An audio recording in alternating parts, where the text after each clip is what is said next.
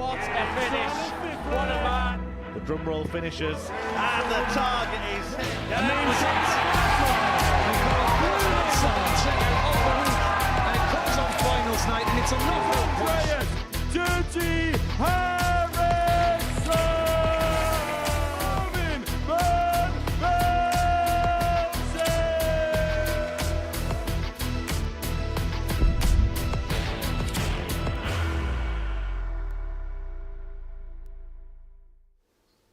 Hi there, and welcome along to the Modus Super Series, and what is a big day in the world of darts. Of course, it's a double session here at the Live Lounge in Portsmouth. Group C about to get underway this afternoon, and joining us for both of the sessions today is Laura Turner. Laura, welcome. Group A earlier in the week concluded yesterday with Kevin Bijnen getting over the line, and I think he'll be pretty relieved to have done so.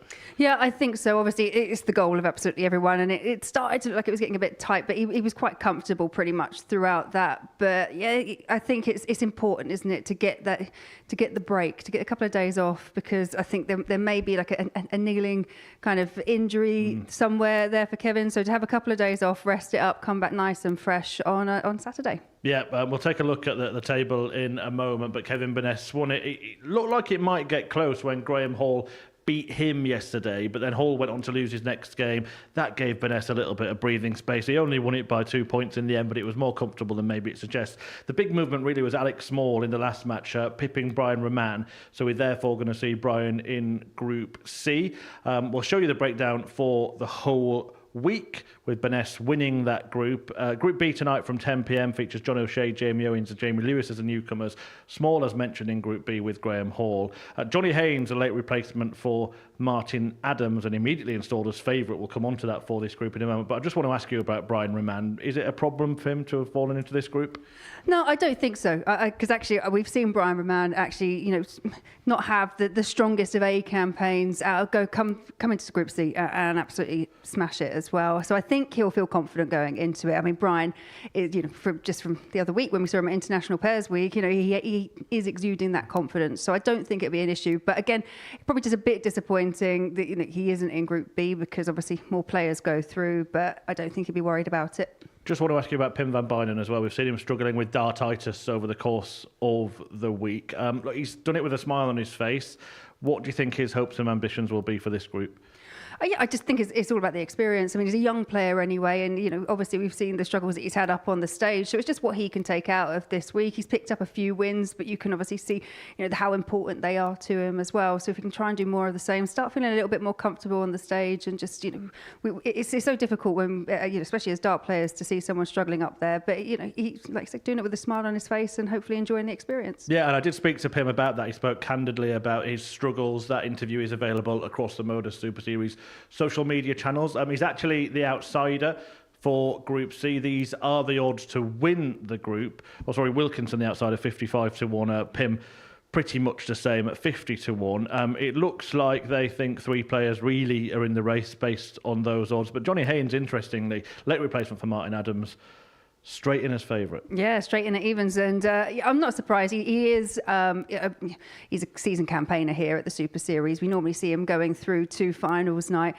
Just needs that next step. But between him and Brian Raman, I can see why they're sat at the top. But another one I think to watch is probably Alex Williams as well. I think they've probably got it pretty spot on there today. And if you are going to have a bet, please gamble responsibly. It's 18+, gambleaware.org. Right, without further ado, let's get the opening match underway. It is the favourite, Johnny Haynes, against one of the outsiders in Pim van Bijnen, as Group C is about to get underway.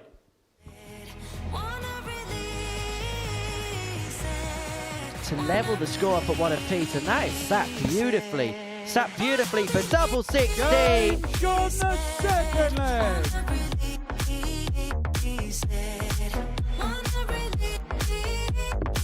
3 darts will do. 3 darts will do, he says. But he gets a win there, and it is a win a day. 3 apiece. Oh, and a perfectly found bullseye in the end for Johnny Haynes. 3 apiece. We are down to a one-leg shootout.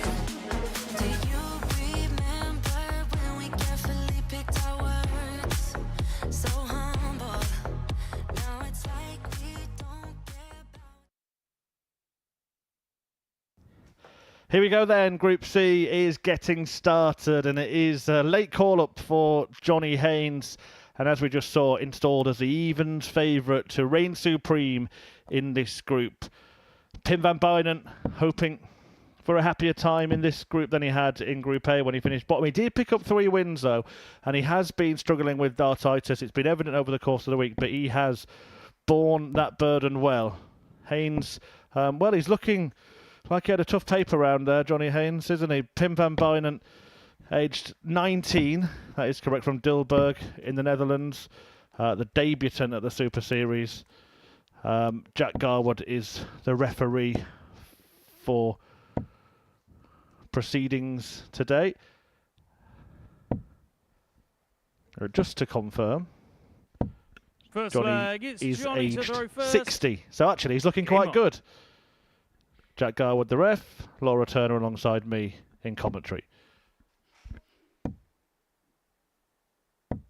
Yeah, I think this is a really intriguing group when you look at the lineup, because you've got relatively new players to the Super Series in Van Bijnen, Beaden, Wilkinson. You've got the experienced campaigners, Johnny Haynes and Brian Raman as well. And then you've got Alex Williams, who's one of those players that I think, especially seeing him around on the WDF tour, is most definitely on the up. So quite an interesting balance.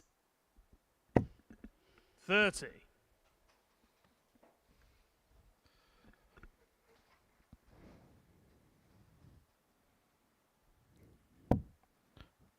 Speaking of balance, you can see the hind leg coming into view with every throw from Tim van Bijnen. Yeah, as I mentioned, there is an interview actually on our social media platforms where he's spoken about that. He said, look, I do get annoyed on the inside, but I try not to show it, try not to let it affect me. 3 years he's been suffering with dartitis. Actually, there's a rather infamous clip of when he was playing in the JDC with Luke Littler, and Littler getting rather annoyed that he was taking Van Bijnen. Actually, not that he was taking time to throw the darts, but that the foot was actually overstepping the oki back then, and Littler, I suppose, was within his rights to say to the referee, well, hang on a minute, that dart shouldn't count. Yeah, it's a really fine line. I've seen it in the women's game as well, where the release, you have to make sure that you've let go of that dart before your leg crosses the line. And for a referee who's obviously looking at the actual dartboard and the dart action, it's a really hard thing to try and see and to try and quantify. Don't think we'll see a lower scoring visit than the one we've just seen, Laura. And Johnny Haynes with a sum total of 1 on his previous turn. Yeah, it's not the emphatic start we would have expected from Johnny Haynes. I mean, we'll give him a few legs just to warm into it. Obviously, that last-minute call-off, he got to replace Martin Adams. And when you were talking about Pim, you can previously picked up a title, Denmark Open Youth, actually one of the bigger tournaments on the WDF circuit as well. Picked up the youth title, represented the Netherlands on a couple of occasions, and actually looking at it, they were runners-up one year. Played alongside the likes of Bradley Roos, but they lost out to a team of Luke Littler, Archie Self, Charlie Manby and Thomas Banks. Not bad. Not bad at all. Wow. Well, one of these players was a 50-1 outsider for this group. The other one was evens. Now, the evidence of the match so far, they've got it the wrong way round. 44. Yeah, most definitely not the start that Johnny Haynes would have wanted. Finds his his second treble. Just seems to be warming to the task now.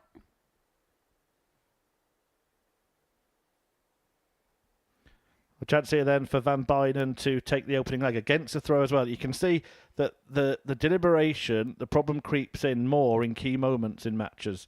He knows this is big, therefore all of the thoughts flood to the front of his head, and it doesn't help him to throw the darts as freely as he would like. 27. Johnny require 160. He's looking for another one of them. Can't quite find it, but Johnny Haynes has found a way back into this leg. Choices here. Treble 15 would leave double 12.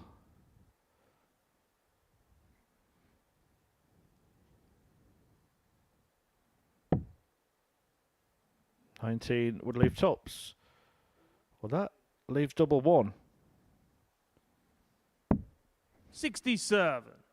Johnny requires 60. Tops for the opening leg for Haynes. Well, double 10. Yeah, it's not in, Johnny.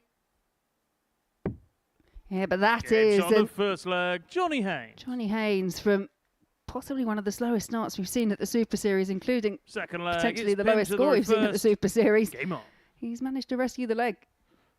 Yeah, I mean, that leg was almost as long as the fastest match we've held here at the Super Series. Get comfortable. 140. We do have 25 games to bring you today, by the way. I know many of you will be watching that other thing tonight, Premier League, of course, the finals at the O2, but we're pretty much the after 96. party, aren't we? Because when that sort of finishes around 10 p.m, we will have some exciting action this evening, and it's a fantastic lineup in Group B. I have to say, it's a really eye-catching field tonight. 135.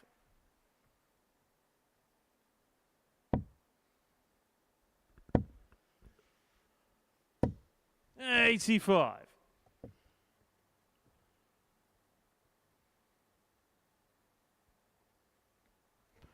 Jamie Lewis returning. Jamie Owens, I think, is a very interesting player. I think he's the Super Series Gerwin Price.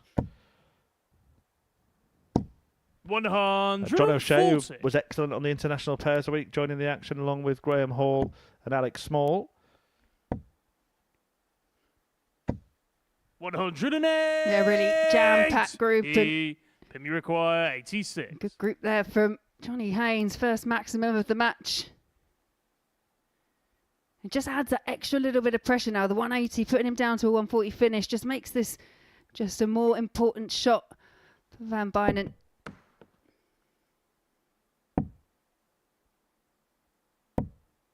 $38.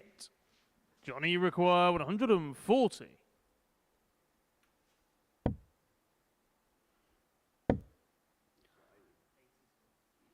Just a fraction above the treble target. Sets it up nicely. Pimmy require 48. Pim here, 48 left, just to level it up at 1-0.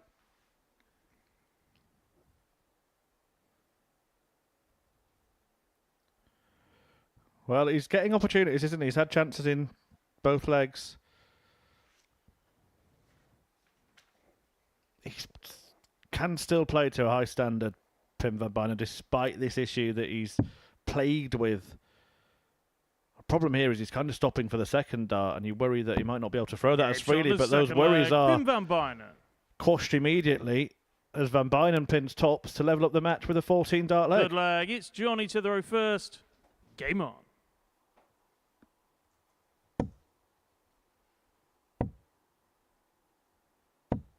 $36. Yeah, it was a good leg there from Pim Van Bijnen. 14 dart, hold a throw. And as you say, it's all really around the actual release of the dart. It's getting that dart up into position, because once that first dart has gone, and the other two, they do seem to flow nicely.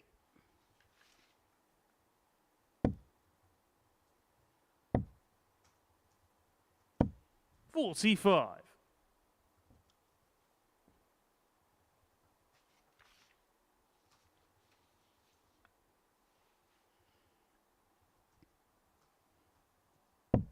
I think sometimes for the other players, obviously, that you have this real level of empathy, because I don't think there's a dart player that doesn't know, someone who hasn't been afflicted by dartitis. We all kind of know people that have had it, 59. and how difficult it is. But it can, especially if you're a more rhythmical player, it can upset your rhythm. So you just kind of have to, work out a way of just dealing with the fact that that the player you're playing against is struggling and is going to be a slower pace.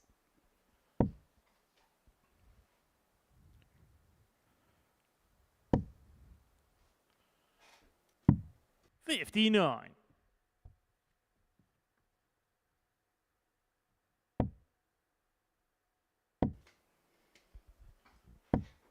$43. One of the biggest issues with his particular manifestation of this problem is that control of that back leg, isn't it? You can see that he's kind of struggling to stay on his feet, or on his foot, as it were. Yeah, it's almost like a reluctance to release that forces the top half of the body forward, which then kind of acts as this lever that lifts up the back leg. No, you see, it's almost like kind of playing the shot through the head. And then when it goes up to the kind of nose-eye level, that's when you know that it's going to release. 43.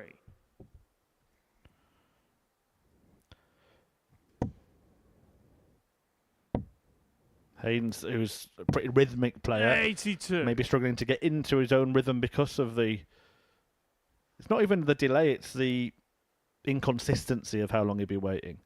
There we can see more and more that mule kick. 46. Not quite Richie Burnett, 96. but more than anyone would like.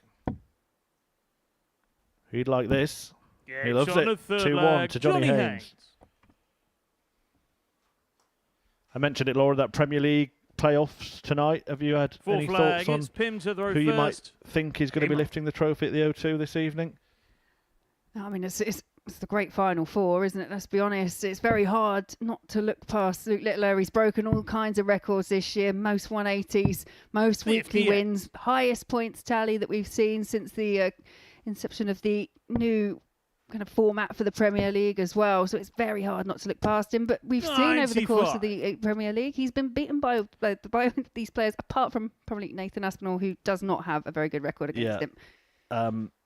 It's an interesting lineup, isn't it? Because you mentioned Aspinall there. Him and maybe even Gerwin Price were two players that some were saying shouldn't even be in the Premier League. Well, they've proved the doubters wrong. I've got a sneaky feeling for Price tonight, I have to say. If you'd said to me, like maybe 2-3 months ago, when Price was just on this, he was on this streak that no one else had, that he could not lose to Luke Littler. He was, I think he was kind of 6-7 consecutive wins in a row, which, considering Luke's only been playing for 18 months, at that level, it's some going. But I don't think, I think Luke's got over that now. 46. But I agree. I could see any one of them lifting the title. Luke Littler, of course, strong links to this place. 2-time Modus Super Series champion. 140. Nobody has matched it yet, but Scott Taylor, by winning on Saturday night, has put himself in a position to do so.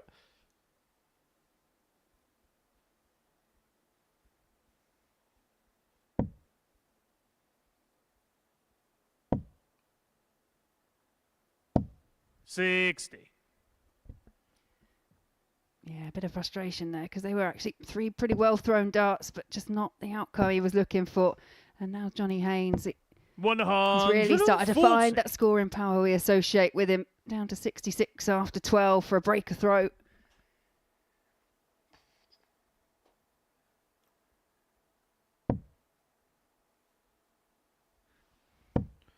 Following this, Alex Williams will take on Will Beaden. 95. Simon Wilkinson. Johnny requires 66. Brian Raman in the first round of fixtures Thursday afternoon. Double 18.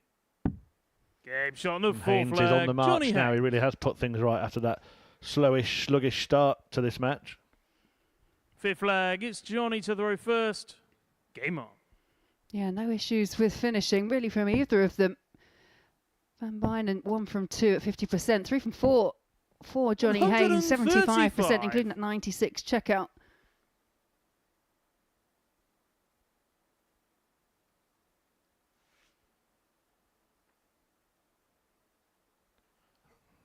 Van Bijnen here, having qualified through the ADC Europe qualification system. Same goes for Simon Wilkinson in the UK. And Will Beaden was also a ADC qualifier. So 3 of them in this group.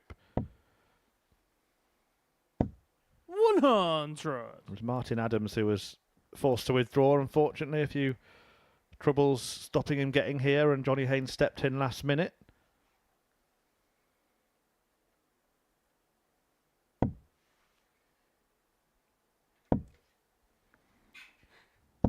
We will, of course, later today announce a lineup for next week, which He's full of talent. Absolutely full of former winners, players that have had 99. great success on the Super Series stage. You don't want to miss that announcement tonight. Tune in from 10 p.m. for Group B.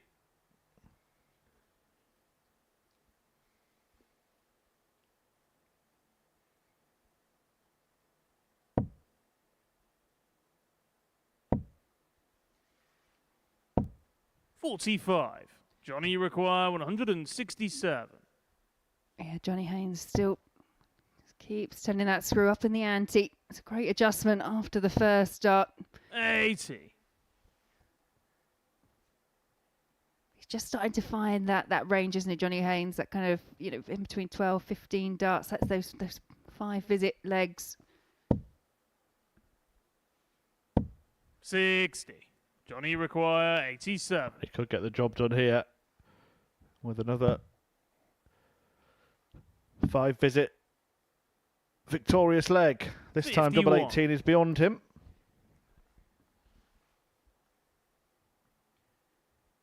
That seemed to be his go-to double throughout the match.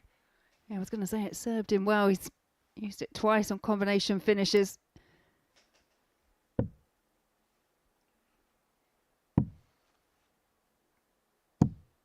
$43. Johnny require 36. And he Good gets shot it again. And the match. Haynes Johnny Haynes. defeats Van Bijnen. Offers him a pat on the back. A struggle as expected really for what we've seen this week from Tim. But it is Johnny Haynes who gets the victory. 96 checkout was his high point. His finishing actually was a very strong point in the match. 4 out of 7 in that game for Haynes. He wins 4-1 in the opener. Coming next, Alex Williams against Will Beaden.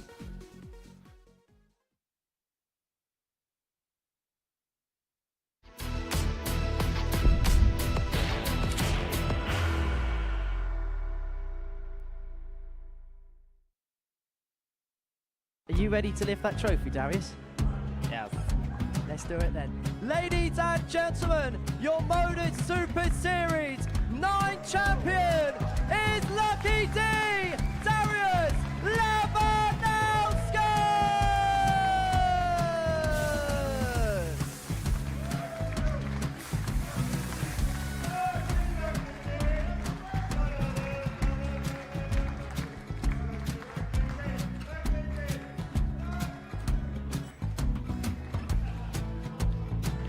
Well, what a wonderful night of darts we have seen, and we are ready. Our champion is ready, and it's trophy time. So receive the trophy. £25,000. The new Modus Super Series champion, the Terminator, Marvin Van Velzen.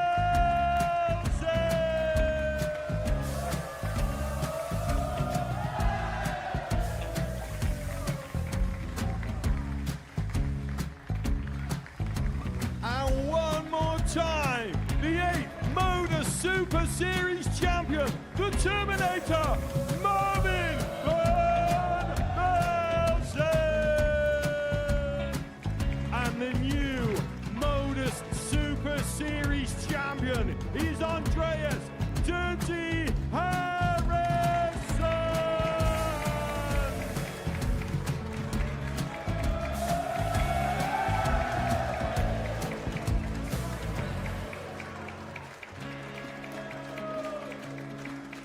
And one more time, the 7th Modus Super Series champion. Give it up for Andreas Dirty Harrison!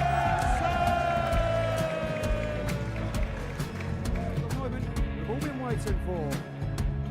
Would you please show your appreciation for your Series 6 Modus Super Series champion, Scott Taylor!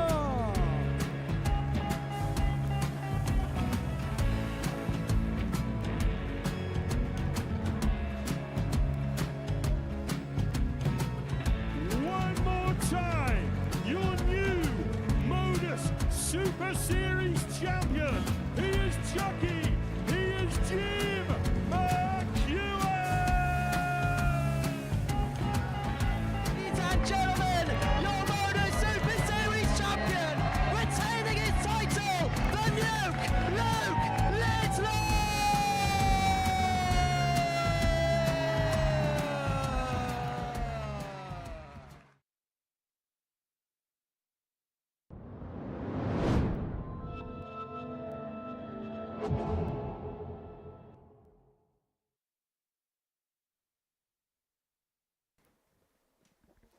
Welcome back to the live lounge here in Portsmouth, UK, the home of the Modus Super Series, live and free on Pluto TV, and we're into Game 2 of 15 this afternoon.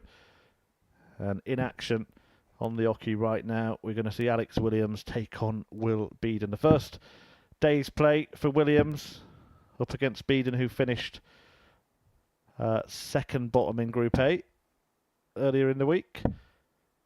But had his moments. In fact, he almost had the most magnificent moment you can have in a leg of darts. It was a double 12 away for a 9-darter. Takes on the Welshman. Williams also on debut. And it follows the first match, which saw the favourite to win the group, Johnny Haynes, beat Pim van Bijnen 4-1. A restart for Will Beaden. Chance still to get through to finals night. And I suppose Laura First Turner, leg, what it's the Alex players that to have throw been in Group first. A are hoping for is to catch the incomers a bit cold. Yeah, and that is the plan. That is what you should be doing, especially the ones that are here on debut and perhaps haven't experienced playing in an arena like this, because it is quite quiet. They're quite used to the kind of hustle and bustle of a noisy darts arena, and it really isn't like that 60. here.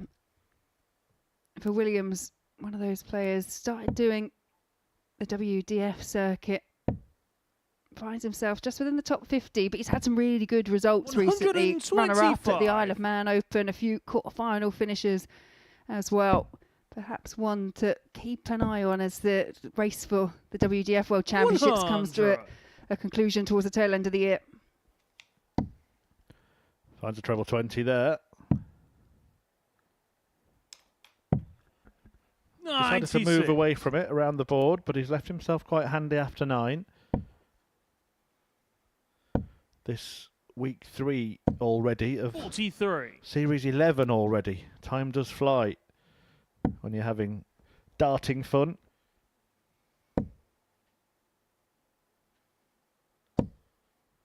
$38. The winners in this series so far, Jeff Smith and Scott Taylor. High pedigree of player through to Champions Week already. Of course, before that we had 2 specials, week Lisa Ashton winning the Women's Week, and the very enjoyable international pairs won by the Dutch duo of Jimmy van Schie and Danny van Tripe. 25. After the antics of Danny van Tripe, he is definitely Danny van Trippe now, I'm afraid, because he not only did he fall off the stage, he then went and fell over when he was lifting up the trophy. Yeah, and Jimmy somehow managed to 83. avoid falling with him, didn't he? Kudos to him for that. Suppose it is a long way down. Could have done himself a lot of damage. Williams has seemed to damage his own chances in this leg. He was well ahead, but a couple of scrappy visits, 38 and 25, have presented this chance to Beaden. If he can find the treble 20, he'll get a dart at the bull. 94. Instead just sets Alex, up. you require 76. Yeah, down single 16, leaves double top. 36. Will you require 36? As you say, just a couple of loose visits there from Williams. Really has afforded this chance here to Will Beaden, and one that he's not going to refuse as he breaks in the opening leg. Second leg, it's Will to throw first. Game on. Yeah, the ADC pathway, that's amateur dart circuit, available to anybody. You could be playing on the Super Series stage without even leaving your local area, playing your local ADC competitions, and there is opportunities to play here and eventually get to the ADC Global Championship, also hosted here at the end of the year. £60,000 to the winner.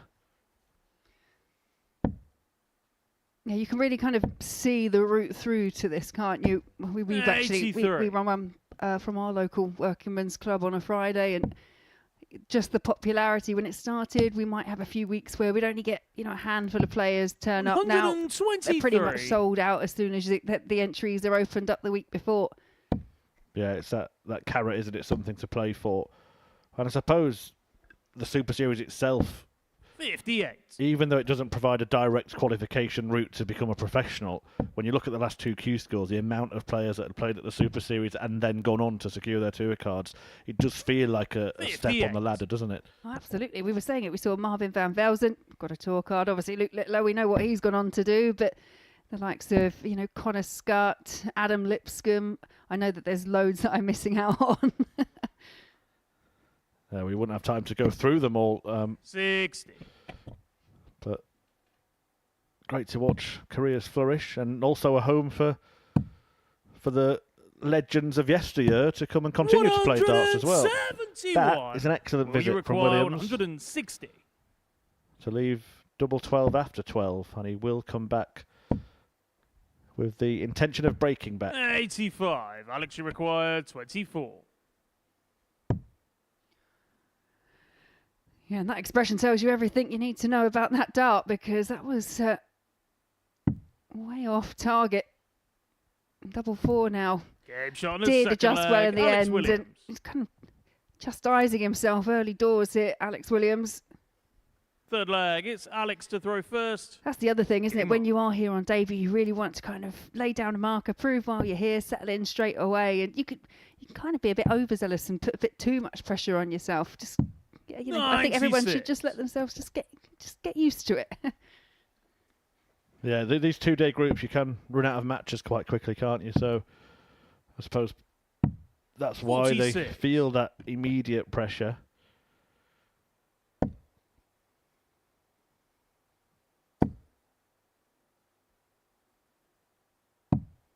$63.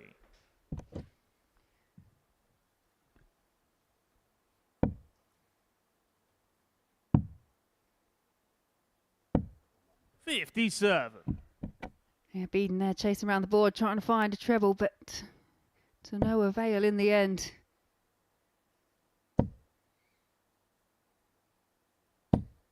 $100.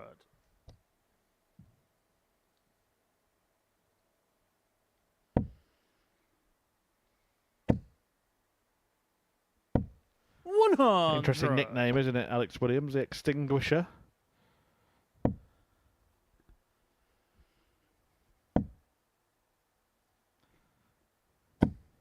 $68. Yeah, we hopefully looking to avoid any fires, but I guess he's got the name to put it out if there are any. Exactly. We still haven't got the Laura Turner nickname yet. 121. What about the burner? No, I'm good. Thanks. On the fire theme. Well, he's on fire here. 162.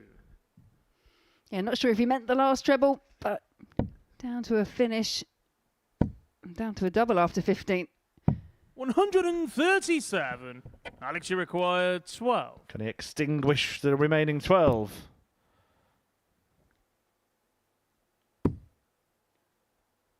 Yeah, is that awkward now? Just sliding across the hockey, trying to find that right angle, and somehow managed to squeeze it in between Will you the require darts 40? and the wire. Yeah, I think he was probably aiming a little lower than that, trying to avoid those darts. But you see it so often, it's so hard to not kind of attract the last dart to the ones that are like that. Game shot on And the just third to rub salt leg. into the Will wound, Beaden. it works out for his opponent as Beaden breaks again and takes the lead at 2-1. Fourth leg, it's Will to throw first. Game on. Yeah, that would have hurt as well, because there were 3 really well thrown darts at double 6, and then Beaden goes out last start of asking. You just think, give me one more chance. I know where it is. 81.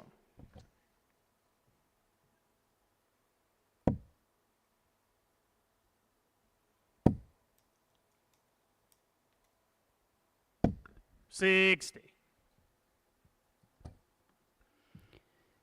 The thing is, so far this match has kind of gone the way of break after break after break. If Beaden now can find a way of just holding on to throat, puts himself in a very, very strong position. And don't forget, he was another one of those players that was ranked outside of the chances of getting through the group. 96. Yeah, Williams was kind of touted as the best of the rest by the bookies. 40. I think for me, there are probably two standout candidates to get through to finals night from this group, and that was reflected in the betting. Johnny Haynes and Brian Raman, who just 3 weeks ago went into Group C and made it through to the Saturday, albeit with a partner on that occasion. 100.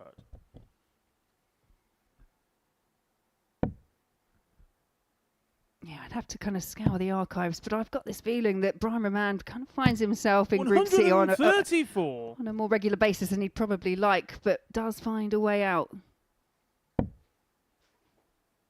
And as we've been telling you, we will have an international pairs Alex, you require 154. event in August.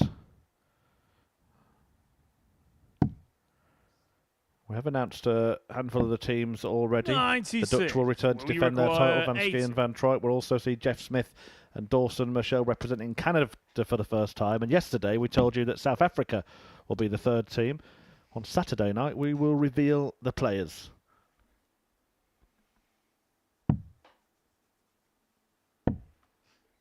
Nine. Alex, you require 58. Yeah, a bit of a disastrous visit there for Beaden. And that's tops for Williams for 2 apiece. Game shot on the 4th flag. And it Alex is Williams. a 4th consecutive breaker throw. 5th flag. It's Alex to throw first. Game on.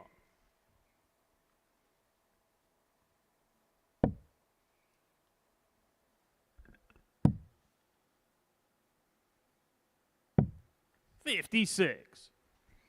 Does that, to you, just suggest a little bit of early nervousness from both players, the fact that neither have been able to hold the throw in 4 legs?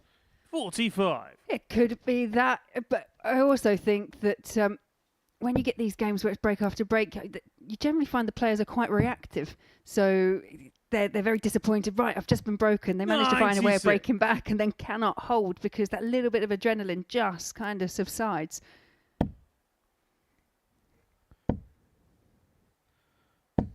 $81. Can Williams be the first to do so here?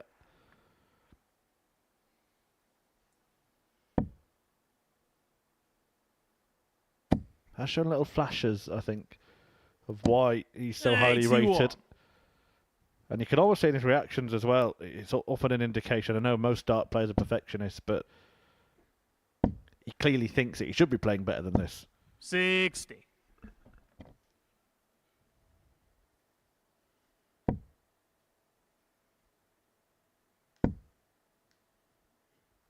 Yeah, I've mentioned that 140. the form that Williams has found himself in this season, especially runner-up at the Isle of Man Open, and losing out to actually another name that's very familiar with us here at the Super Series in Jim McEwen.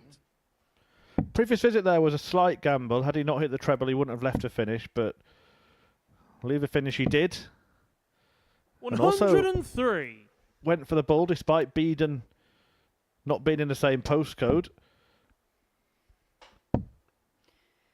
Yeah, sometimes when you've got 85. quite a bit of time, 25. you don't mind taking that additional risk. Yeah, I can't see this leg being a breaker throw.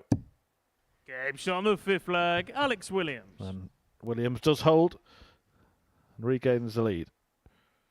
Or gains the lead, I should it's say. Will to throw first. Game on.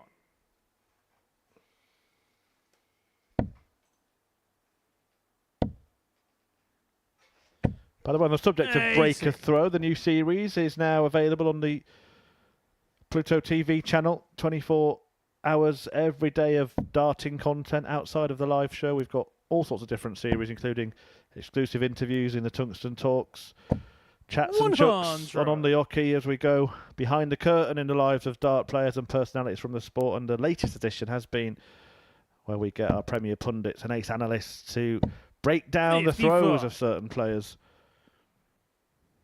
That series now available and will also be posted across the Modus Super Series YouTube channel as well.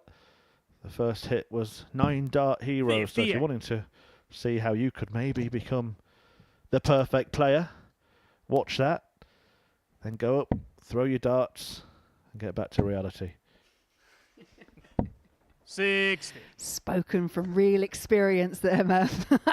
That is it. They make it look easy. You guys who play the game, I'm one of those who watches darts and then I want to play, and then when I start playing, I just want to watch again. An easy looking 180 from Williams, and it looks like he's going to be easing to victory as he's put his foot down towards the end of this tight. 140. He's settled in these last back couple of legs, Alex Williams, averaging around the 85.5 mark now.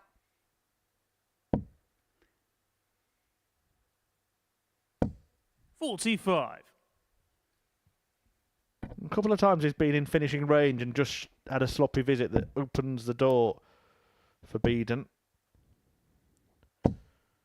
80. Alex, you require 118. Yeah, this is not a given, and Beaden sat there on 86, ready to pounce. Treble 20 was the target, would have left double 19, but a chance here again for Beaden. 88. Will you require Well, left 86? himself on double 15 there, not sure about the thinking.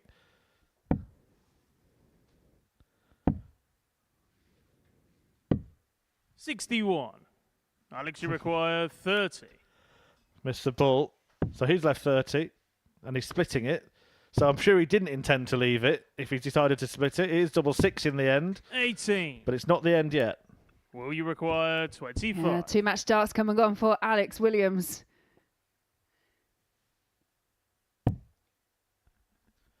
Double 8 to force a decider.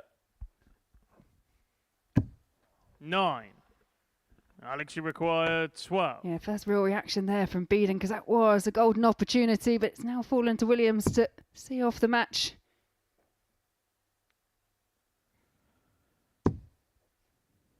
Again, he's thinking again. Is there a way in this time? No score. And again, he can't find a way. Will you require 16? And Beaden returns for double 8 for 3-3. Game shot on a 6 Yeah, flag. 3-3 it is. Alex Williams there's been 5 chances to see off the match 7 at for 4 final legs to leg. 2, It's and a bit of Alex to throw exasperation on the first. face Game on. of the Welshman.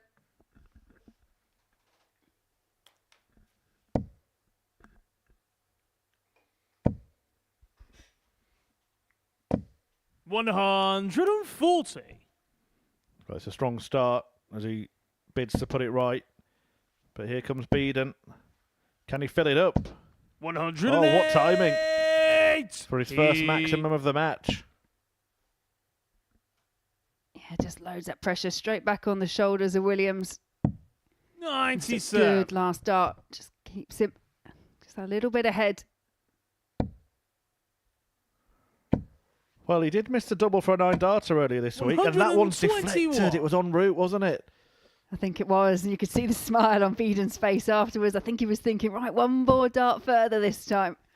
Credit to Williams for this response. 108. He Seem to have both been saving themselves to the very last, because this is by far the best leg of the match.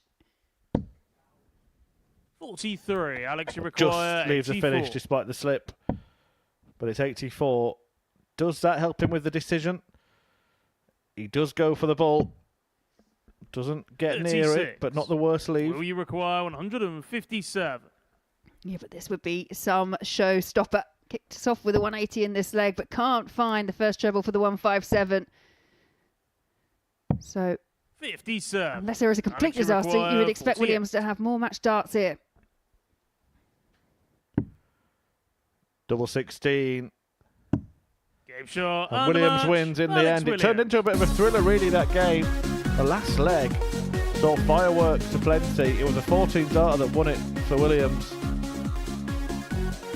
Slowish start for the pair of them, exchanging breaks of throw, but it caught fire towards the end. It was Williams who got the win. Wilkinson, Raman after the break.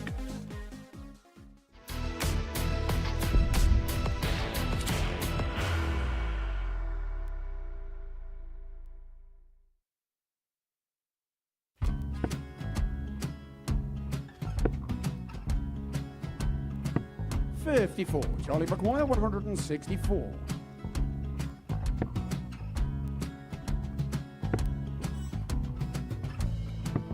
$44.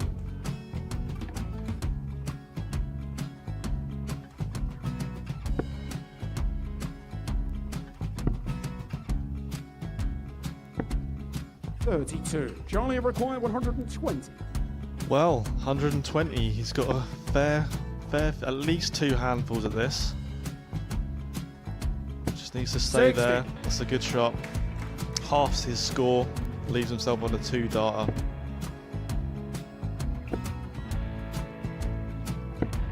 $26. Charlie Time on his require side 60. to become back-to-back singles champion.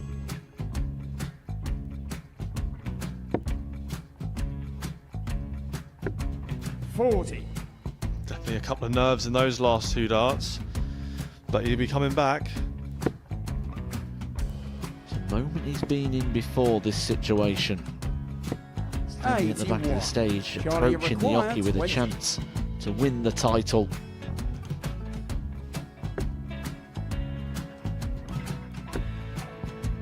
He did this to win the first title, if you remember. 11. I think he's gone. Georgia I think require he's gone to 180. bust it, maybe. The first title he won, he wanted 20. He went 6-7-7 to win it. He had a chance to replicate it again. Yeah, I get the feeling that was for a bust, and 39. on that Charlie situation there, George require Gay wasn't even 9. able to take it out going to the 18s on that switch. Yeah, I think he just panicked a bit, but he's done well to get that big one. Sometimes can be the hardest part. Georgia requires This is it. 79. It's got to be 19s. It's got to be 19s for this shot. Big 20 and a double. He's got the first one. He's going to get a match dart here.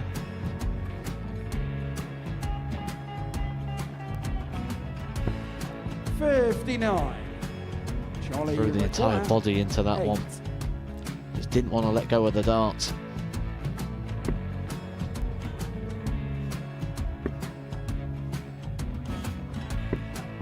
No score. He's giving George a chance. Georgia require 20. I think George has been quite good on double 10 today. So many opportunities for Charlie Murphy. Got Couldn't get the it. job Got done. in the match! And the Red Dragon George Modus Skate. Super Series Influencers Champion, George Skate!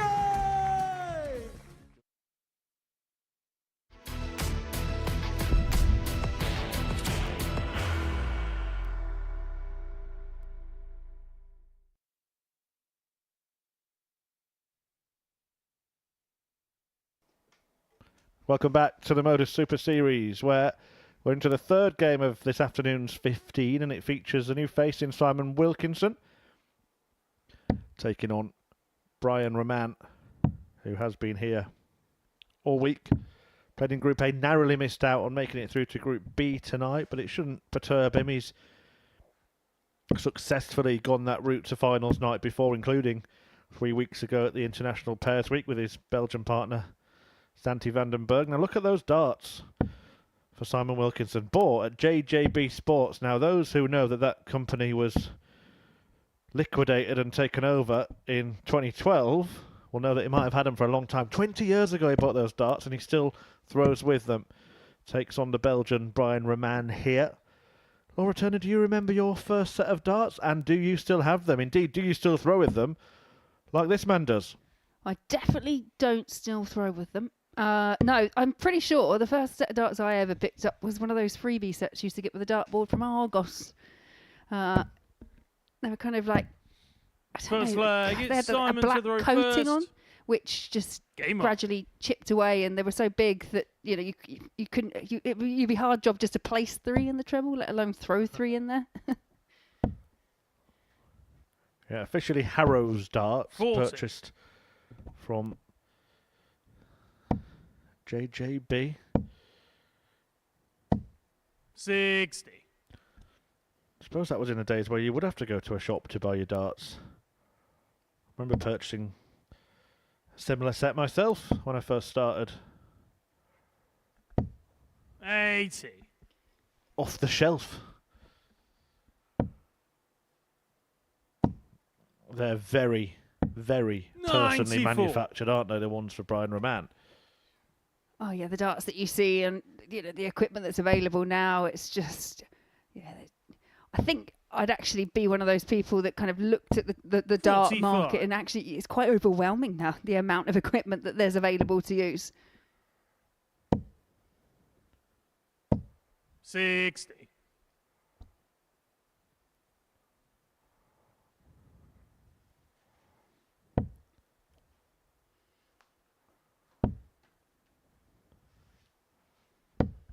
$45. I think he has come into the 21st century, though. You may have noticed where he might have got his flights from. 56.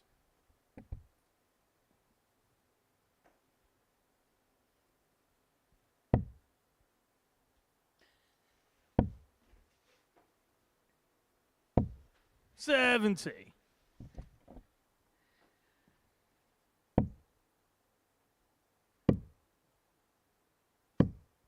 $95. Utilisation in the centre of the board from Brian Raman there. And you will see that a lot, won't you, from Brian, that he likes to keep our spotters on their toes because he does take some Brian, you alternative require routes when it comes to 136. scoring, finishing, all sorts. Yeah, I have to say, often quite baffling ones as well. 95. I'm even looking at the last Simon, you dart there, require thinking I don't 81. really see the benefit. No real difference, is there, in executing 141 or 136? The bullseye is the target for Wilkinson. 56. Can't find Brian, it. you require 41. Game shot on the first Cleanly leg. taken finish Brian there. Raman. Brian Raman takes the opening leg. Second leg, it's Brian to throw first. Game on.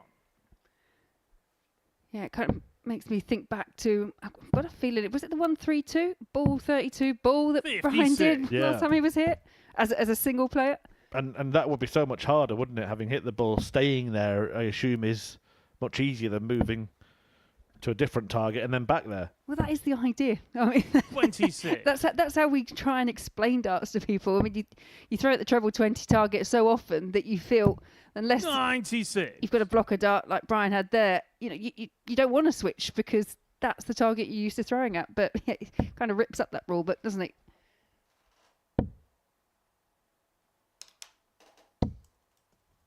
$83.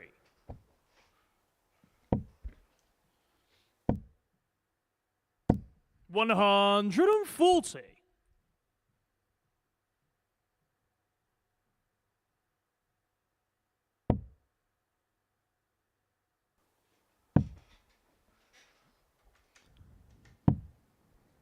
$58. Well, the favourites to win the group were Raman and Haynes. Haynes had a very one-sided victory 4-1 over Pim van Bijnen in his opener. And Raman is 139. hoping to follow suit here, on course for a 2-0 lead.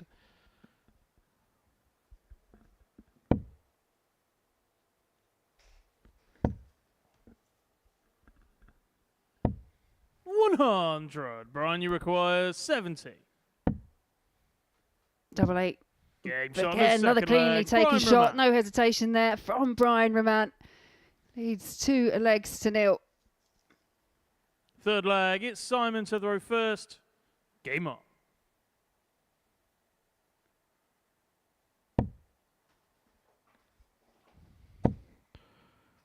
He came through his ADC qualifiers to get here. 140.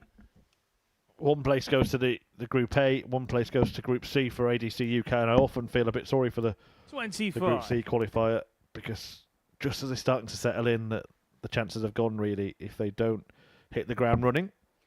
It's a completely different environment. I think looking at kind of results that I can see 32. from the vaults, Simon is one of those players, plays his darts around the Preston area, has had a few wins, a few runner-ups, a few 119. semi-finals as well. So obviously quite dominant in his venue there in Preston. I have to say we did see, didn't we, a couple of weeks ago, Danny Ayres took the Group C spot and he really did 100. start playing from the beginning really well, won that group through to the final, the start to Jeff Smith in the end.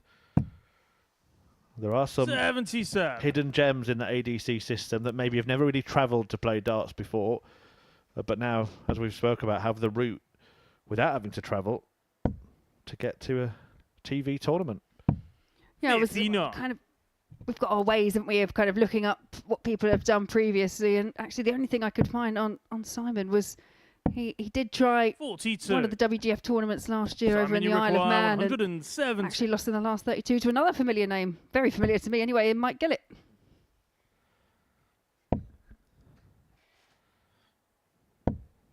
$100.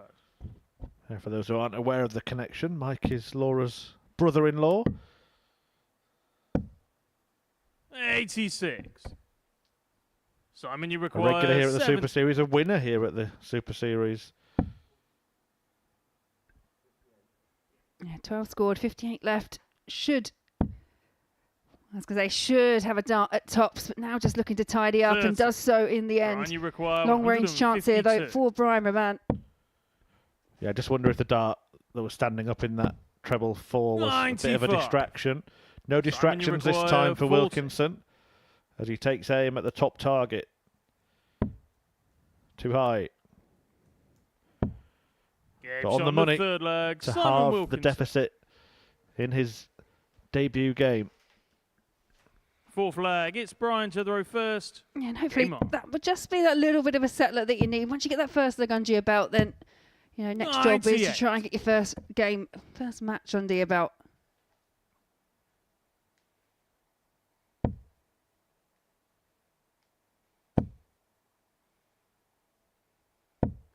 $95.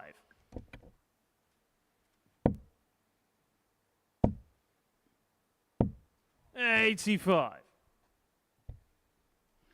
And I will say what we've seen from Brian, I don't know if you agree, but the last few times he's been here, he just seems to be really in a good place, enjoying his darts. He looks super confident. There's such a fluidity with his action, with his 100. throw. Just seems like he's kind of got that confidence back, but also that enjoyment of the game. Yeah, I think so. I think he kind of had a little 43. spell, didn't he, when he was WDF world #1, and everyone really thought you would just continue that trajectory and by now would be a mainstay on the PDC tier. It hasn't worked out that way for him, 81. but maybe he's just found that, as you say, enjoyment and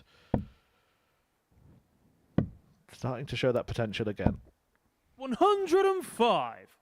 Yeah, I think for some players, when you do get a tour card and you go over to the tour, and you know you've got 2 years, and it sounds like a long time, but obviously it just runs out so much more quickly, and you don't 6. necessarily get the Brian, you opportunity to require play that as much 170. as what people would expect, because if you're out that first game, second game, that's it. You've played 1, maybe 2 games. 58.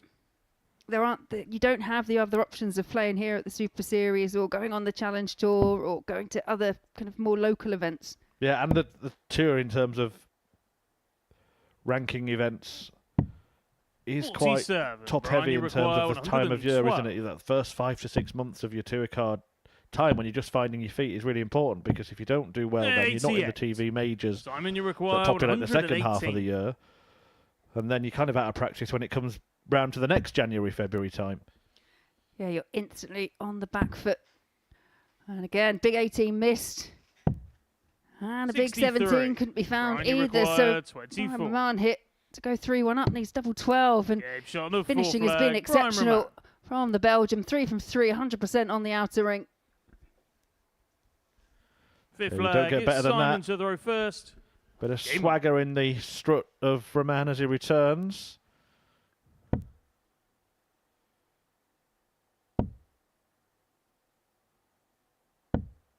$26.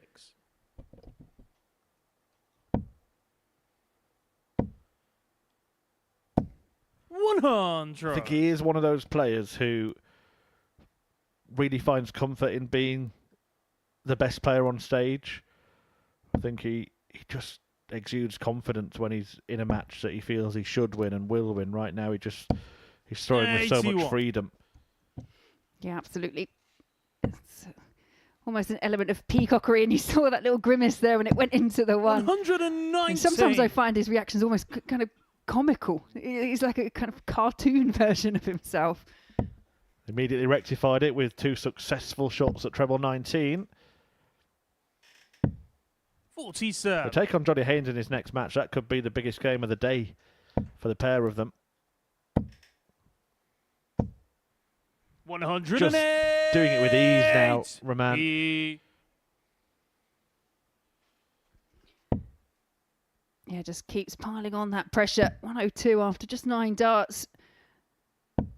70. Way he's throwing. I Brian, think you this could require go. 102.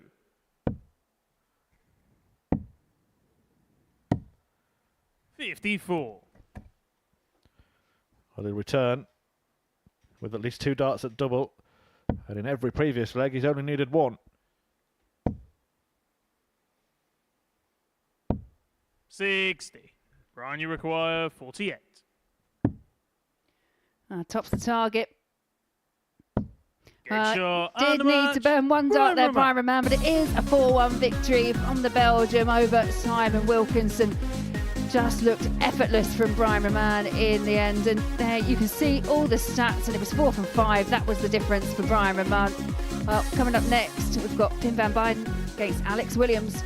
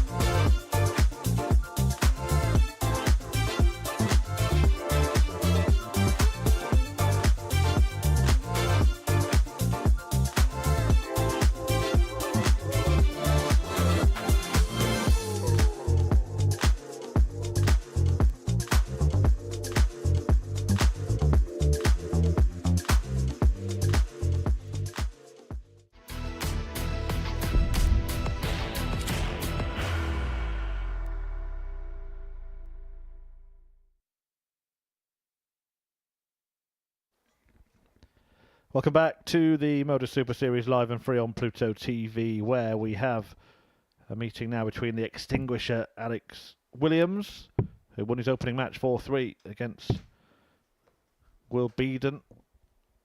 One of 4 players in this group on their debut weeks at the Super Series. Another one is Pim van Bijnen, who lost his opening match 4-1 to Johnny Haynes, hoping to put that right here. I've seen him throughout the week fight through First the problems leg, with his it's throw. You pinned may to have the noticed in his first. practice starts there that there was no Game sign of it. So really just does perpetuate the narrative that it really is a mental problem.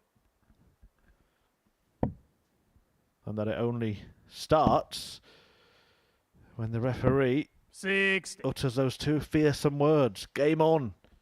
Yeah, and you can see the problems kind of emphasised when it comes to those real key pressure, game-changing moments as well.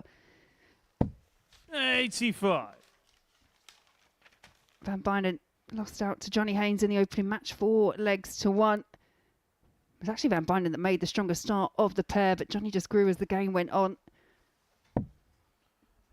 Yeah, and Alex Williams had plenty of match-winning opportunities to get across the line. In the end, it was a 4-3 win over Beaden.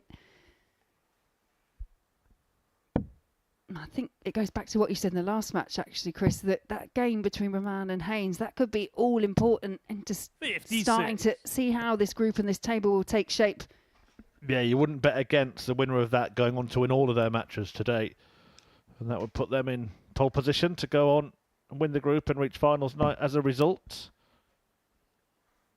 Don't forget this, the first of 2 sessions today. We'll be back tonight from 10 with a blockbuster Group B 85. featuring Ireland's John O'Shea, Jamie Owens, who I think produced one of the moments of the Super Series when he hit that 170 checkout on finals night to go 81. through to the semis. That was so good, it now features in our opening show titles.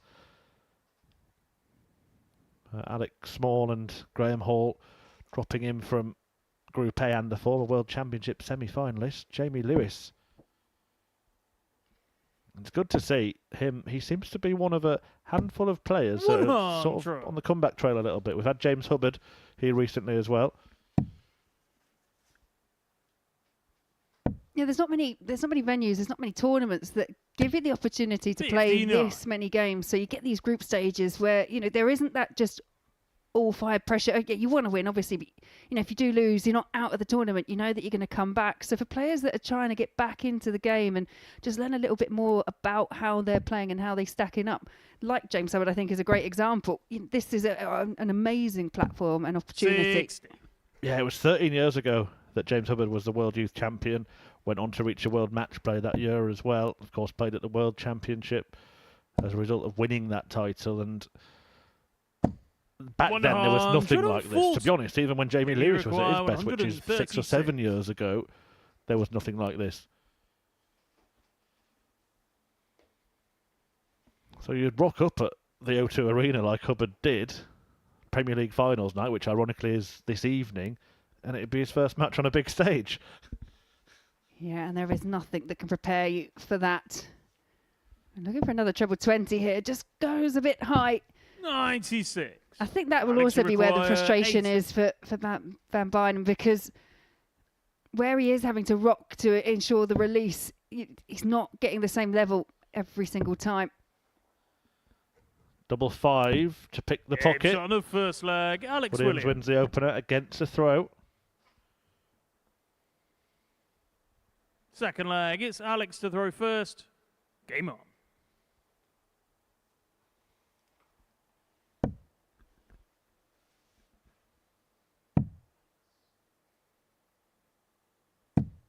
$42.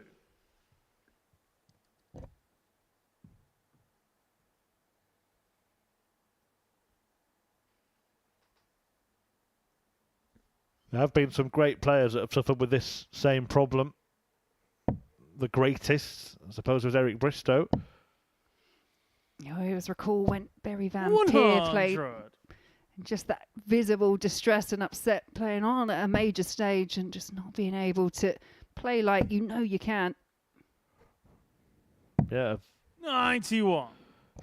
Managed to overcome it, and that's what Pim said he's trying to do.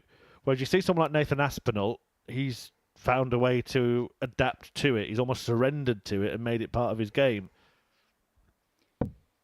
Yeah, and it's almost like the frustration, because Nathan Aspinall was one of those players we always describe as being quite gritty, and I think it annoys him that much that it fires him up even more, and you can see it in the Premier League this year, just how he's responded to it.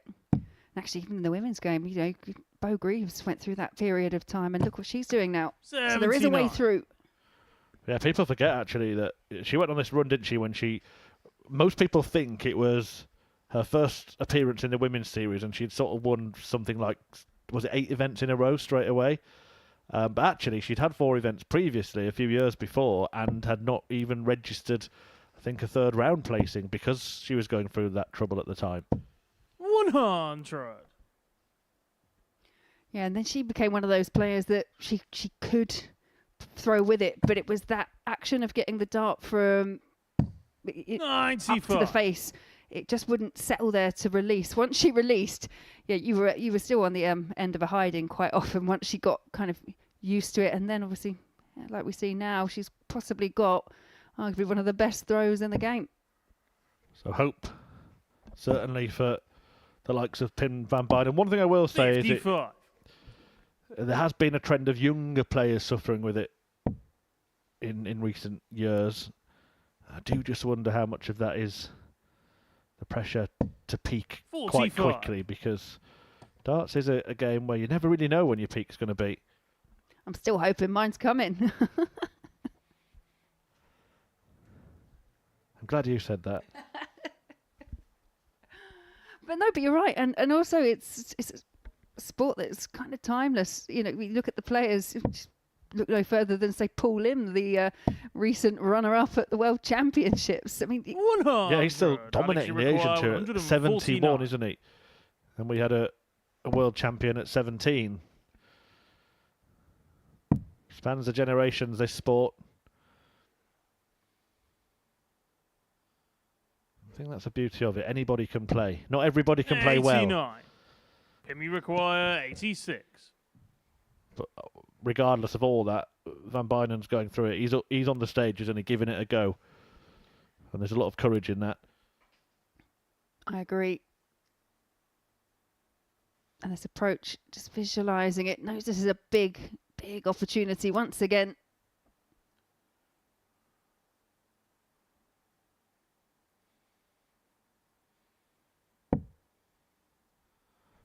Another single will give him a pot shot at the bullseye, but it's kind of flicked off the flight and ended up in the 4 there.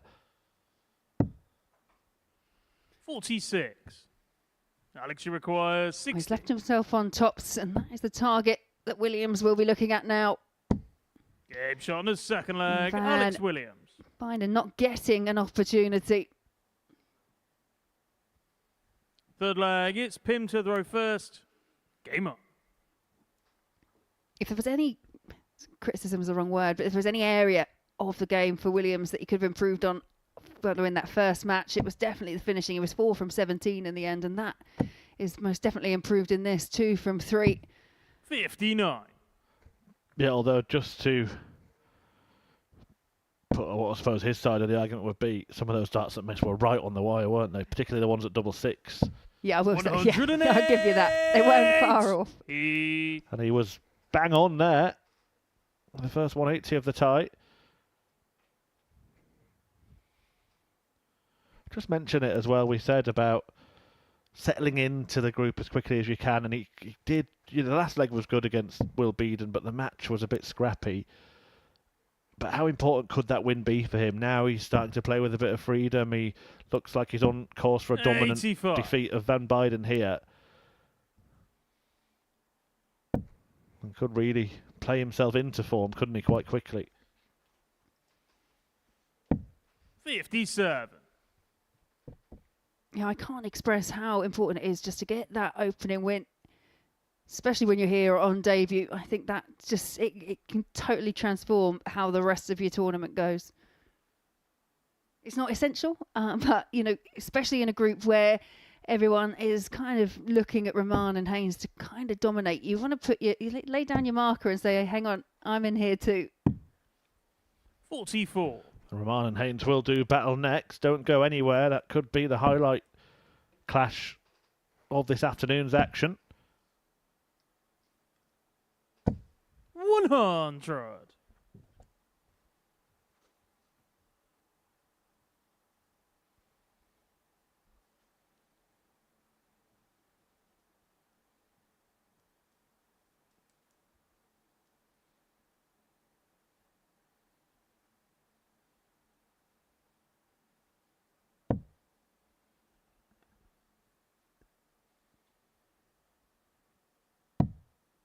Yeah, good adjustment. 96. Alex, you require 164. Oh, another one of those. Would have left the ball. 96. He's showing something. Williams, just little moments where he's threatening to produce something special. And we'll keep an eye on him. He doesn't play Raman and Haynes until later in the day, his last couple of games of the day. And that might just have worked perfectly for him in terms of the fall of the fixtures. 41. Alex, you require 68. Yeah, it's funny how the fixtures, they can actually really dictate how the tournament goes for you as well. That's a bit of a disaster. But he's got time, just needs to set something up because he will return with Van Bijnen back on 176. 28.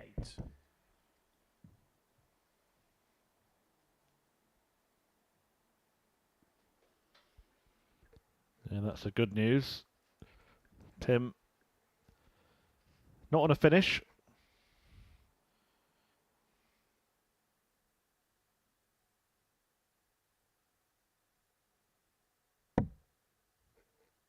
Fair play for that dart. After all of the trouble it took him to throw it, lands plumbing the treble 20. Alex, you require 40.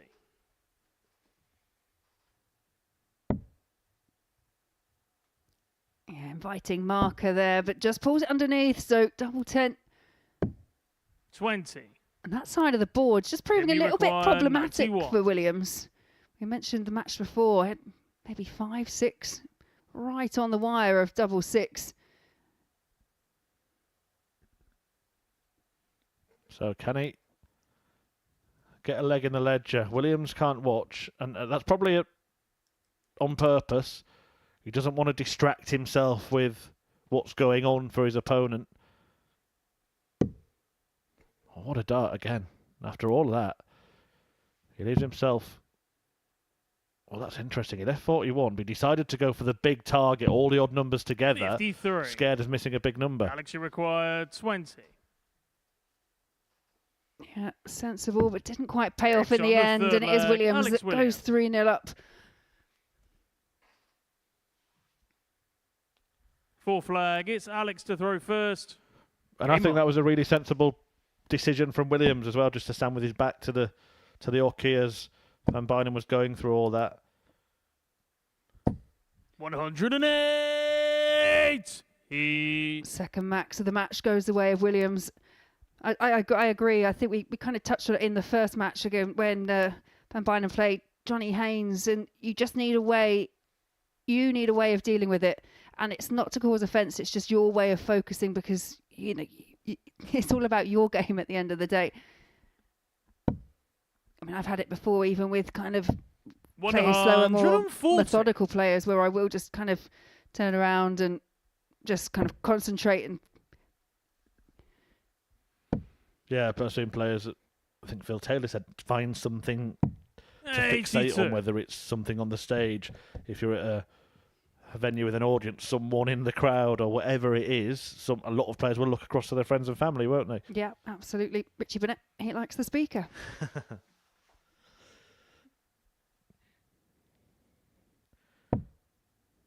Yeah, great Welsh star, as Alex Williams hopes to be. Have a look at his throw when he comes back, Laura. I can see another Welsh 45. player in the kind of technique. Let's see if you can spot it as well. I think there's similarity in the throwing action to Johnny Clayton. 93. We need to see a celebration to make sure it's really Johnny. Yeah. Johnny knows where the cameras are. It's difficult to see because Williams is a little bit taller than Johnny. You won't mind me saying that, but just the way that he sort of does the practice swing and then the throw, I think is... It's the power behind it as well, actually, isn't it? It's quite a forced throw. Very strong. Former Premier League champion himself, of course, Johnny Clayton. 85. Alex, you require 146. And pretty much dining at Darts' top table again. Wouldn't be surprised to see him back in it next year.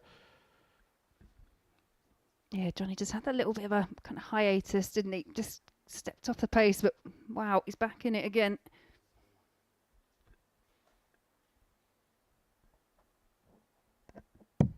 $130.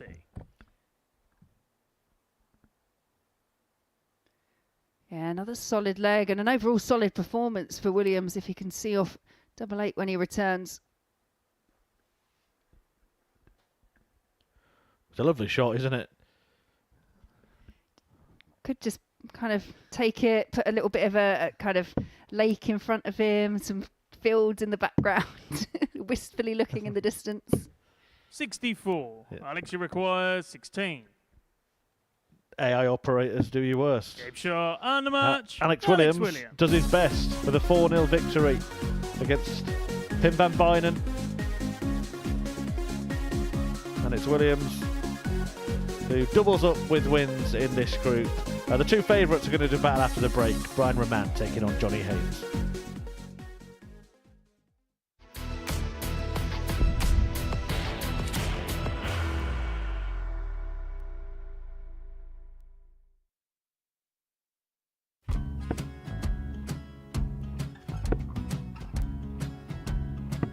$54. Charlie McGuire, 164.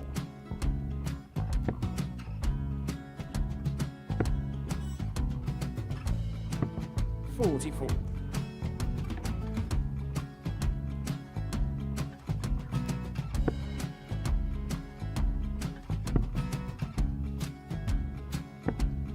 $32. Charlie require 120.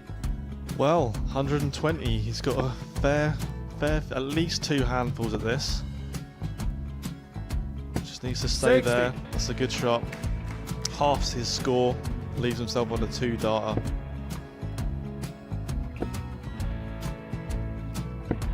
$26. Charlie Time on his require side 60. to become back-to-back singles champion.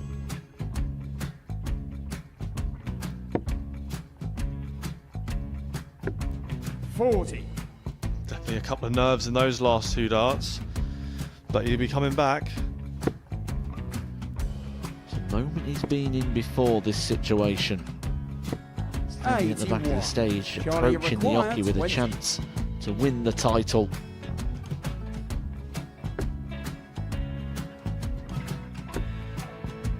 He did this to win the first title, if you remember.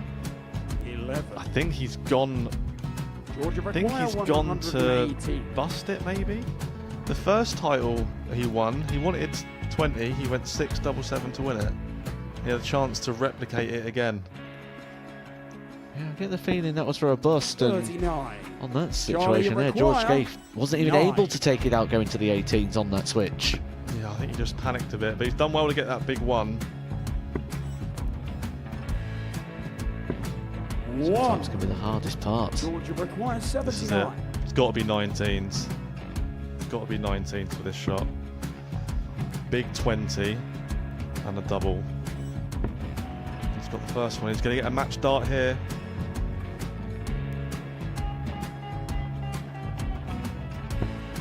$59.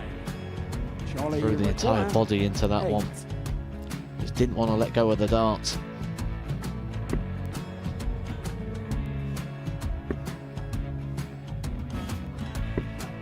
No score. He's given George a chance. Georgia require 20. I think George has been quite good on double 10 today.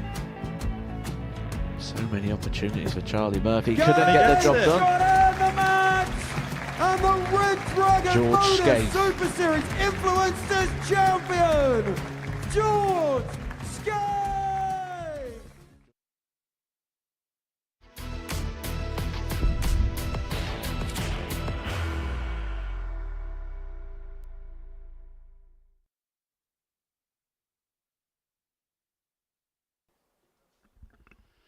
Yeah, welcome back to the Modus Super Series here live on Pluto TV.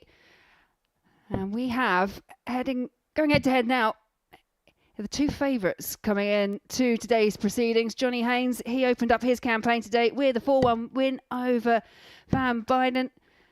And Brian Raman, he looked very impressive. Dispatched of Simon Wilkinson 4 legs to 1. 85.5 average on that one, but brilliant on the outer ring as well. 4 from First 5. leg, it's Brian Raman was first. looking very confident. Took Johnny Haynes a little while to get into the match, but as I say, saw off his opponent with the same result. This is one of those games, I think, that really could start to see the table take shape. And as Chris mentioned earlier on in comms, could beat the player that goes through the card just based on how much stronger they have been compared to the rest of the field, barring maybe Alex Williams. Yeah, may even go further and make the call that it's possible that one of these players could go through the entire card in this group. Yeah, but they've both got the calibre, haven't they? They've both got the confidence. I'd say just took Johnny that little bit longer to get going, but once he found his kind of foothold back up on the Super Series stage, he really wasn't letting go, just got better and better as the match went on. 75. I suppose the only sort of counter-argument to Johnny would be that he was called up just a couple of days ago when Martin Adams had to pull out, so won't have been preparing for this at all.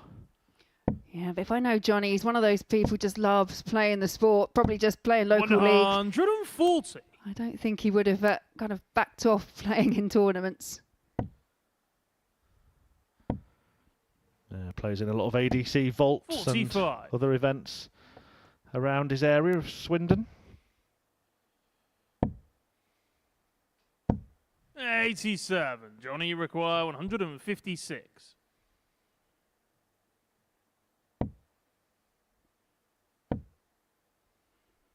Yeah, desperately trying to find a treble, can't. Ryan, So the first chance here, you feel going the way of Raman. But went for the treble, missed a single number. Johnny, you require 96.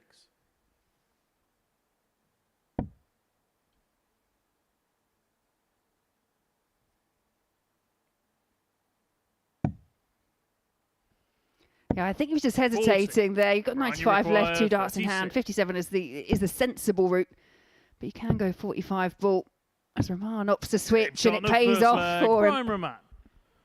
Yeah, doing that mid-visit is a risky business, isn't it? Because Second you go for the leg, double it's Johnny 9, to the row first. you may get 2 darts at it by choosing to split. You're just saying, well, I only need 1. And he did only need 1. Yeah, considering he missed the big 14 early on in the match to lead the bullseye as well, there is always that risk of actually not hitting that number to split as well. And the speed that he does it at. There's no hesitation. There's no seam of thought. That's always been the plan.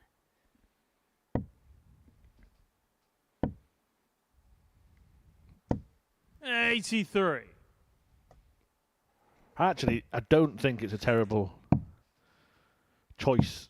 134. I guess splitting with your first dart when you're on an awkward double, say someone's on double 9 from the start of a visit, splitting with your first dart is almost 60. defensive. You can attack it. If you come inside, you have to split. If you miss outside and you think, right, 100. second dart could go inside, then I don't get a final dart double, I don't mind that. I think the first person I really saw do it quite a lot was Stephen Bunting when he won his Lakeside title. 108. I think it's quite 170. I would say it's actually a kind of old school approach to doing it. It's, say you've got something like double Johnny 19 left, you throw it with 78. your first, and then you would split with your second, unless you're forced to. Double 12 for Haynes. Shot Levels the second match at leg. 1 Johnny apiece. Haynes. I'll just come back on that because I actually think double 19's a perfect example because often if you miss outside, you leg, actually it's block Brian the to the row target, don't you? first. So Game on. it's probably wise to do that. Yeah, going back many a year when I 54. started out playing, that was the kind of general rule of thumb. Never go for a treble where you can bust the score. And I know quite a lot of us are guilty of doing that at times. Never go for the single, where you can bust a score on the treble, and always split with your second dart if it's a horrible double. 96. And a player of my ability only seems to ever hit trebles when it's one to bust a score. Absolutely. I think, for me, if I've got 50 left with 3 darts in hand, I am that player that will go 18 for double 16 because that's my preference. And yet the amount of times you just slip and it goes in. 108. Well, 180 to leave 170. Now, this happens less frequently than 9 dart finishers, 350 taken out in 6. Can he do it? 125. Brian, you require 170. Yeah, there's a first. Can't find the second. And 105. still throws the last one at the ball target. You would say sometimes those kind of flamboyant finishes that they do suit Brian Raman. 54. Yeah, you almost Brian, you expect require it. 65. Options on this. Goes for treble 19. And now double 16. On the third leg, Brian Raman. He's got his own ways. Fourth leg, it's Johnny to throw first. Game on. Again, and it's a really sort of sensible route, but it's just 60. not a popular route, is it, on that? And he does it so fast that you're still left working it out. And then, oh, yeah, I can see why you did that. 95. Yeah, you have players like Brian and other players that, and probably Luke Littler is another one that will construct a throw utilising parts of the board that you wouldn't normally like. I've never seen a player bring in treble 7 like Luke Littler does just to leave tops. And you will see that, say, 59. With Brian, who really favours double 18, for example, and he will construct something maybe from 3-6 darts out to try and make sure that he can leave something that he likes.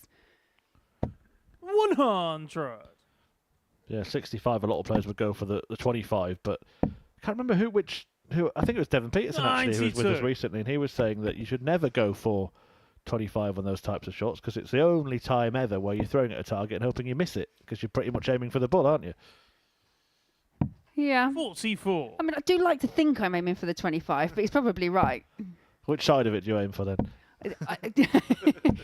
45. Look at the right side. No, go in the left. 160 then for Johnny Haynes. Not going to go, but Raman isn't on a finish, so likely to level here. 60.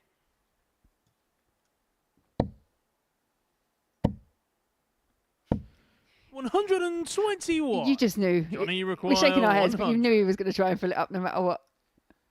Maybe less likely to level now. Could go for 2 tops. No, old school.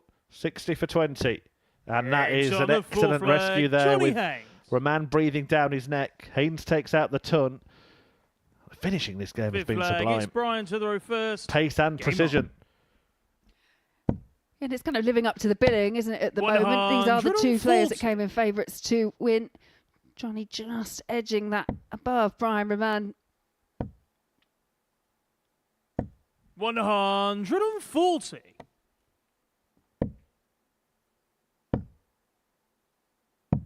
$91.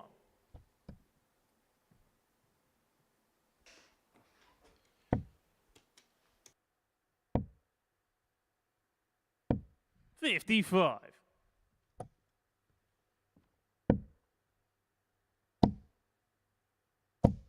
100.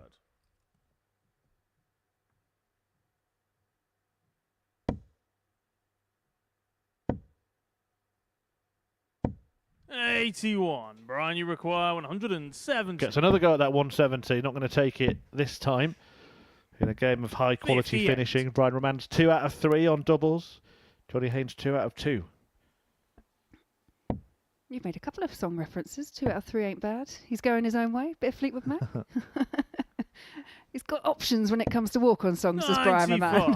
I don't think Johnny Haynes got many options. He's pigeonholed himself, hasn't he, as the punk. 56. Johnny, you require 130. Yeah, wild first start.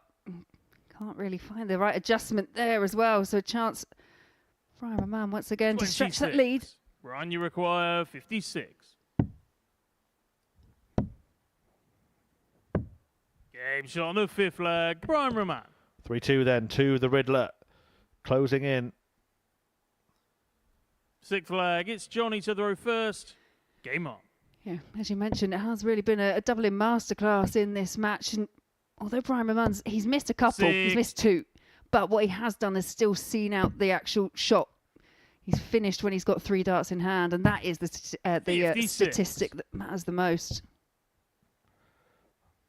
Oh, you've just given me an idea there for our graphics people to get on with. Check out efficiency. rather than actual checkout percentage. 81. Because you're right, it sometimes doesn't tell the full tale, does it? Well, yeah, every time Brian's had an opportunity at a double, he hasn't let his opponent back to the board, and that you can't ask more than that. He's left 350 again, I wonder. Mentioned it earlier. That it is so rare to take out 350 and 6 darts at 9 dart finishes actually happen more often. It's not going to happen here either. 56.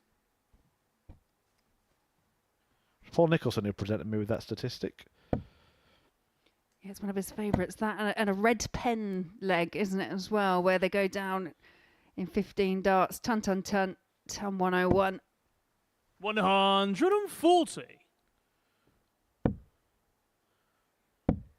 Well, Haynes here in a very strong position to 93. level it up at 3 Johnny apiece. And in a group like Group 86. C, the tighter these results go, then the more that leg difference can also come into play. That's the first time he's missed a double. Game But shot again, on he the goes sixth out flag. in Johnny the same Haynes. visit, so it doesn't matter a jot. And the game, quite fittingly, will be Seventh and decided final leg. It's Brian to throw by the first. 7th and last Game on. possible leg of the match. It's been a really enjoyable encounter, this one, but only one can win. 60.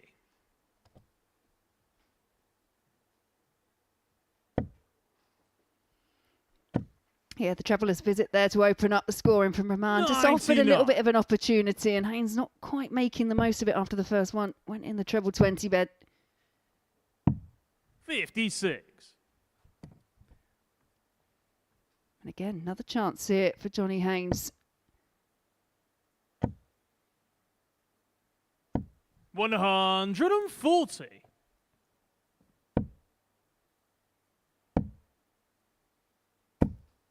$56. And it is advantage to Haynes here. Correctly starting on the 18s, but then followed it 56. for no apparent reason. In the end, he found no treble, so he won't even be aware of his mistake there. 59.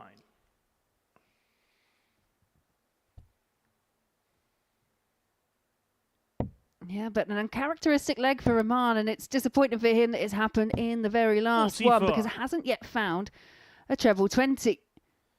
If he can find a couple here, though, he puts himself on a much more favourable finish than the one that Haynes has left. But needed to stay straight to do that. 70. Johnny In the end, require 161. Still no checkout, so Haynes in the box seat. 60. A slight argument to have used the bull on that occasion. 25 would have put him on a 2-darter. The more facetious among you may say that 101 is a 65. 2-darter, but I can guarantee he will not go treble 17 101. bull. Yeah, agreed. I would have brought that into play.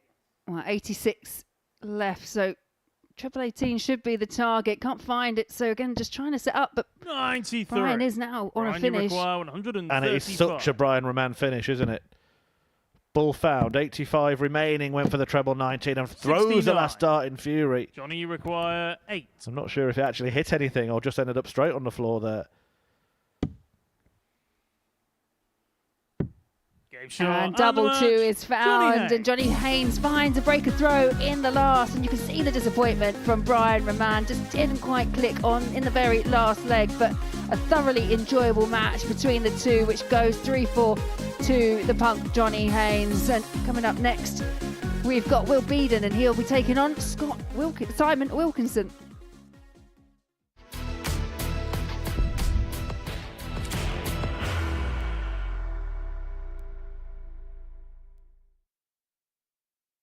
Are you ready to lift that trophy, Darius?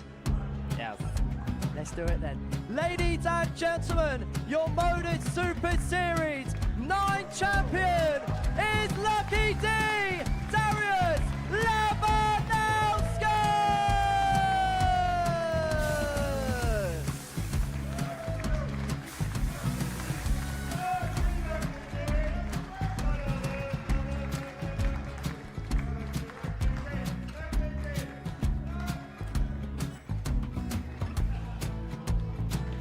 Well, what a wonderful night of darts we have seen, and we are ready. Our champion is ready, and it's trophy time. So receive the trophy. £25,000. The new Modus Super Series champion, the Terminator, Marvin Van Velzen.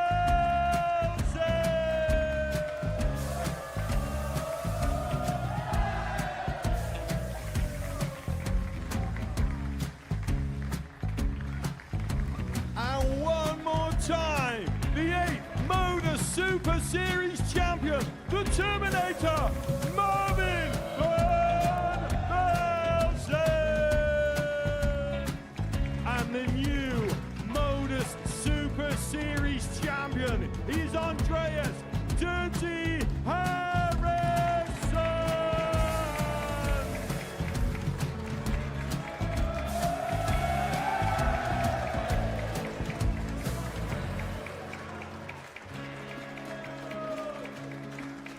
And one more time, the 7th Modus Super Series champion.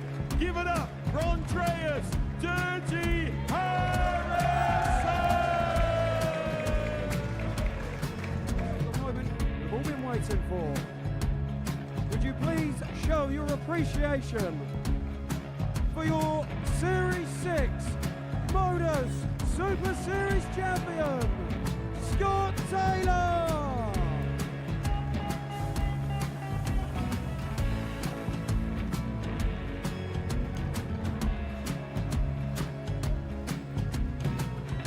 One more time, your new Modus Super Series champion.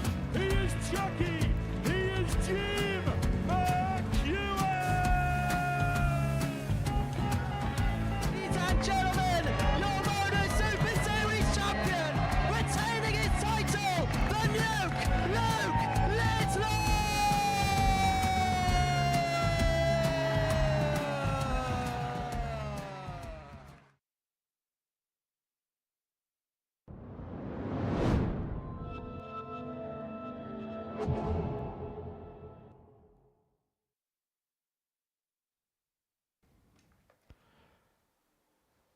Welcome back. After a thriller between Brian Raman and Johnny Haynes, it is Haynes who finds himself on 4 points unbeaten, along with Alex Williams in the Group C table. Raman on 2 points and everybody else yet to pick up a win. But that will change for one of this pair here. Will Beaden taking on Simon Wilkinson after both going down in their opening matches. Beaden 4-3 to Williams, Wilkinson 4-1 to Raman. And you get the feeling that both of these players will really look at this second fixture as an opportunity to get off the mark. Yeah, and I think for Will First Beaden leg, as well, it's Will to throw obviously first. he's been here all week and Game on. he was unlucky. He was unfortunate in that opening match against Alex Williams. Lost 4 legs to 3, but did push all the way. And that last leg, everything just kind of came alive. 85. And you feel with Will, he's one of those players, I think he's a bit all or nothing kind of thing, because he's obviously threatened the 9-darter earlier on in the week, missed dart number 9. So if you can see the potential that he's got there. As for Carl, I think maybe that first one, just a match 140. where he had to settle in, kind of ran into Brian Raman, who was just walking around like he owned the stage. 60.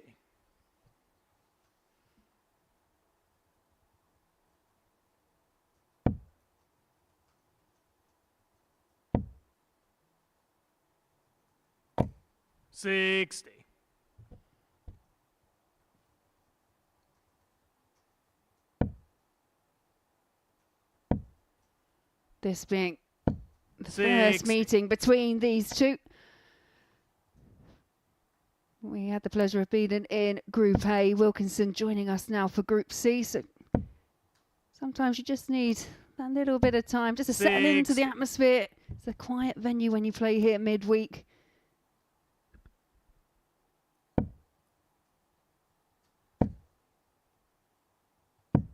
$59.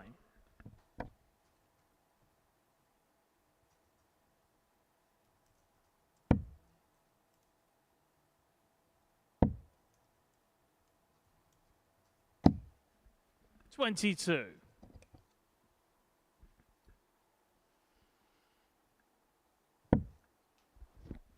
Yeah, good first there from Beaden and inviting plenty of bed left to fill it up. 140. That's a settle for the 140 in the end, but puts him in a strong position in the leg.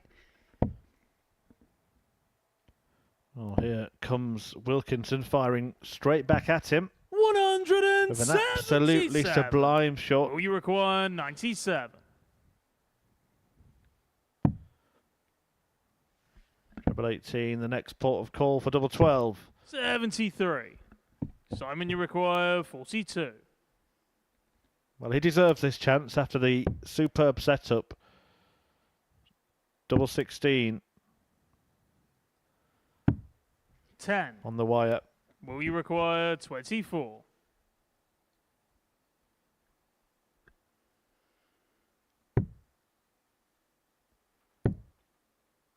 Yeah, a bit of an over-adjustment, but Yeah, finds shot on it the with first the leg. third Will dart Beaden. in hand to hold his throw in the opening leg. Second leg, it's Simon to throw first. Game on.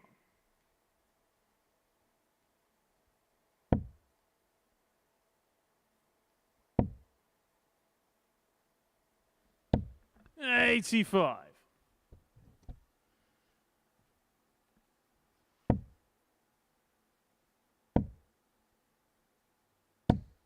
$45.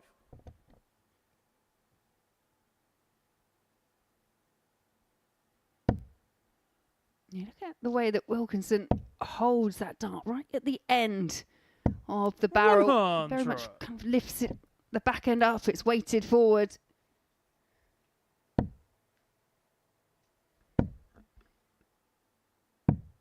$44.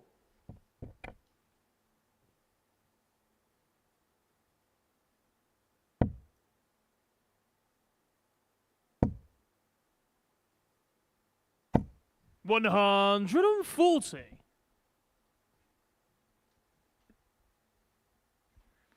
He's playing some good stuff in this game, Wilkinson. He finds himself behind, but he is 30. offering a lot more here. And we're going to take a look at that grip that you mentioned there, Laura. It's actually quite a delicate grip as well, isn't it? As you say, he just holds down the 45. end of the barrel. You can just see the point pointing through, almost like whips it through the air.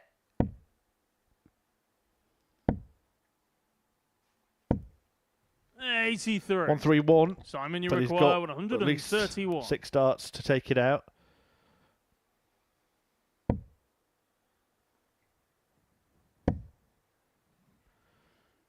Yeah, 58 left. Just looking to set up comfortably. 91. Just sneaks it in there. He seems to struggle with that target, doesn't he? The big 18. Should start on the 19s really here, Beaden, but decides against that. 80. Simon, you Maybe a require sign that he thinks 40. the leg is done. And it will be if Wilkinson finds tops, which he does, Shot for on one the apiece. second leg, Simon Wilkinson. Third leg, it's Will to throw first. Yeah, Game ended on. up being a comfortable 16 dart holder throw there for Wilkinson for parity.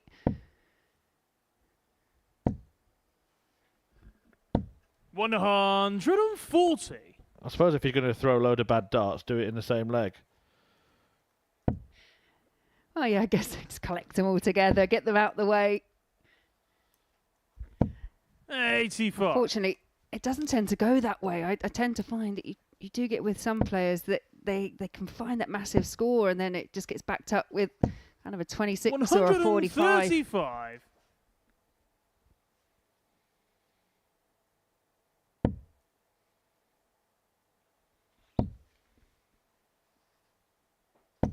$140.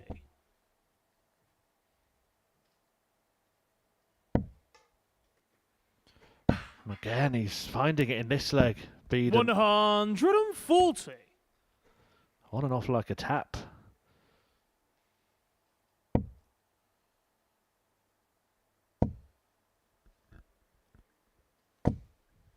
$140. You can quite We pull off the require heroics that we 86. saw earlier on in the match where he pulled the 177 out. Another 18 for a shot at the ball for Beaden. And shot on the well third taken leg, finish Will there Beaden. by Will Beaden. Yeah, what a leg of darts that was. A dozen darter from Beaden. Fourth leg, it's Simon to throw first. Game on. In the previous leg, he was still on 219 after he'd thrown 18 darts. 45. And I think kind of sums up what we've seen. It's that ebb and flow. There's obviously the quality and the caliber there, but it's just finding it leg after leg on a consistent 95. basis, which, let's be honest, we can say that about many a player that's performed here at the Super Series.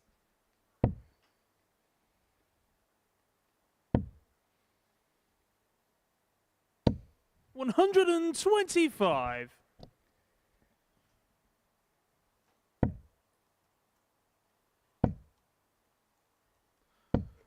Following this, we'll have a Netherlands versus Belgium bout as Pim van Bijnen takes on Brian Raman. Looked a little angry after losing 26. that great game against Johnny Haynes. Just gone, Raman, so hopefully he's simmered down a little. 100.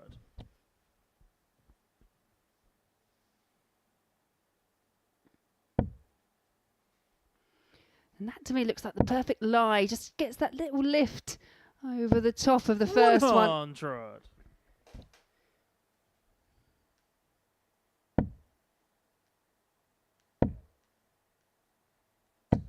$140.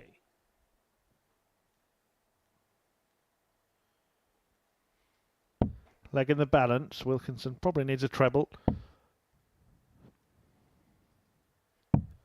59. Can't get one. We require So a 121. real good chance here for Beaden to break the throw. 1-2-1. May not have to go in this visit. Goes the 17s route. 70 left.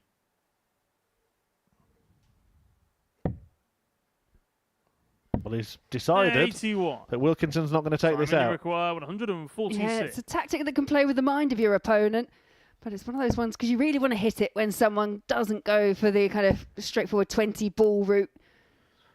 I can remember, actually, it is Premier League final day, isn't it? I remember Michael van Gerwen doing that against Phil Taylor. 86. Taylor then Will you took require out the 160. Of all the players you do it against, do you think you do it against Taylor? Let's be honest. Luckily for MVG, still won the final, but it was a lesson learned, I think. 20. Well, you'd say that. Did he not do the Simon, same you thing against require Mensah True, yeah, true. That was 161. It can sort of half understand it, but Suljovic, Yeah. both of them sent Wayne Mardle into a frenzy. 20. Will you require A real let 20? off there for Beaden. He's had a few chances. He's been afforded 3 more.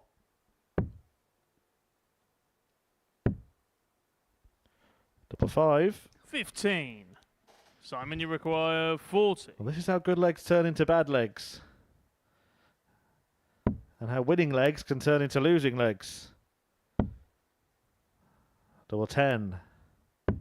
Game shot on And the Beaden fourth does leg. let that Simon one slip from his Wilkinson. grip, but it's all square.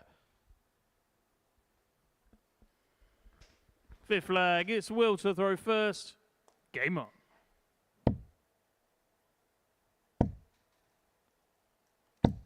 $45.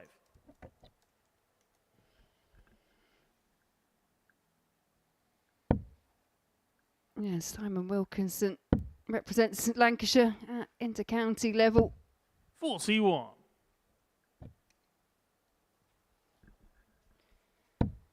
One of those counties players wear their shirts with pride, and we've seen a lot of top players come through that county system, and especially from that county up in Lancashire.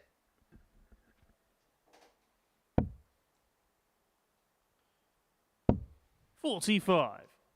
He plays his local darts in Preston. Ironic that the part of Portsmouth he's in now is called North End. I've not put that together 85. before. Yeah. But again, it's Beaden once again on throw, just really, really dominant. If it's a trend that continues, then it will be Beaden 85. by way of throwing first that comes out victorious. Now, with that defeat for Brian Raman to Johnny Haynes, because they've played each other now, obviously, 100. picking up points in this round just gives a player hope that they can be in contention at least come the end of today.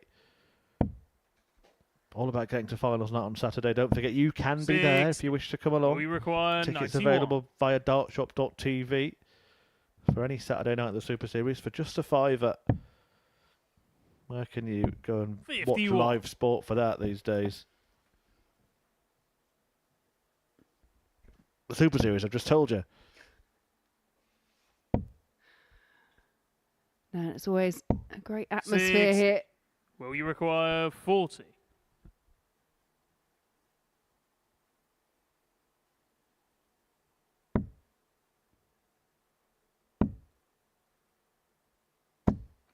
No score. I believe we're going to be joined by a darts academy on Saturday night as well. Kids coming to watch the Super Series, always welcome. If you are interested in bringing your darts academy here, give us an email. Will you require superseries@motorsports.com and we will arrange for a VIP evening for the children. Game shot on the 5th flag. Will Beaden. Well, Will Beaden crosses the line eventually just to hold that throw. 6th flag. It's Simon to throw first. Game on. And so far, every leg just going with the darts. So who can kind of just doesn't feel like anyone's really taken like hold of this match as of yet. It's 81. been very back and forth. Yeah, there's not really much between them in terms of the averages. I would say Beaden's been the front runner in terms of how he scored at the 85. start of legs, maybe the first 9. And it's reflected in the fact he's had more darts at double, in fact twice as many darts at double as Simon Wilkinson, but only hit one more. 60.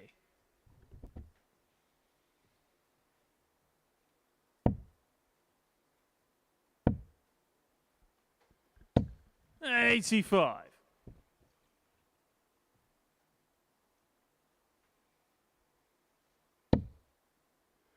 Yeah, it's a good first. It's inviting. 140. I couldn't quite tell if they were all in, but has to settle for the 140 in the end. 60.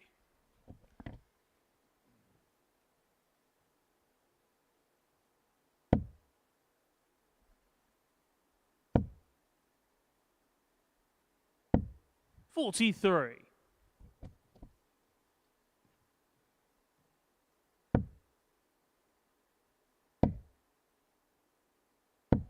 60.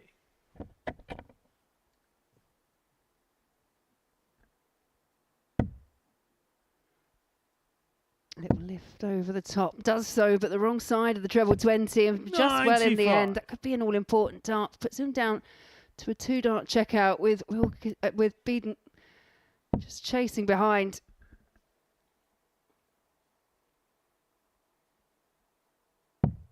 $97. Simon, you require 82. So Bullseye would normally be the first target here. Well, and that's a disappointing miss. Could have landed more kindly, but he's rescued it well for a dart at tops. Game shot on the 6th And flag. what Simon a save Wilkinson. that is from Simon Wilkinson to force a deciding leg. Yeah, great rescue, as you say. and 7 from final leg. It's good Will to throw sportsmanship first. from the pair. A Game little on. fist bump before the all-important deciding leg. Last time, Will Beaden found himself in this position. It was Alex Williams who came out victorious to deny him a victory. 45.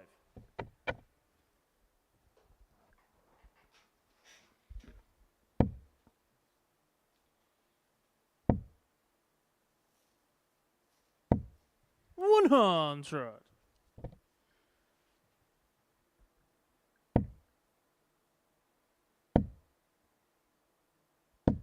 $85.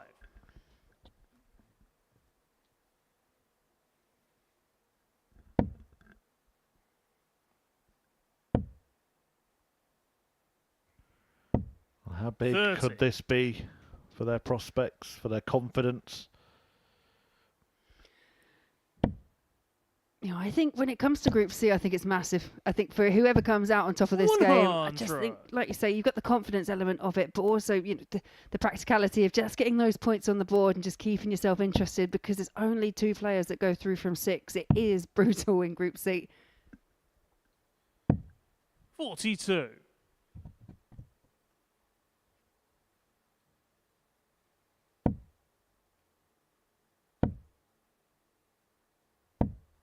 Once again, Beaden winning the race in terms of scoring. But he has missed 13 darts at double in this game, so there is still cause for optimism here for Wilkinson. 96. There should be a format in terms of a race to 4 they're both used to. I mentioned, obviously, Wilkinson does represent Lancashire at county level. Beaden actually represents the West Midlands as well. And county matches, historically, they are first to 4. So they would have been used to these type of environments, just not all the cameras and the commentary. I think he could have been a little bit more creative here. 60. 2-3-3 when he hit the first dart in a single 2018, then could have gone to the bull and 25 and just left a finish. Instead, he just takes all the pressure off Beaden.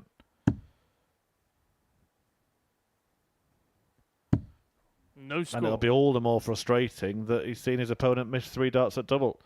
And I think that's kind of more that modern way of thinking, of utilising parts of the board that perhaps you wouldn't normally utilise, but desperately close to Beaden in the last throw, but more chances incoming. We require 32. So to win it in the last leg, can he get over his double trouble here? 16 darts missed at the outer ring in this game.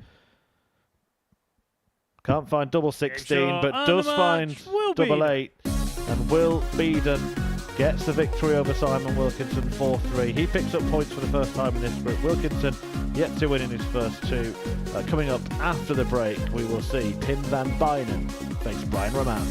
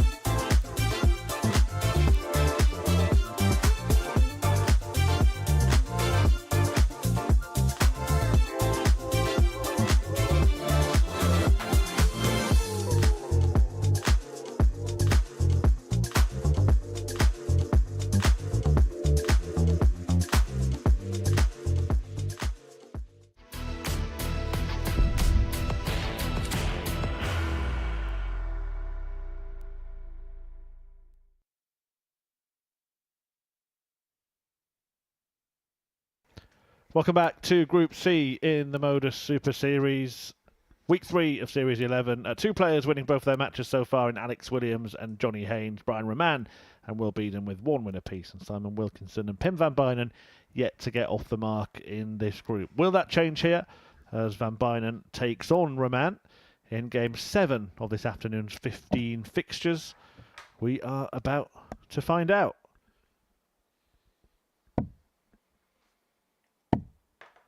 Guiding you through today's action, myself, Chris Murphy and Laura Turner, finalist Women's Week here First at the Live leg, Lounge. it's Pim to throw first. Game on.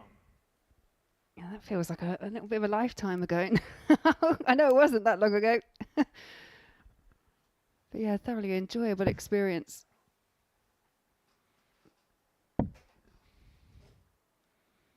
$85. We've had 3 Women's Weeks now, 3 different winners. In Rhiannon O'Sullivan, Kirsty 100. Vinnikainen, who was the victor on that occasion, and Lisa Ashton winning most recently. And we have another one coming up in the middle of this series. Just like to put it out there that you've put me in the same group as everyone that's won it every single time. Just mentioning it, you know. 45. That is the price of success.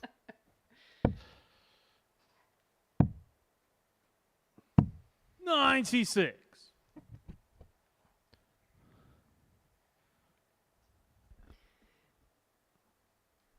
Yeah, this is the first time in Group C that we're seeing a meeting between 2 players that actually participated in Group A as well. And Brian Raman, he was victorious in all 3. A couple of the results, though, they did run quite tight. It was 4-3 on 2 occasions 98. before Raman got the better of him on day 1, 4-1. 100. I wonder as well, because out of all the players, I'd say Brian Raman is that player that really does rely on pace and fluidity when he gets up to the hockey. And I just wonder, you know, is it something that he's having to kind of learn to play against as well? Yeah, and even though it may be frustrating at times, it's probably 100. quite valuable experience. Yeah, I think 60. players, they need to have the patience and the ability to be able to play against anyone, be them obviously going through dartitis like we can see here with Pim, or someone that's just a more methodical, slower player as well. You just need that. If you've got that in your arsenal and you know your routine should start when the hockey is clear and you can walk up to it.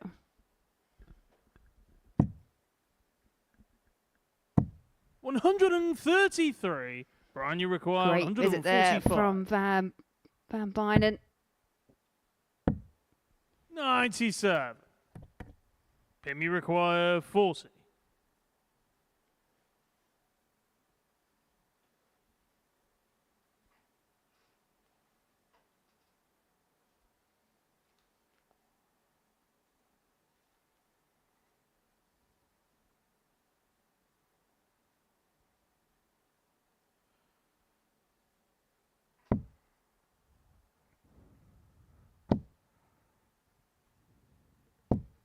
$20. Or a man's finishing Brian, you has require been 48. superb today, so he'll expect to take this 70% on doubles across his first 2 matches, Brian Raman. So good, he's trying to hit 2 doubles here. And he's done it. Game shot on the first leg. Brian Raman. Absolutely brilliant. Unintentional with the first, Second leg, it's Brian to throw but first. pinpoint precision with the Game on. second. Doesn't often break character either on the stage, Brian 83. Raman, but even he knew, yeah, that's a cheeky double-double finish from him. Not intended.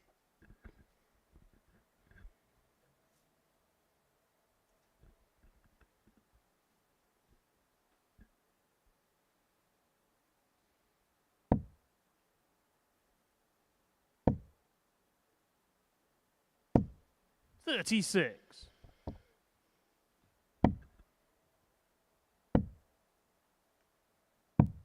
$78.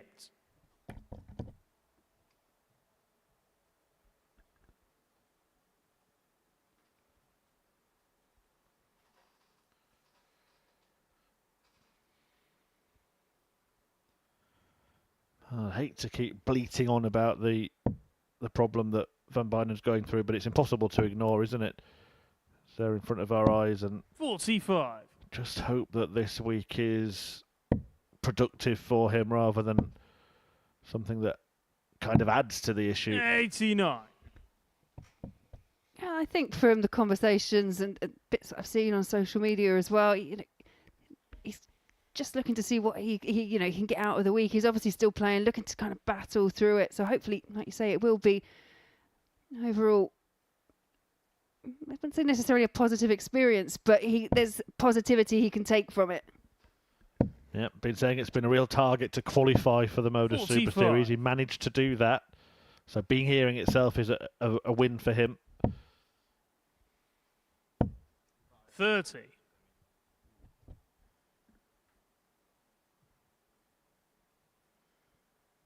Actually, when you go back to discussion on Women's Week, we had Kirsty Hutchinson. She had a fourth dart in her hand. It was clearly different from the others, just to kind of keep that flow going. There are definitely different techniques and tricks that people do try when it comes to overcoming it. At a much lower level, pub players, I've known players who've suffered with it and actually taught themselves to throw with their other hand.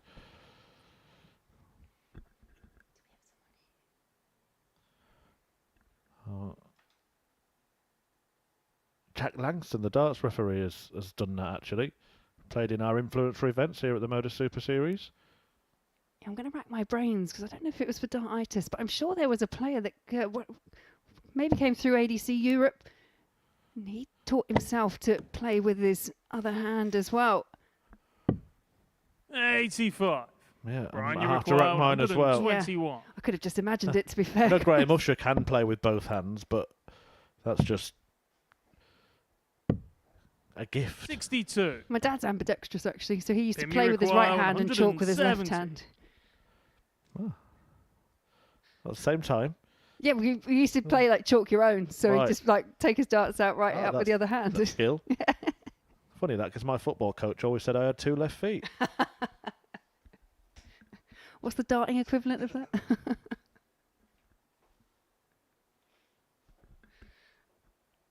Right, this would be the best 170 finish that's ever been witnessed. Ever, ever, ever.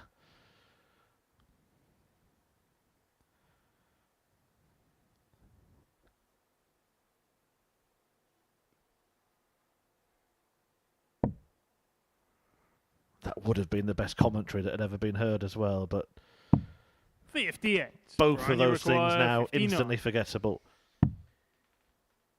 And I think get to a point, don't you, that you're kind of willing in one of those 39. really special big moments If as you well. Just require something really 112. positive to take away from the experience. Well, it's that thing, isn't it, where you almost want something to happen that just instantly cures it. As much as we've seen it, I think if you haven't had it or you haven't suffered it, it's really quite hard to understand it as well. Almost like the equivalent of shocking someone out of a state. 80. Brian, you require 20. Double 10 for Raman, who isn't living up to those double stats from earlier, Shot but on the does second successfully leg find by it with his Raman. second dart. And doubles his lead in this Third difficult leg, encounter. it's Pim to throw first. Game on. A victory for Brian here. Just doing his stretches. Would get him level on points with the top two, Williams and Haynes, and of course they've got to play each other at some point today, so still very much on course 85. to be right at the high end of the table. 134.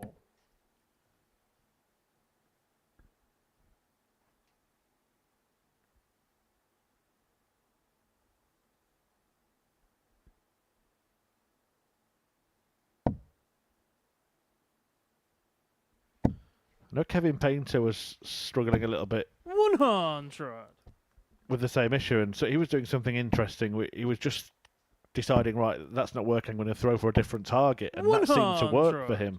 That was on the seniors stage, so he'd be lining up for the treble 20, very much like Pim is here. But if he did 2 or 3 of these, he would just throw one at the treble 19, and it would actually go. Yeah, there's plenty of tricks and techniques that people have tried. As I say, just trying to throw with your other hand, that's something that a lot of people have 45. tried to do, not necessarily even to kind of take up the sport with the alternative hand, but just to get some kind of, release going. 59.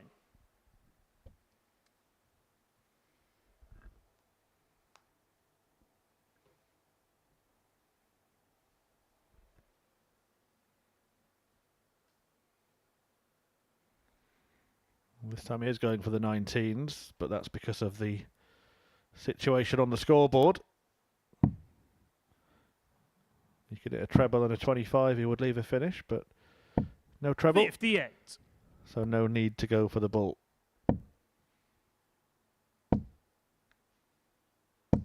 100.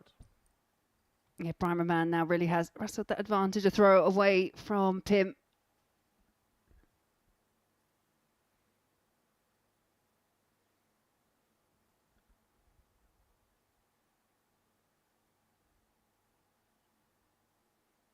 Yeah, and there it sails into place. It's almost like the ghost throw and the kind of running it through your mind.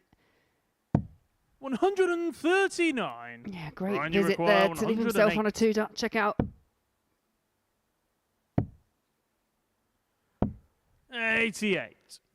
Pimmy requires 74. Well, there's a chance here for Van Bijnen to get himself into the game.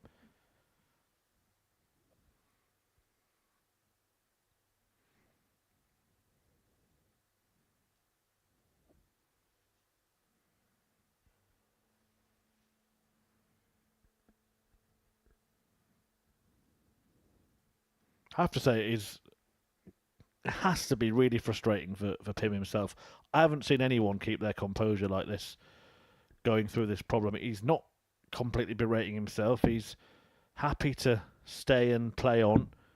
No thought of withdrawing or quitting at all. He wants to work through this. 54. And all power to him. Brian, you require 20.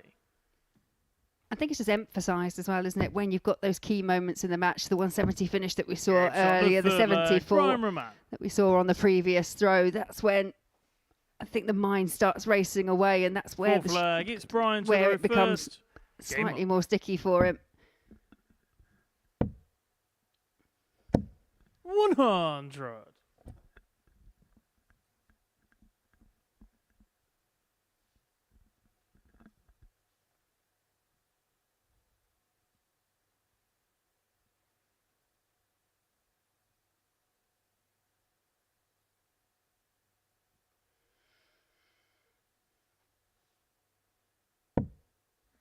Well, that's perfect. Absolutely perfect.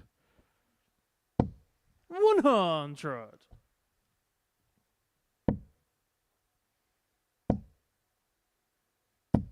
140.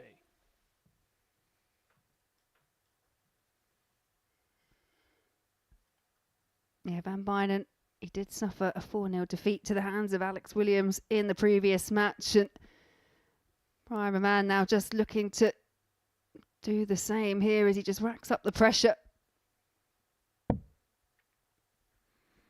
Again, first start. Right on point. 140. He gets level in the leg with Raman. 120. I think it was the darts in the treble that just diverted the point to not land flush in the board, and that one on the floor.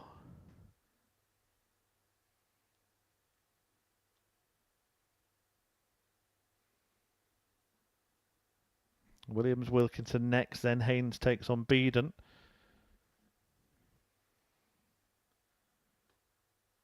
Been a bit of a gap for Johnny Haynes since that game with Raman.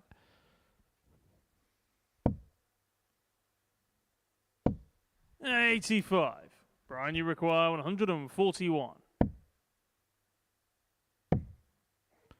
The treble would have left 125. He sets up double 8 instead. Yeah, I think the natural option would have been going for the treble 10, but that dart in the 15 was a bit of a blocker. But yeah, if you're going to pick something off, I mean, Brian's been dead. We've seen him do the double-double on double 8 already today. Yeah, and again, fair play to him for coping with the situation in this match in the manner that he has. Brian requires 16. Is he about to win it 4-0?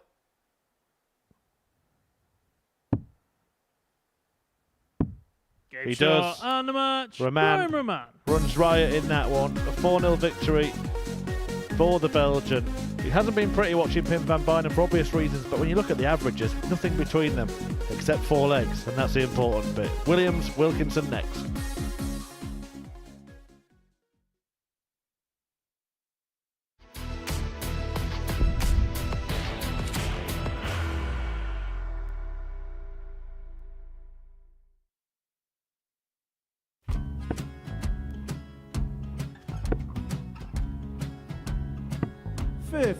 Charlie McGuire, 164.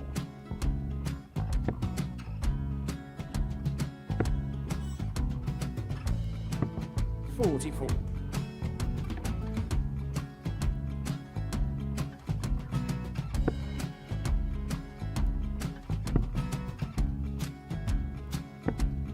32. Charlie required 120. Well, 120. He's got a fair, at least 2 handfuls of this. Just needs to stay 60. there. That's a good shot. Halves his score. Leaves himself on a 2-darter.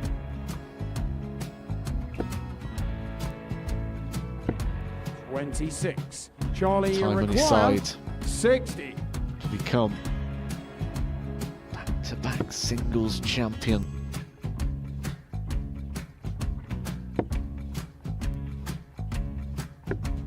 $40. Definitely a couple of nerves in those last 2 darts. But he'll be coming back. The moment he's been in before this situation. Standing at the back of the stage, Charlie approaching the required hockey with a 20. chance to win the title.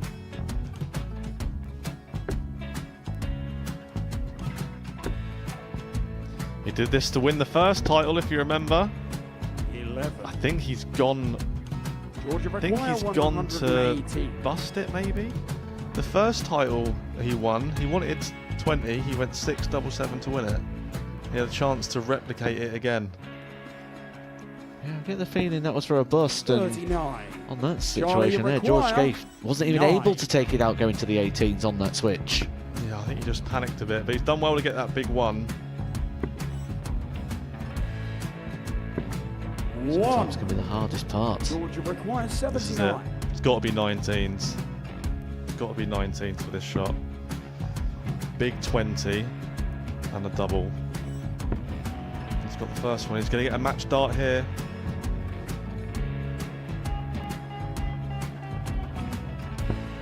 $59.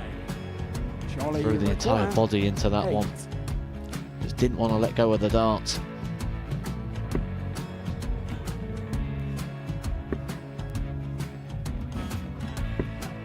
No score. He's given George a chance. Georgia require 20. I think George has been quite good on double 10 today. So many opportunities for Charlie Murphy. Go Couldn't get the job done. the match! And the Red Dragon George Modus Skate. Super Series Influencers Champion, George Skate!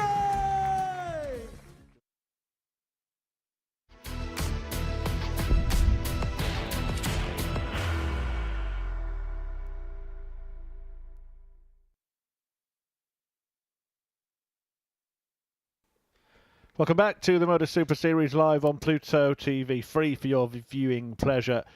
And, well, it has been a pleasurable day so far for Alex Williams on his debut on the Live Lounge stage. 2 matches, 2 wins, hoping to make it 3 when he takes on fellow debutant Simon Wilkinson, who is yet to get off the mark, but did show some signs in that previous match against Will Beaden.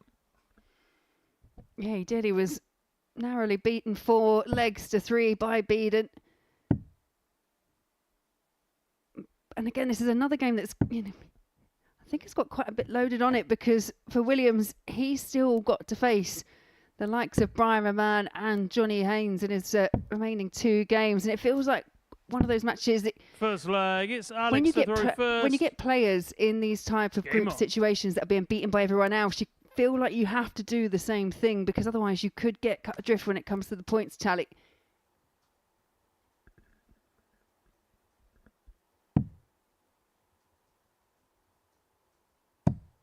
96.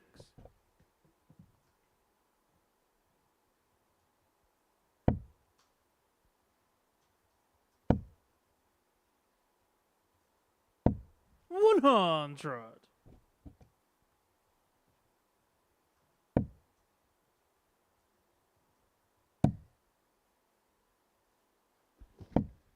$99. Yeah, good find with the last dart there by Alex Williams.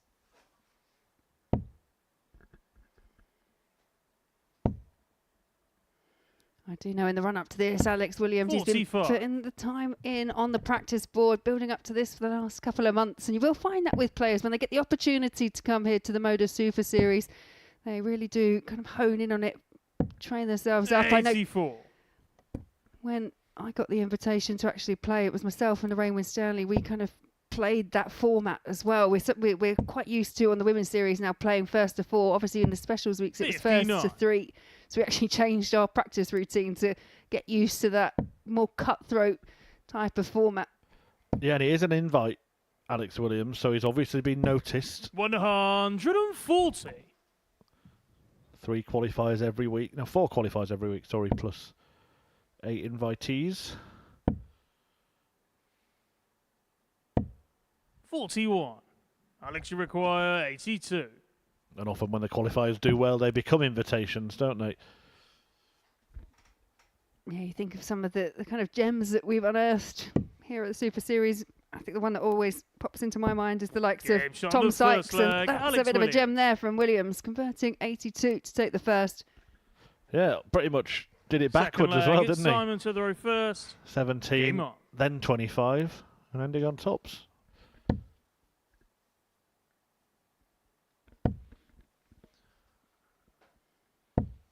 $80.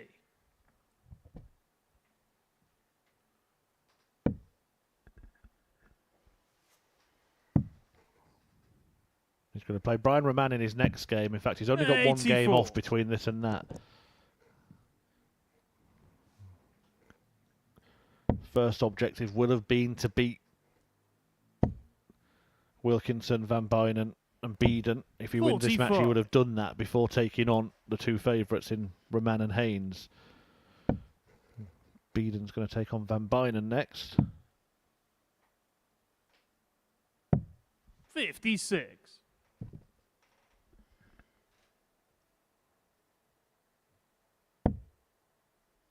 No, apologies, Haynes is going to take on Beaden next.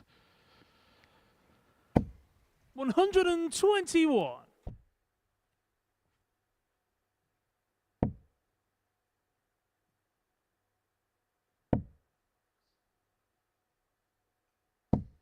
$45.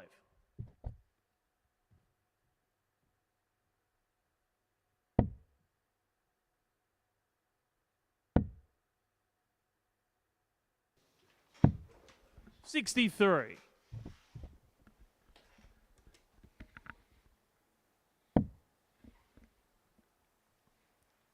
Wilkinson just trying to use that advantage of throwing first. Has put a little bit of distance 83. between himself and Alex Williams in the second leg. And that was a bit of a trait that was going on between Wilkinson's game against Will Beaden in the previous game. That everything seemed to go with throw, and that's how it ended up in the end.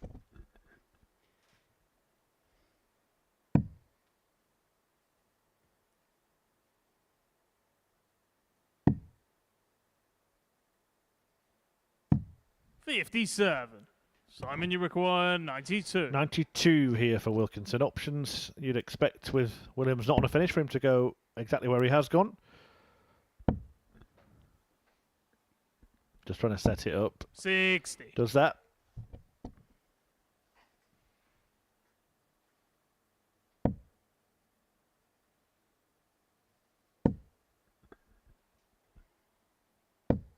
$60. Simon, you require 32.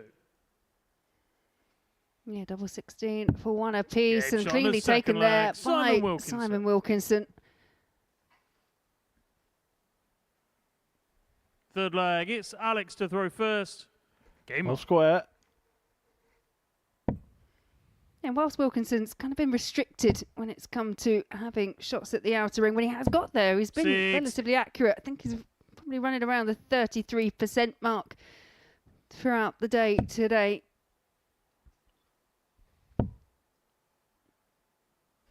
As I say, if you've got 3 darts in hand 85. and you're getting 1 out of the 3, which is the 33%, and denying your opponent a chance to come back to the oche, that's more than you need to do. 100.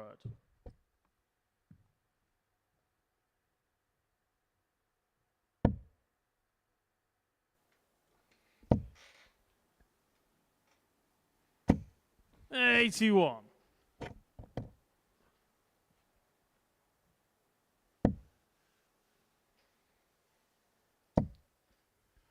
I think it's a big game for Wilkinson, this, because we've 135. got 3 players on 4 points at the top of the table.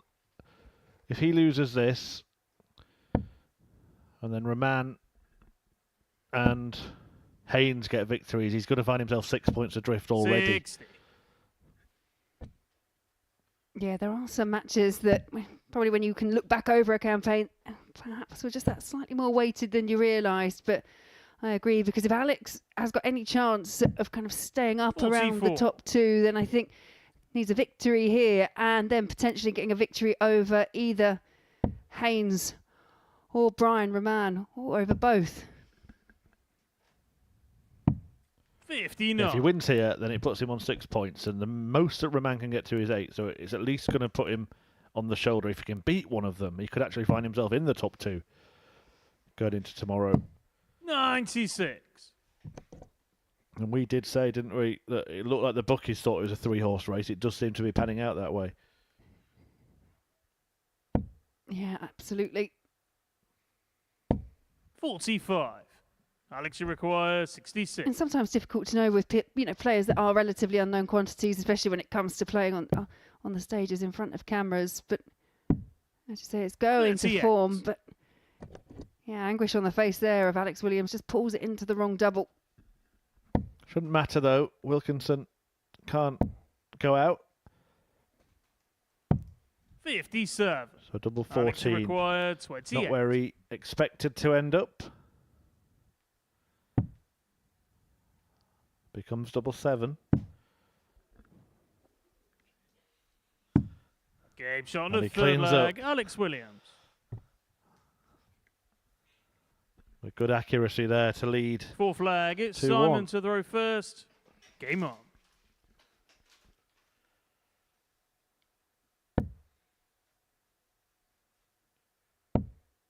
Yeah, Alex Williams been close to picking up some big titles on the 26. WDF, and I think that's left him hungry for more.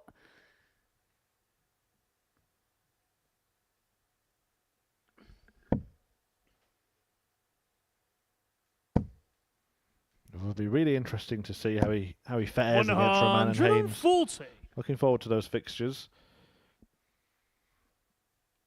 But still has a job to do here.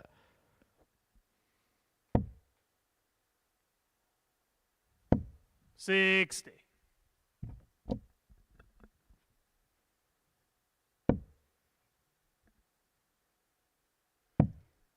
So it's a really strong, rapid release towards the end. Throws with some 96. real power, some force.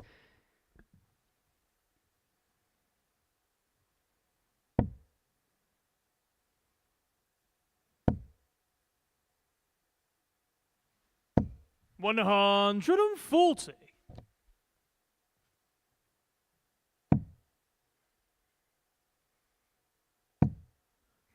Excellent use of that wayward dart. He decided that he could bounce off it. 75. But the last one went the other side of it. 105 is the minimum requirement here. Now that becomes 125, and now it doesn't really matter what he hits because he's 28. made a right old mess of it.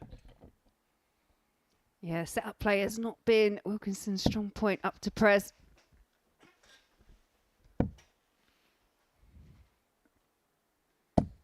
You mentioned that force in the throw of Alex Williams earlier. You can almost see it in his face. He's a hint of a grimace as he releases a dart. Yeah, it's thrown with some, like I say, some real might. It purses his lips as he releases. 100. Alex, you require 130. Single would leave the ball. which he 83. fails to find. Simon, you require 147.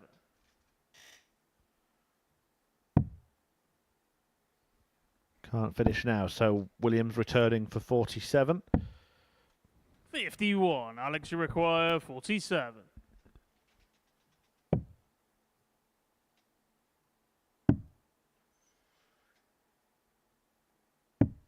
31. Yeah, width of Simon, a you wire away require from double 96. 16 and couldn't find double 8. So 96 here for Wilkinson. It's a great first start, double 18. 78. Alex, you require 16.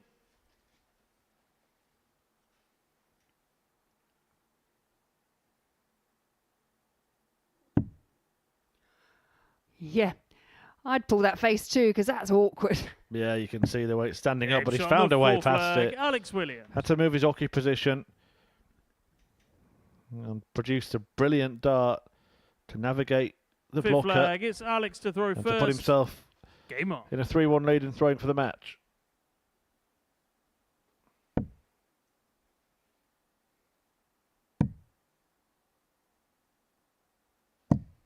$96.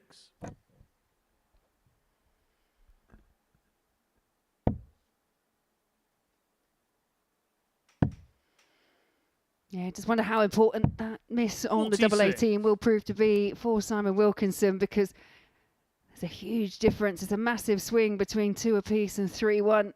Now Williams looking to utilise his advantage of throwing first and a big last dart from him.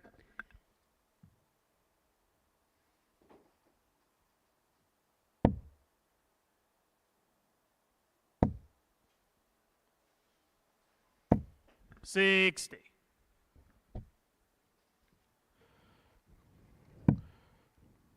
Another exciting Welsh starting prospect 133. in front of our eyes right now. Yeah, and another dart player that's in the fire and rescue service. The other one pops into mind as always, Alan Suter. 100. Yeah, absolutely. It gives the nickname a bit of meaning, doesn't it? Yeah, a member of the North Wales Fire and Rescue 60. Service. I was actually in Wales 20 years ago today. I remember it well. Millennium Stadium, Sheffield Wednesday versus Hartlepool. League One playoff final. 95. Alex, you require 112.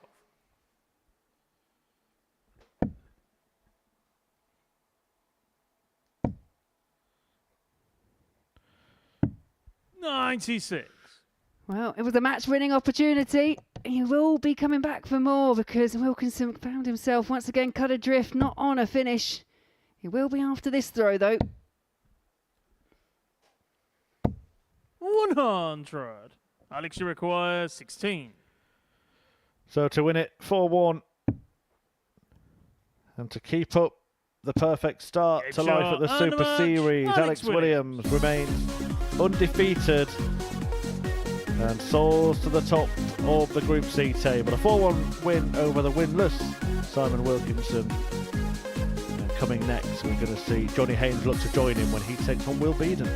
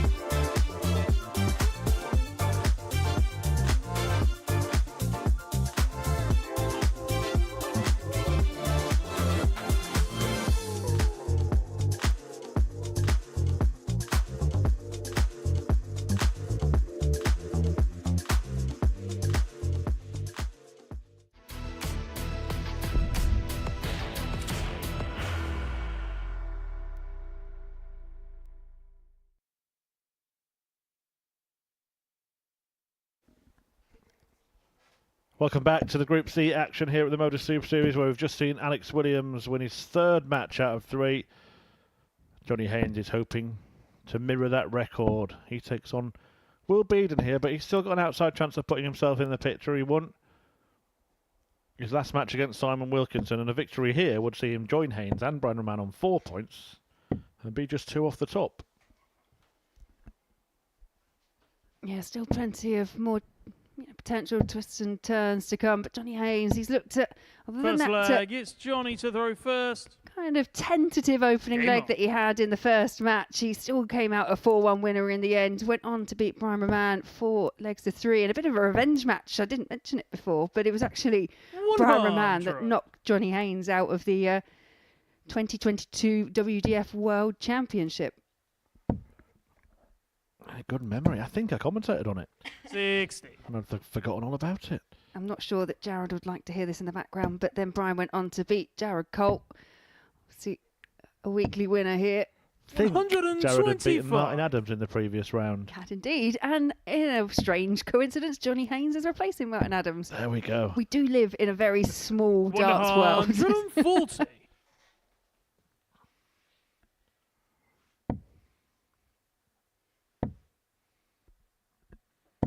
140. Yeah, not many degrees of separation in this sport.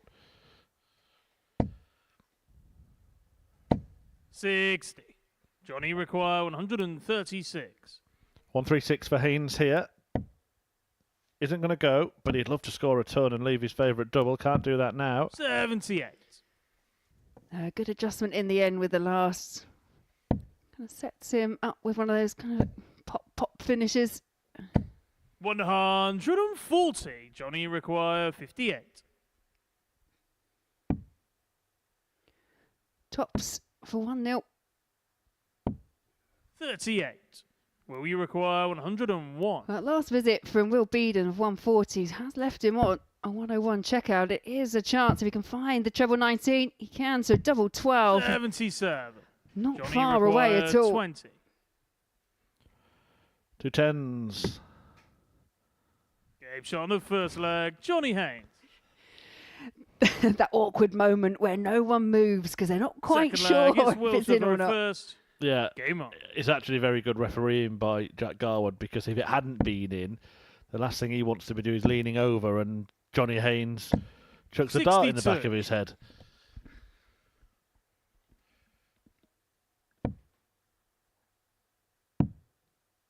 Yeah, there's been a few occasions where Johnny Haynes has 57. kind of had to just kind of squint and check if something's been in. And I do find there are players that perhaps, could benefit from having glasses, but 140. just because of the way they've thrown, they just don't want them.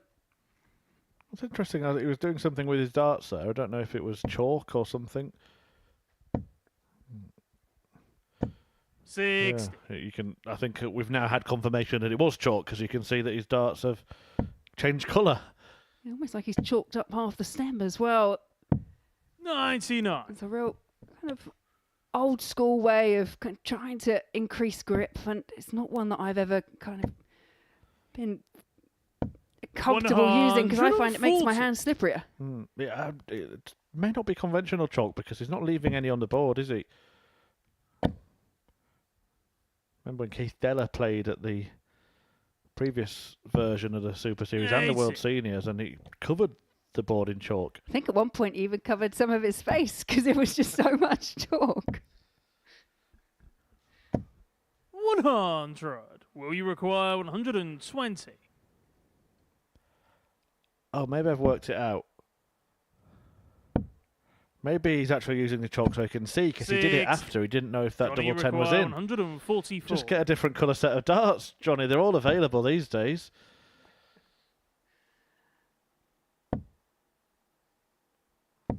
$60.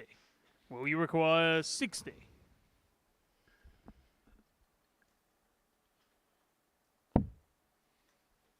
Tops. Game Tops shot on is the found. second Cleanly leg. taken Will finish Beaden. there for Will Beaden.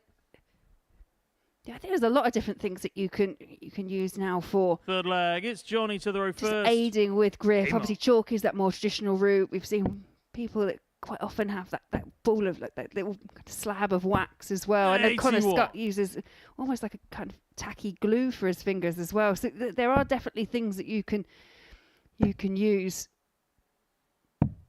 21.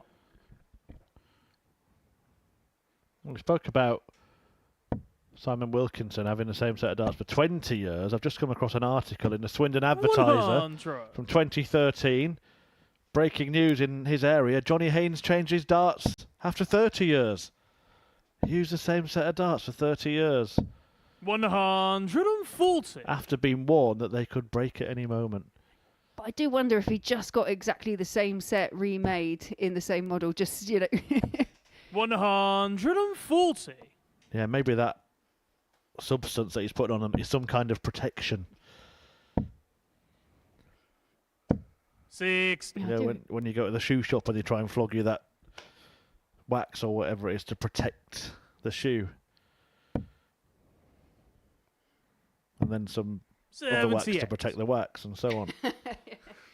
Like a nice little add-on.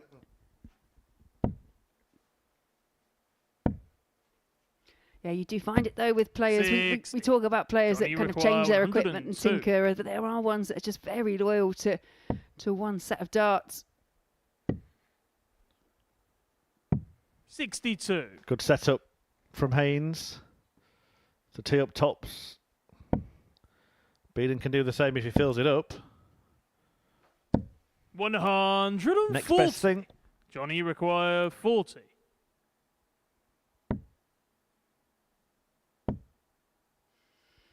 Double 10, a target It's on again the and third found leg. once Johnny again. And that Haynes. 140 ended up being academic for Will Beaden. Johnny Haynes denying him a chance to come back to the Fourth board. leg. It's Will to throw first. Game on. Big game coming next. Brian Raman against Alex Williams. Remember, it's Williams who's the unbeaten 58. player between the two in this group. Haynes, the other player yet to lose a match, but has only played 2. 100.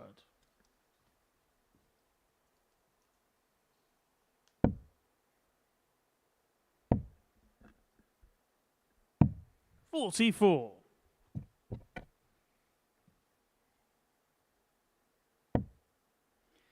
Haynes could do some real damage here. That treble-less, 85. 2 treble-less visits from Will Beaden on the throw, and it's Haynes that's just wrestled away the advantage.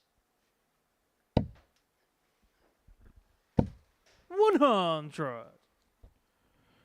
Reminder, it's not just live darts that we bring you here on the Modus Super Series 24/7 channel. 140. Coming up after this show, the story of Martin Schindler, followed by the story of Luke Humphries, of course, who's going to be in the Premier 100. League playoffs this evening.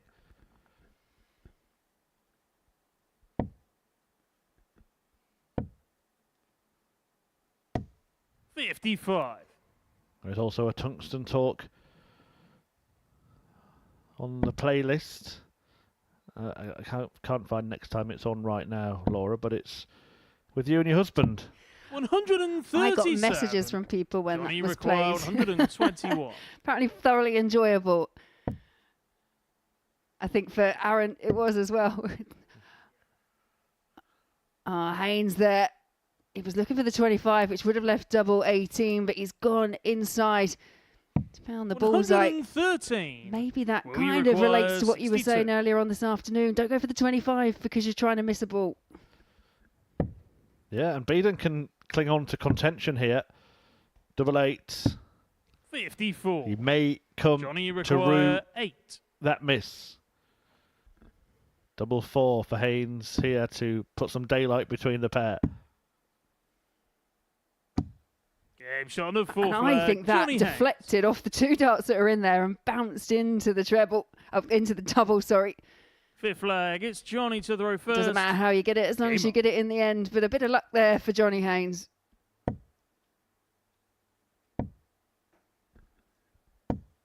$83. By the way, for those of you who are desperate to see that Tungsten Talk, 59. the Turners 5:30 on Saturday as we build up to our finals night show. Prime time, Laura. It was different. I mean, to be fair, they say never work with children and animals. I've just put a note down to add my husband to that list. 100. Hey, you found yourself in the very strange position of commentating on him, didn't you? Yeah, it was definitely an experience. And it's strange because obviously you just know the hard work that players put in and you want them to do well, but trying to remain quite neutral. I think at times I was finding myself hiding under the desk because I just couldn't look anymore. It's nerve-wracking. It's worse watching, I tell you. Yeah, he did do well, got through this group, made it through to finals. I thought he was unfortunate, actually. Lost both of his games 4-3. 140. Johnny, you require had chances in both, but, getting through Group C on your debut, I think that's no easy feat. And I think some of these guys in Group C today are going to find themselves in a similar kind of situation where it's going to be difficult to come back from. Well, this is going to be very difficult to come back from, and it might well be impossible to come back from, because Johnny Haynes now has a match-winning opportunity in front of him. And it's double 10 to get the win.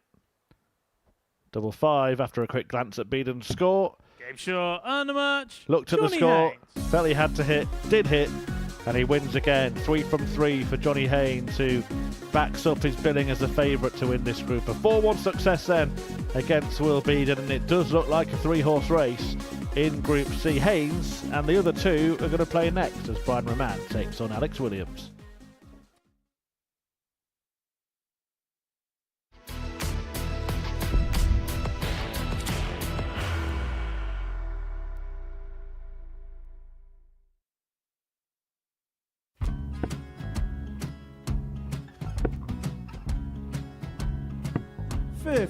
Charlie McGuire, 164.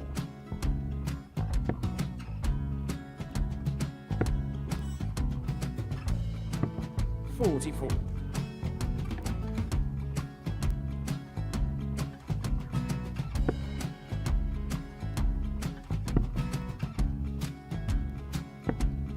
32. Charlie required 120. Well, 120. He's got a fair, at least 2 handfuls at this. Just needs to stay 60. there. That's a good shot. Halves his score. Leaves himself on a 2-darter.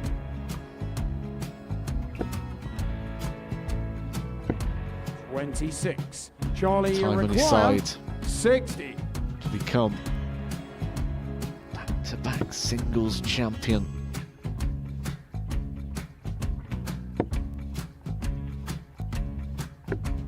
$40. Definitely a couple of nerves in those last 2 darts, but he'll be coming back. It's a moment he's been in before this situation. Standing at the back of the stage, Charlie approaching the required jockey with a 20. chance to win the title.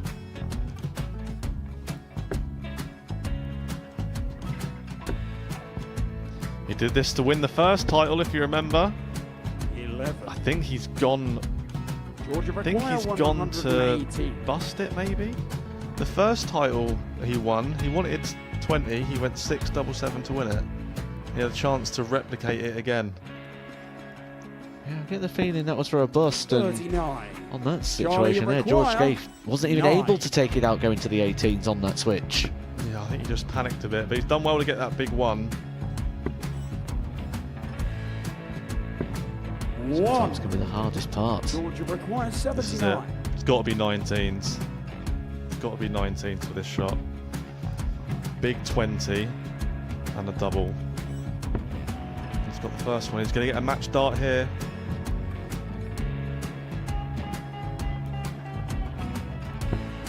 $59. Charlie Threw the entire required body into that 8. one. Just didn't want to let go of the dart.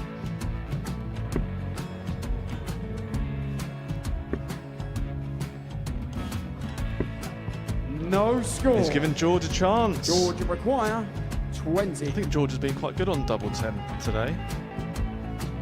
So many opportunities for Charlie Murphy. Go Couldn't get the job Got done. in the match! And the Red Dragon George Modus Scaife. Super Series Influencers Champion, George Scaife!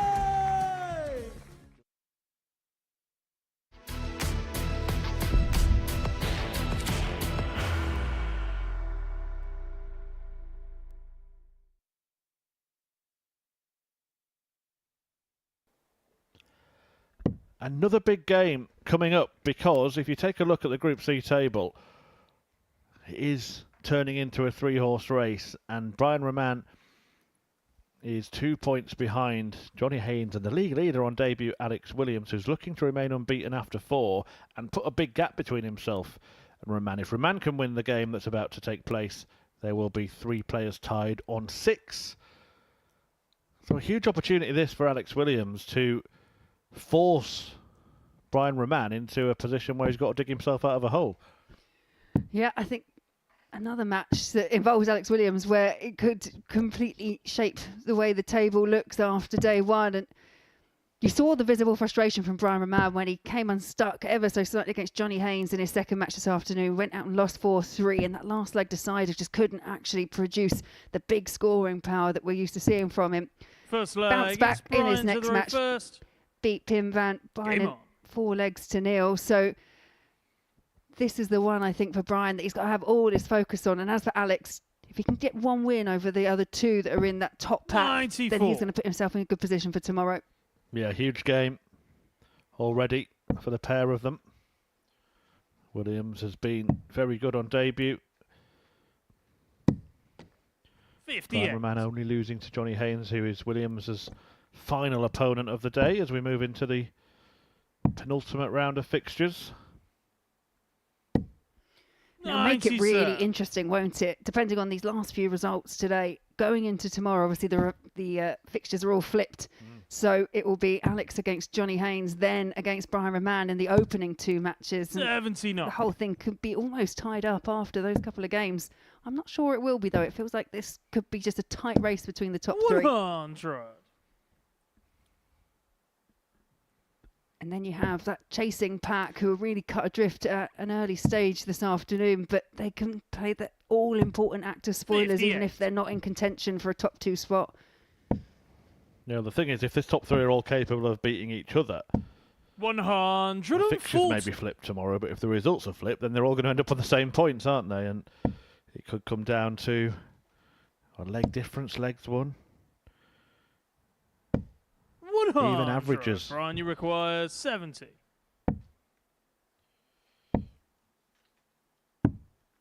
38. Get the sense that Raman's trying to assert his authority at the start of this one. Yeah, whilst we've had some really good games, I think we've had more is 57. really strong Brian, legs you in games. We require haven't seen 32. anyone kind of break that 90 average Game shot mark of the as yet first this leg. Brian afternoon Raman. and really take a grip and kind of lay down that massive marker. And that, as you say, is what Brian is looking Second to do leg, here. it's Alex to throw first. Yeah, just say to Game Alex on. Williams, you may be top for now, but you're playing the big boys. Your last couple of matches, just settle for your 6 and try again tomorrow. 57.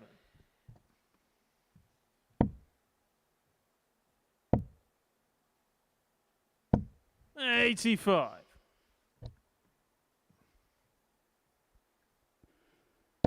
Yeah, Brian will also be more than aware that it can come down to leg difference. It can come down right to the boil. He found himself in Group C because 140. he was pipped for the 3rd spot by Alex Small in Group A. Otherwise, he would have been in Group B, and it looked likely that he was going to go into Group B 140. for most of it.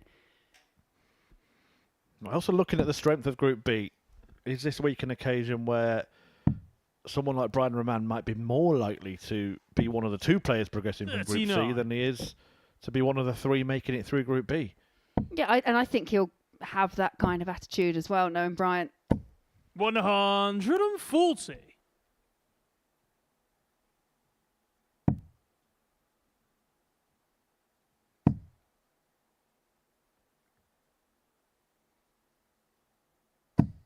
$95. Brian, you require 136. Yeah, another one of those. 128. Alex, you require 170.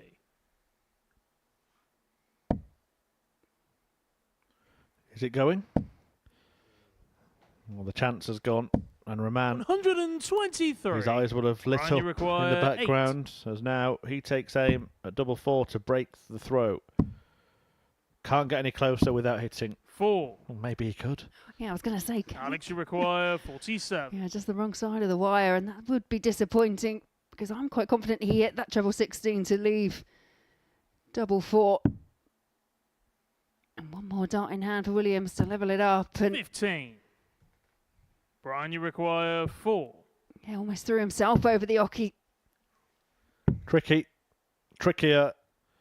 Can only see a small portion No score. and failed to find it. Alex, you require 32. None of those darts, in fact, none of the darts he's thrown at double at all have been bad ones. 6 missed in the leg, all of them resting on the wires.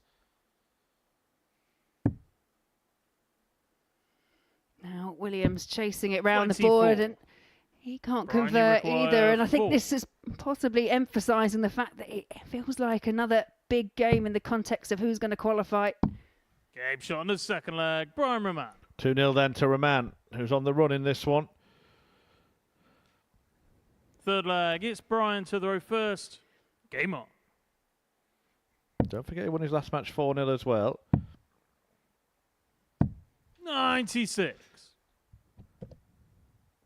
Won his first match 4-1, so, and the game he lost 4-3. So if it is going to come down to leg difference come the end of this group, he's going about things the right way, isn't he? Yeah, very much so.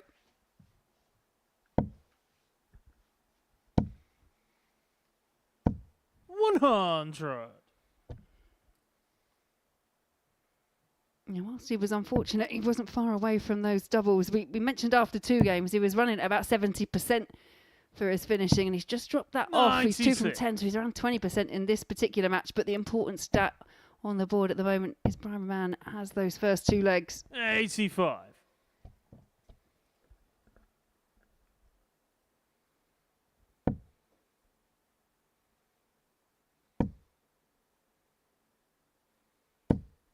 $100.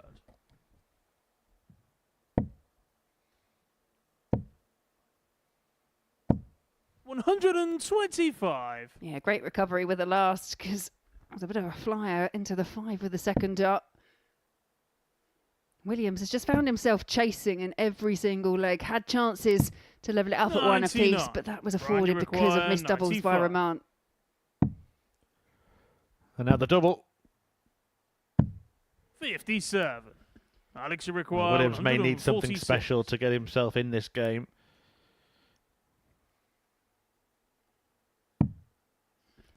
Yeah, not going to happen. And just asking the question, do you think Raman might split on this particular one? I know he went with the last 2, but they felt tentative for double 19. Yeah, I'm wondering Brian, about that you conversation we had require earlier and 38. whether or not we might see the second dart split. But no, he does go with the first. I wonder where he gone then. I just thought Drop the Game dart, shot on in the it third goes. leg. Brian Raman. No harm done, 3-0. And it's Alex Williams who's Fourth leg. It's metaphorically Alex on to the throw floor first. in this one. Game on. yeah, that they call him the Riddler. I think that would have been a complete mystery, I'll be honest, because I thought the same. 108. He 100. Well, forces in a maximum as he looks to at least elongate the encounter. 4 perfect darts. 97. Very, very good leg so far from Williams. And in this format, you're never out of it. 91.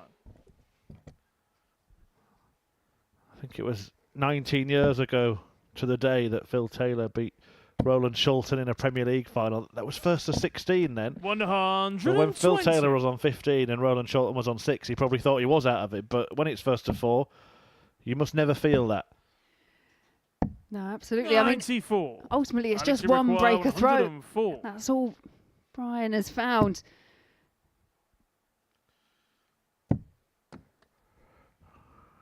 Well, Swapsy's there. Got that one already. 36. Yeah, change of MO there and not happy. And I'll just give optimism here for a man. He's thinking, if I can hit a big one here and tap him on the shoulder, 96. he might just dwell on Alex, that you little bit require of misfortune. 68. Well, back over, double 4, the target once again. Taking his time. Big dart incoming, and 60. he threw that so close to the other one. I think the flight flew Brian, you off. require 120. He fancies this, Brian Raman. Does he hit it? Pretty close to busting it, but it's tops. 100. Alex, you require 8. Alex Williams at the moment, 0 from 7 on the outer ring. How he'd like to Gets find it, on and the he full does. Flag. Alex Williams. Consolation or comeback? 5th flag. It's Brian to the row first. Game on. Raman has the darts to get it won here. 92.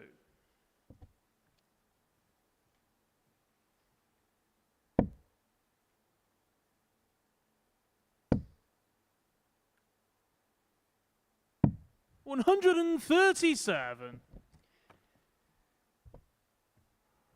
Well, Raman was ready to throw. Williams' darts were still in the board. 97. Does race to the oche, doesn't he, Brian? Yeah, he does. You need to make sure that it's clear before you let it go, to be fair.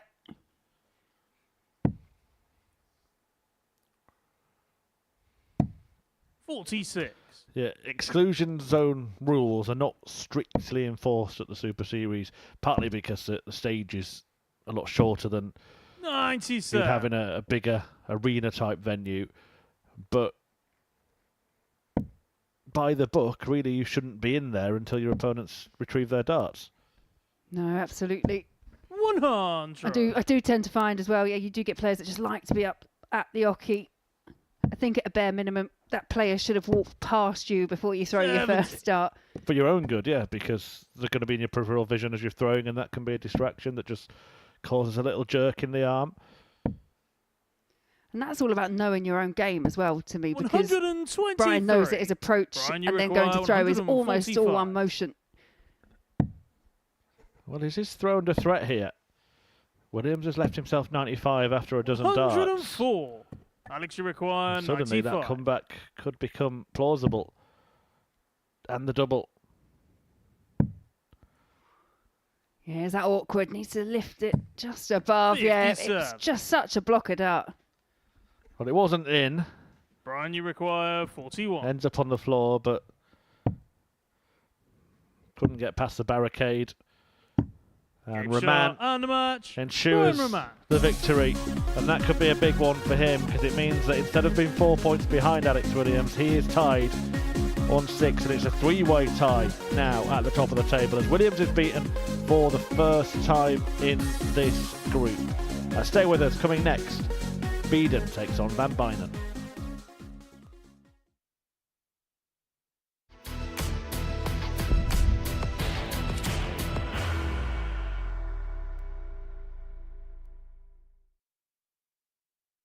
Are you ready to lift that trophy, Darius? Yes. Let's do it then. Ladies and gentlemen, your Modus Super Series 9 champion is Lucky D, Darius Labanowski!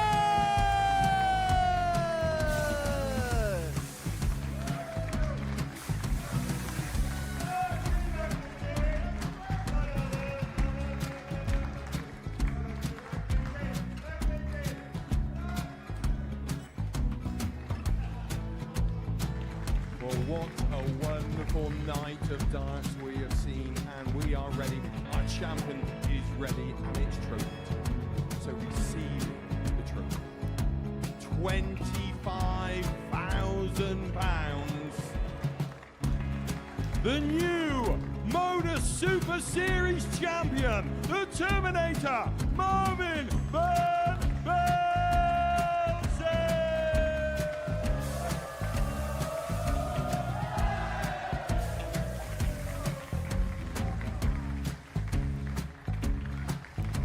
And one more time, the 8th Modus Super Series champion, the Terminator, Marvin Van Velzen. And the new Modus Super Series champion is Andreas Dirty Harrison.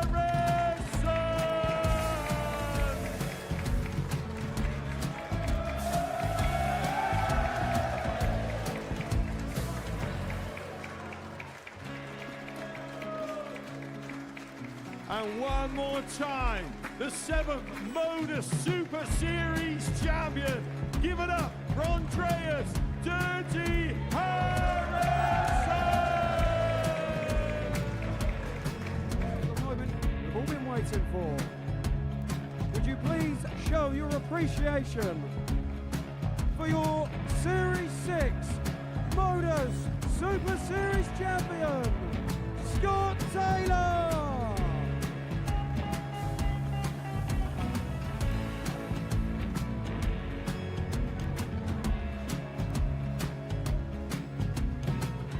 One more time, your new Modus Super Series champion.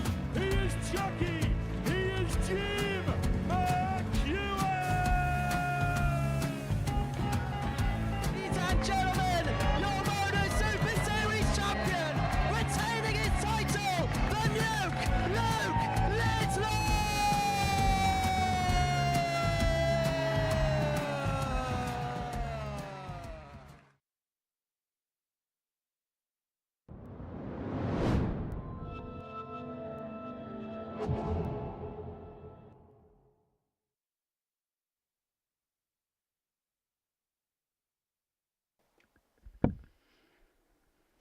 Yeah, welcome back to the Modus Super Series. We've just seen Brian Raman get the better of Alex Williams, 4 legs to 1. That sees him leapfrog to the top of the table on 6 points. Johnny Haynes also on 6 with Williams on the same points. Well, for these two, they are slightly cut adrift from the rest of the pack. Pim van Bijnen, he has yet to register a win this afternoon. He takes on Will Beaden, who has picked up a solitary victory. And the pair, they've both come via Group A, so they've met each other 3 times already this week. And Game on. day 1 on Monday, it was Beaden that won 4 legs to 1, but the next 2 encounters between the pair went the way of Van Bijnen, winning 4-3 and 4-2. And how important it would be for him to pick up a victory here. We've spoken about the struggles that he's had with dartitis. He's talked openly about it. That's a good first start from the young Dutch player. 137. And a very good last to back it up as well.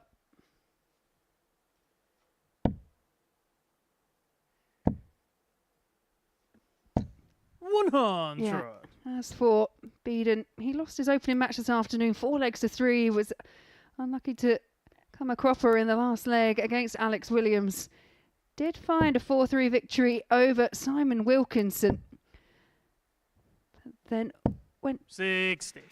down 4 legs to 1 to the very experienced Johnny Haynes in his last match out. So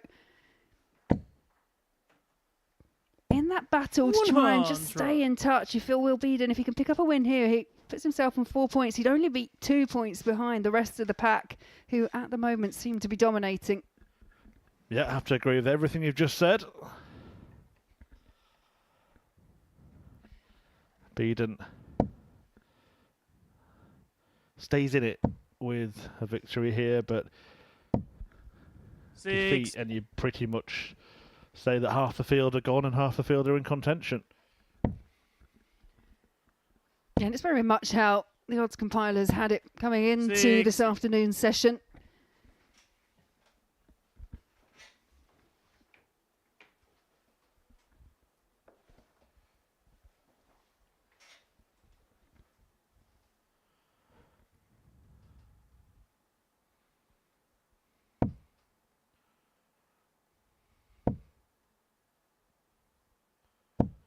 $55. Will you require 144? I think as well for Van Bijnen, if he could, obviously we've spoken about it, and it's not something, you know, it's quite apparent. But if he could sort out the kind of rocking motion, because actually he's very straight when he has the release. It's just getting that level right, which I think is just, the balance is upset by the fact that he's having to lurch forward to get that full release. It's interesting as well. You can see when he's going to throw the dart. It's not like some cases of dartitis where it's really unpredictable. It's actually getting the first dart into position that he seems to have the problem with. Will you require 105? I'll try and paint that picture in the next leg. 85. Pim, you require 130. Which he could go into 1-0 up. Can kind of pen it now. So now he's not going to throw it. Now he hasn't got a dart in his hand, so he's not going to throw it. Now he's not going to throw it. You look, it's all below his chin. When it's below his chin, he's not throwing it. But suddenly he finds himself in a higher position, and that's when he'll release the dart. And there it is. He'll throw it this time. So it's about getting the position for the first dart. 90. Yeah, great Will cover with the require last dart 20. there. No, absolutely. It's quite visible as to what he's actually going to do. Well, that was in and out. That's not in, not out. 15. And it Pim, hands you a chance for require 40. PVB here to win the opening leg against the throat.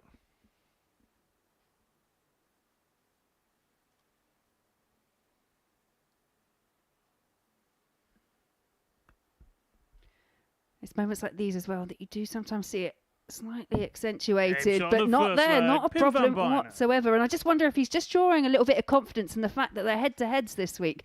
It is 2-1 Second in leg, favour of it's Van Pim to Bijnen. throw first. Game on.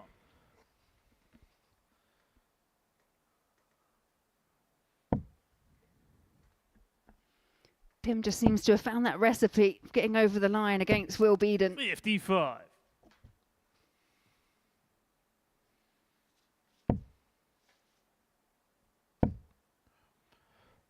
So again, just a closer look here at this case. 125. This curious case of dartitis for Pim van Bijnen. Look at the position that all the dart under the chin, not in position to throw, but then it comes high enough to sort of nose level. That's when he releases the dart. So that the less learned of us would say, well, why don't you just do that with the first dart, Pim? It's no problem. But he's obviously got some level of discomfort as he's trying to get that first dart into position. Once he's done that, 2 and 3 fly fine. I guess you can only liken it to perhaps, and again, like, I haven't had it, so, touch wood, but if you've ever had an experience of throwing a dart and then trying to stop yourself halfway through because you're going for the wrong double and then it comes out the hand and everything's wrong, and I guess it's that kind of involuntary reaction. 100. Yeah, I can't say I've ever had any experience, Laura, of stopping myself from making a bad decision. Just in life in general. Yeah. 60.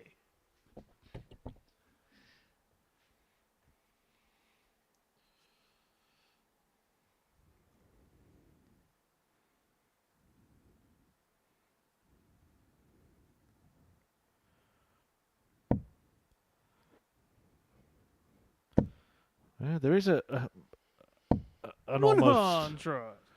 idiosyncratic consistency in his throw, if that makes any sense at all. 100. Pim, you require 125.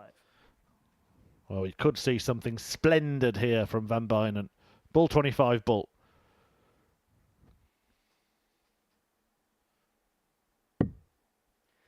Oh, 25 leaves Chun. Couldn't quite find the treble 20, so great 93. last cover. This is on par for Will being you possibly require one of the best 150? performances we've seen from him.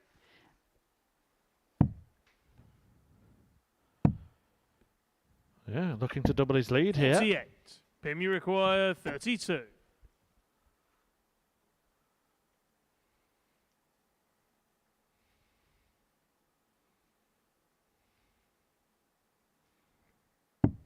Game shot on the And it second goes again. leg. Pim van No Bijnen. trouble on the doubles at all from Van Bijnen in this one. Third leg, it's Will to throw first. Game on.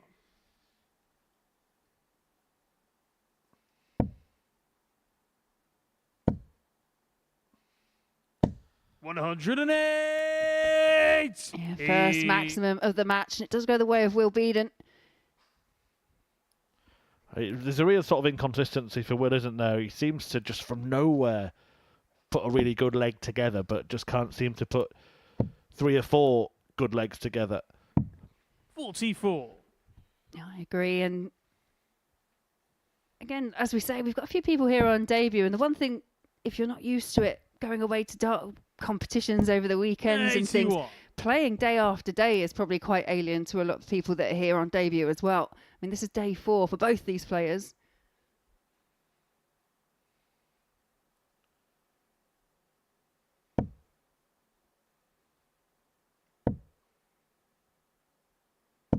$100.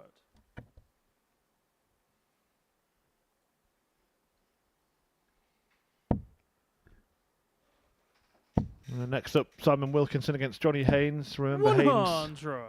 remains unbeaten in this group, the only player not to have lost a game so far.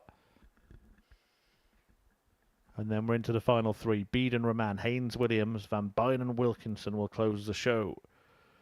But we do have another act this evening, of course, 10 fixtures from 10 p.m.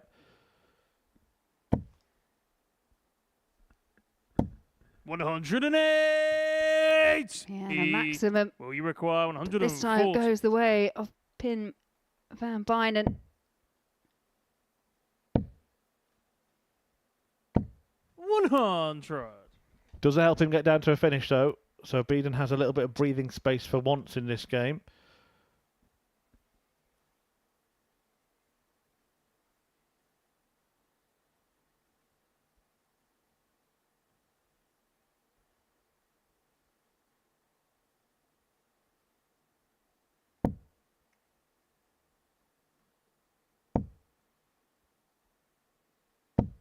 $41. Will you require 40? Double top.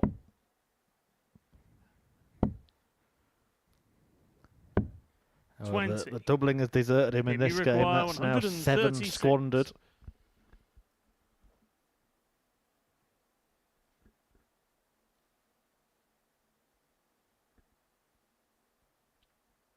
Yeah, Van Bijnen here. He knows this is a chance.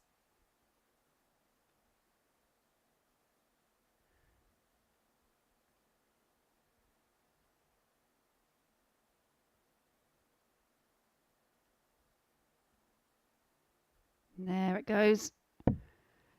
Just low on the first, and it's awkward. Needs to get one right over the top. Does 6. so, but not quite high enough. Will you require 20? Double 10. Still yet to locate a double in the game. 7 attempts. Game shot on the third leg. Missed. Will The be 8th attempt is successful, so Beaden back in it. 4th flag. It's Pim to throw first. Game on.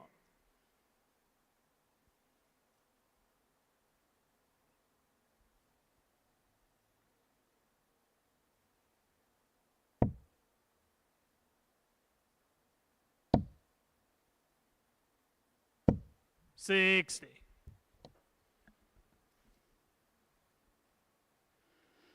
Yeah, we were talking earlier, weren't we, about the different techniques that players have used over the years to try and combat 100.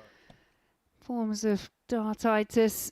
Anything from kind of more like hypnotherapy. We know of players that have had that done, but distraction techniques as well. Something so that you know, I've known players that play in a very loud environment when they're playing, just because that's very, very distracting. You know, and it's just trying to find a technique or a method that 45. works for you. But until you put it in practice in this kind of setting, you're never quite sure. Distraction techniques, and that opens up many possibilities, doesn't it? 85. I mean, I play in a room which is kind of in between the front room and the kitchen, so it's almost like an extension of a hallway, but it's more obviously room shaped, and it's just constantly kids running in and out and in and out. That is distracting in itself. Well, I can think of a quick way to stop them, but I'm sure you're much more accurate than me.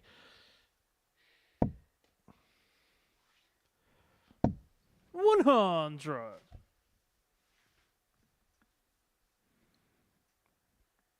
And I suppose that the problem, even with something like distraction techniques, when you're going through them, 81. then in practice, you know that they're going to be fine. But then you suddenly find yourself in the Goldfish Bowl of the Modus Super Series stage, and the noise and the traffic all stops. And it's the one thing you can't practice, isn't it? Match conditions, really. Yeah, absolutely. But they're two perfect darts, followed by a third. It's the second maximum in this match for Pim van Bijnen. And if you actually watch, and I urge you to do it in his final match of the day, watch his practice starts. There is none of it in his practice starts. Same stage, same surroundings, no pressure. 116. Harry would love to follow that second max with a ton-topping checkout here. Remember, he hasn't missed a dart double in this game, Van Bijnen. Only needs one treble. Gets that. 16. And tops. 76. Near miss. Will you require 130? Yeah, not far off the target, but does set up this chance here for Will. But that chance is now gone.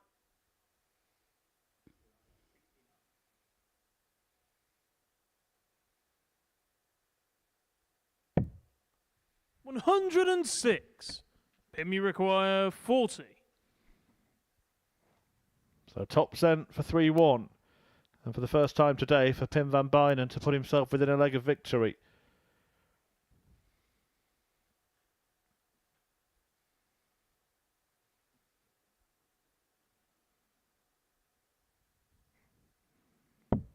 Game shot On on the point full flag. again. Pim van Bijnen.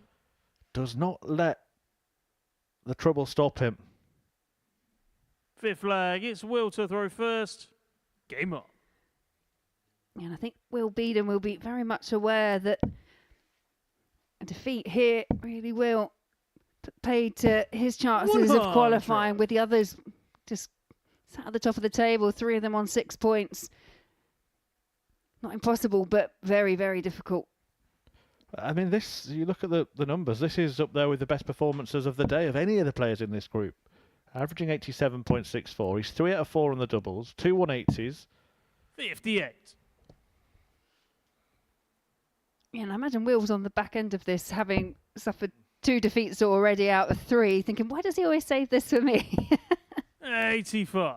As dart players, we do think like that as well. We're quite superstitious, or we look for connections that perhaps aren't really there. I think your superstition is maybe might be defined as pessimism by somebody else, Laura.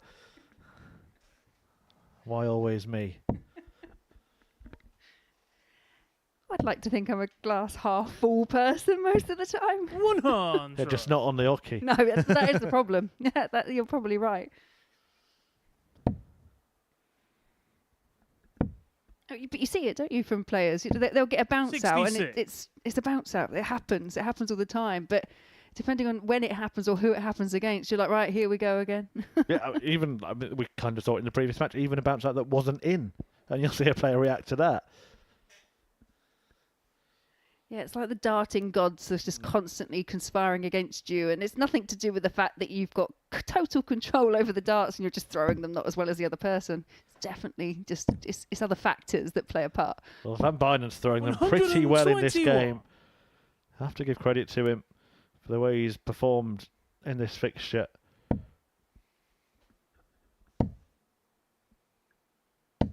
$60. And I don't think there'll be many people watching that won't be willing him on to win here. Perhaps the Beaden family, they might have a different opinion, but I totally understand. We've seen the struggles, and as you say, this is at the moment on par for being the performance of the day from any player.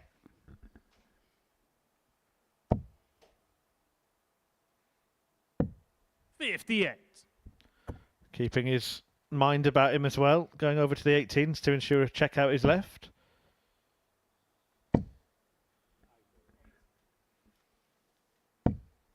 $100. Pim, you require 164.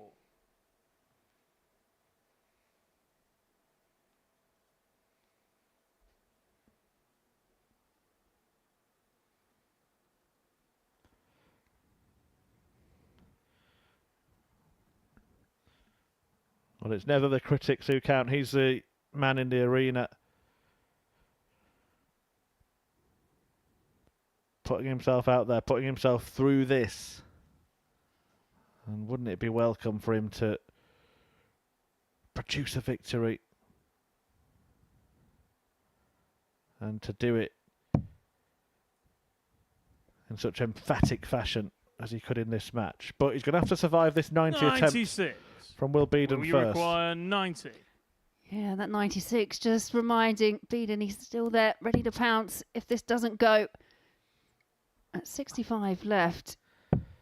Well, yeah, I think he's really hunted the treble because he felt he blocked the bull there. He's ended up missing the big number entirely.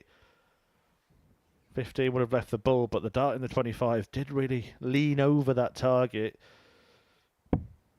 40. Pim, you require 68. So can Pim win for the first time on Thursday?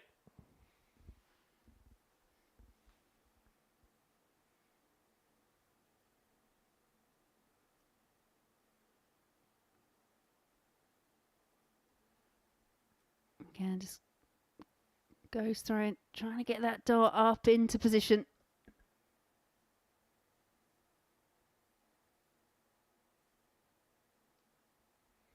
And it's for the match, isn't it? This is why it's taking longer. This is why you can't feel comfortable quickly enough. Because this is the most pressurised moment of the day so far. I think I speak for everybody watching saying, come on then, Pim. Hit it. Win it. 28. And it's just over the top. Will you require And he's going to have to go through it for at least a little longer. Yeah, Beaden options here. 18 for double 16. Double 8. 34. More chances here for Pim, Pim. you require 40.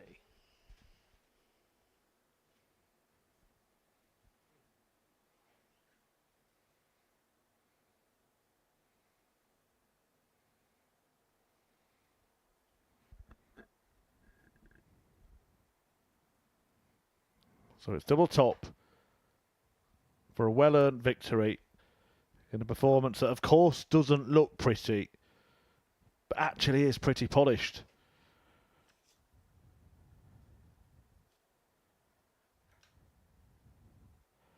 Trying to settle. Trying to diminish the darting demons to the back of his mind. Here he goes, tops. Almost went with it. Does that mean the process has to start again? No. He can try and work off that. And it's victory Van Bijnen. for Van Bijnen. And he really deserved it for what he's put himself through this week, particularly today.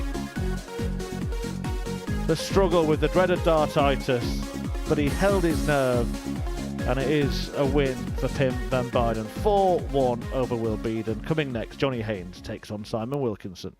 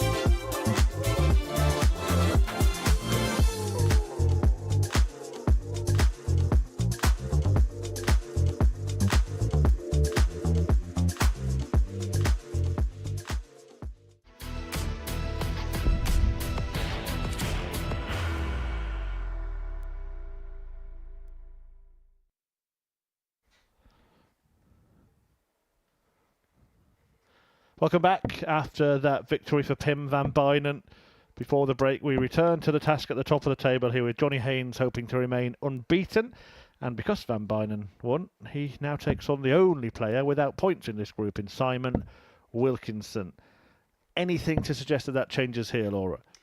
Not from what I've seen so far, and that's not to obviously any disrespect to Wilkinson, but we just know that Johnny Haynes, he's an experienced campaigner, came in First leg, it's as Simon the favourite to top the first. group here as well, and he hasn't disappointed. Other than that very tentative start in leg number 1, hasn't really looked back since. And I think the key match for me so far for Haynes is that 4-3 victory over Brian Raman, just to make sure that he is the only person so far left today that hasn't dropped a match. Yeah, and he'll face another tough test in his last game against Alex Williams, only beaten by Raman. 60. And it does indeed seem like there will be 3 in the fight on Friday. This group resumes at 1 p.m. live here on the Modus Super Series Darts channel, free 60. on Pluto TV.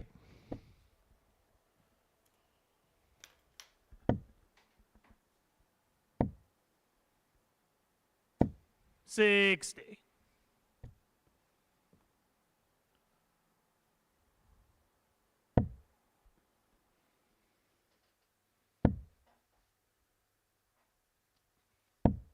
$26. Yeah, we've seen patches of good, proportions of play from Simon Wilkinson, but it just hasn't, a bit like Beaden, I guess, just hasn't really been able to 97. string everything together. And it was that match, we probably saw the best of Wilkinson in that match against Beaden, but he just ended up getting pipped to the post, losing out 4 legs to 3. 68.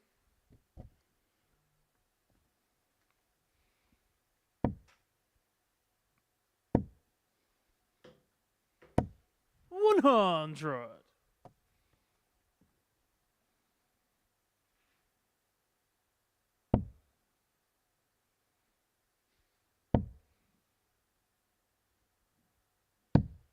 $59.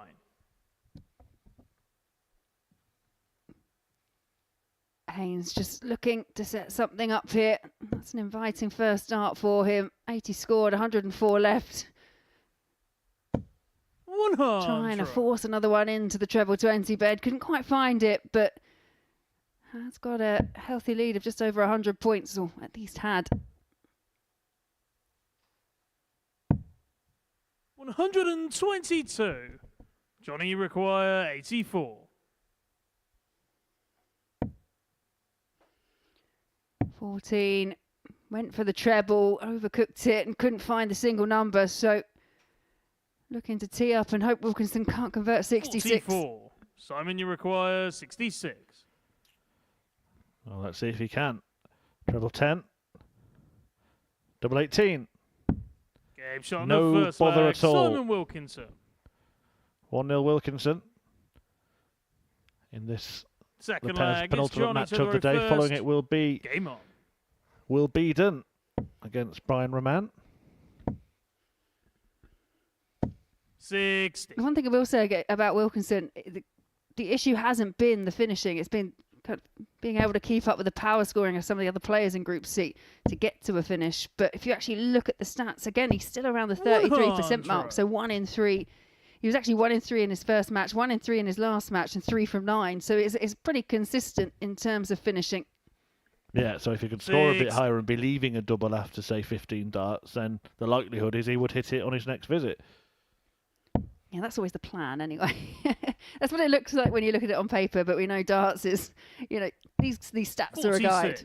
Well, how many times do we see, even with the top players, where one day they'll play and they'll say, my scoring was excellent, but my finishing wasn't there. The next day, couldn't score, but I could finish. And on those rare occasions where you put it all together, you must feel unbeatable.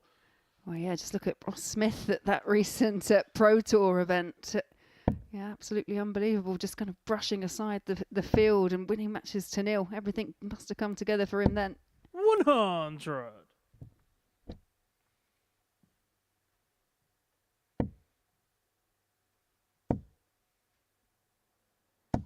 $108.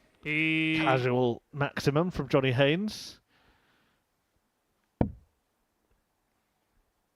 mean, that is the one way you probably would describe how Johnny Haynes is, isn't it? He is just Mr. Casual walking around there. 137. You wouldn't sometimes Johnny even know he's in a required competitive 141. event. He's just very laid back.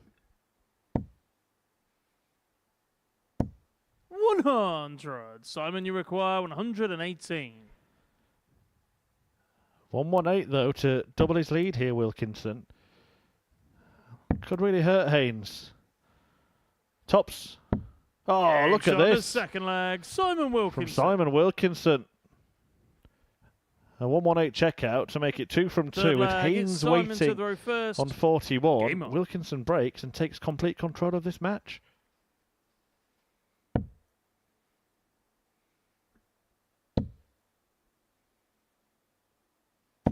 $60. Chalking up his darts again. Haynes means business.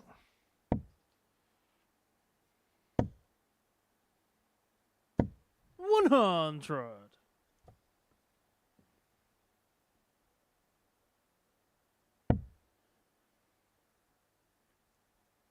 And this is the other thing for people here on debut.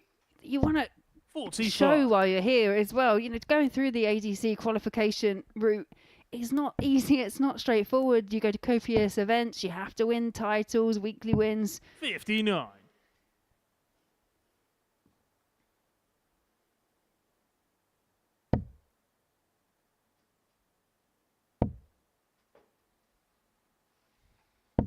$95. Well, plenty to look forward to here on the channel, including tonight's live action, and it really is a stellar cast 100. of darting talent in Group B tonight. Jamie Lewis, former World Championship semi-finalist. Emerging talent from the Northeast, Jamie Owens. John O'Shea over from Ireland, former World Master. Alex Small, former Champion of Champions 62. from Wales. And Graham Hall back at the Super Series after a 2-year stint as a PDC professional tour card holder. I mean, that is a really 78. jam-packed group. And I think the hardest thing when you have a group like that is trying to pick the 2 players that won't qualify through to finals night, because that could quite easily be 5 of the 6 in a finals night lineup. Yeah. 44. It's very unpredictable. Johnny In fact, I require would be 164. very interested to see what the oldest compilers go for this evening, because I can't split them. No, we had some real disparity, didn't we, in terms of the odds when it came to Group C, 100. and they'd been quite, quite specific as they thought this group would go. And to be fair, it has gone that way. So, like you, I'm interested to see what they do tonight, because I don't think there'll be much 40. between any of them. Johnny requires 64. Well, this will be a break back and might restore some order in this game. 4-4. 56. Well, Wilkinson has Simon, you landed require everything he's gone for. Is the 154 the next trick up his sleeve? It's not. No, he found the 118, highest checkout that we've had so far today. But those 2 94. darts there at the double Johnny for Johnny requires Haynes, 8. the first 2 he's actually had so far in the match. It just looks a little awkward, but he's managed to Shot on the utilise third it. leg, Johnny Haynes. And it's effective parity here because Haynes has a throw for 2-2. Fourth flag, it's Johnny to throw first. But he will have to Game get on. another break if he's to win the match. And Johnny's that kind of player that you won't panic about going behind, or just, just 140. keep going, confident in the fact that he is that player that's got big scores in the arsenal.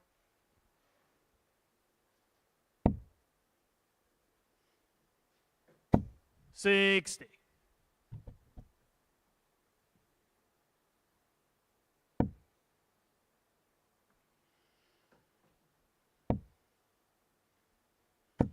$60.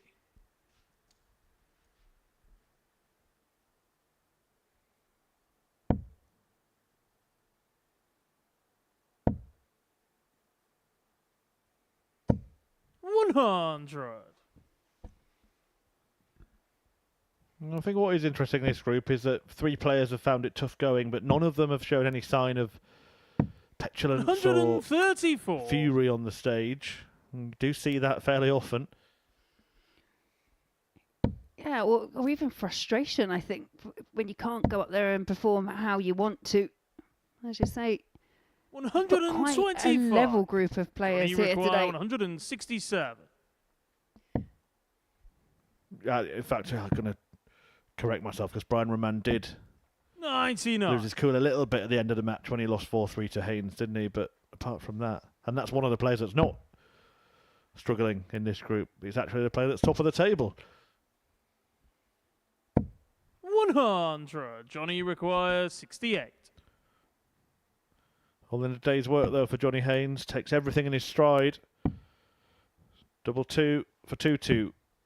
Game shot on the full flag. Johnny Haynes. Yeah, neatly taken in the end by Johnny Haynes. Levels it up at 2 apiece. Wilkinson with the darts here. Fifth flag. It's Simon But to you the just first. wonder- Game on. That bit of, for want of a better word, momentum that Wilkinson had by taking those first couple of legs. Those pinpoint precision on the finishing. As Haynes just kind of 60. put paid to that by winning the next two. I think it's the way he won the legs as well, particularly the second one when he took out the 118. Haynes was waiting on something much smaller. You 59. tend to think you can't keep doing that.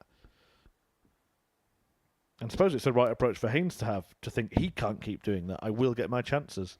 And he has got them and he's taken them and now we're all square. 46. He still has Alex Williams to play. That's going to be a big match. Brian Raman taking on Will Beaden in the next. 100. If Williams beats Haynes, Raman beats Beaden, and Haynes wins this one, then we'll have 3 players tied on 8 points going into the final day of this group. Keeps things rather interesting, doesn't it? 85. Yeah, it certainly does, because only 2 go through from Group C.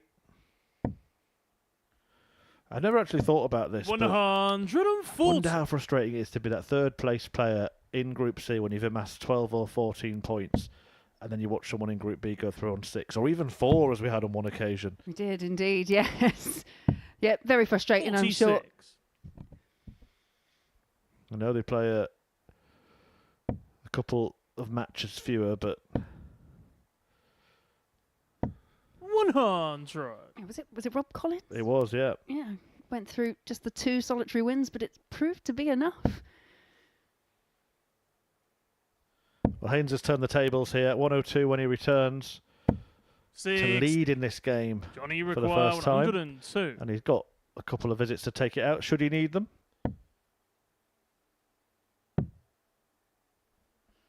Tops for 102. 62.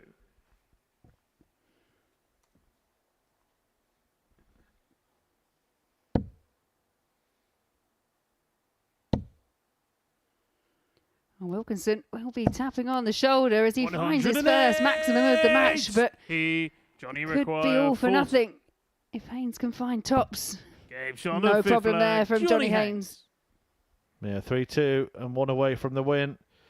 He has the darts, got the 2 Sixth breaks he flag. needed. It's Johnny to the row first. And Game on. Wilkinson's surge at the start of the match has come to an abrupt end.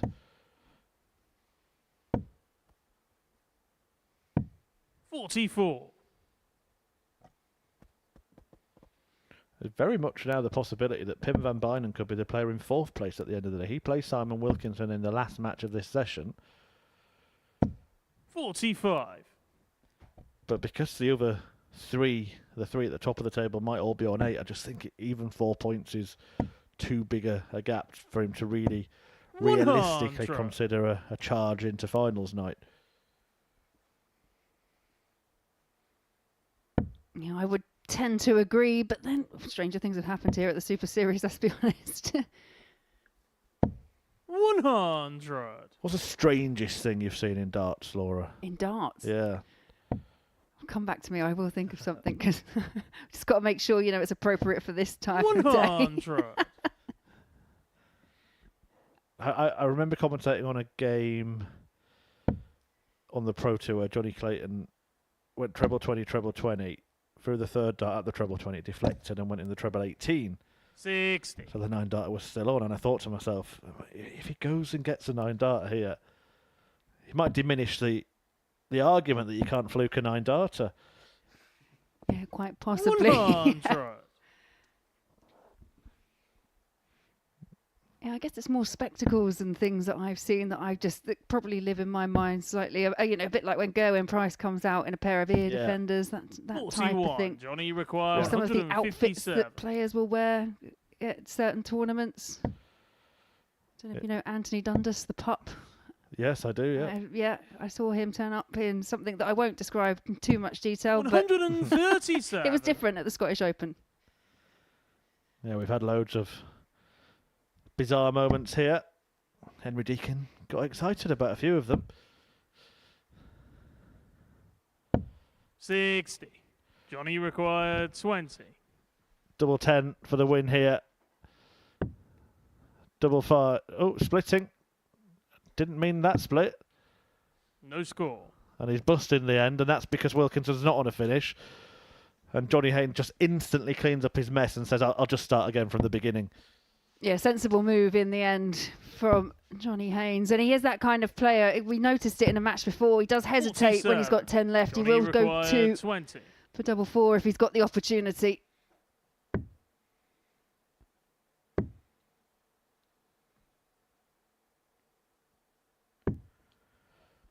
No score. Simon, you require 148. Well, does he get this? Can he get this? No, he can't. And Haynes will return. I don't know what he's faffing about at on double 10. Usually Johnny, you a require decent target 20. for him. Let's play it again, Johnny.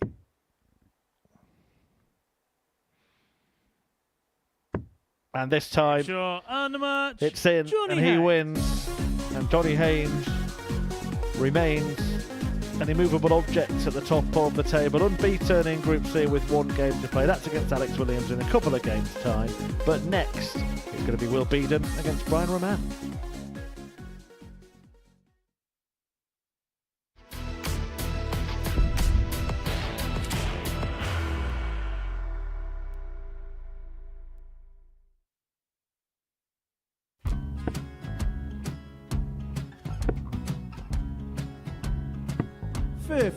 Charlie McGuire, 164.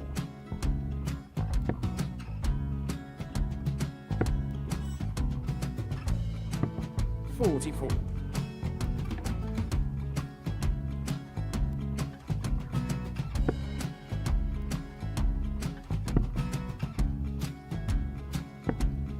32. Charlie require 120. Well, 120. He's got a fair, at least 2 handfuls at this. Just needs to stay 60. there. That's a good shot. Halves his score. Leaves himself on a 2-darter.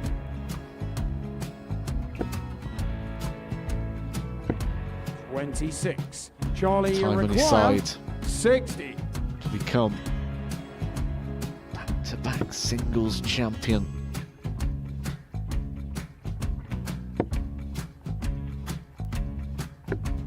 $40. Definitely a couple of nerves in those last 2 darts. But he'll be coming back.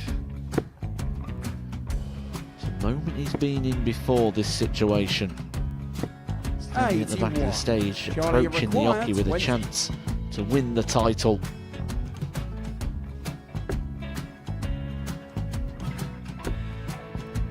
He did this to win the first title, if you remember. 11. I think he's gone. Georgia I think require he's gone to 118. bust it, maybe. The first title he won, he wanted 20. He went 6 double 7 to win it. He had a chance to replicate it again. Yeah, I get the feeling that was for a bust, and 39. on that situation there, George require Scaife wasn't even 9. able to take it out going to the 18s on that switch. Yeah, I think he just panicked a bit, but he's done well to get that big one. Sometimes can be the hardest part. Georgia requires This is it. 79. It's got to be 19s. It's got to be 19s for this shot. Big 20 and a double. He's got the first one. He's going to get a match dart here.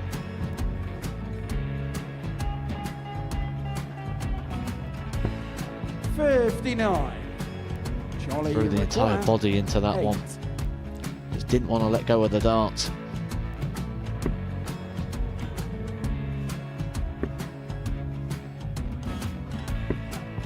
No score. He's given George a chance. George require 20. I think George has been quite good on double 10 today. So many opportunities for Charlie Murphy. Couldn't get the job done. The match! And the Red Dragon George Modus Skate. Super Series Influencers Champion, George Skate!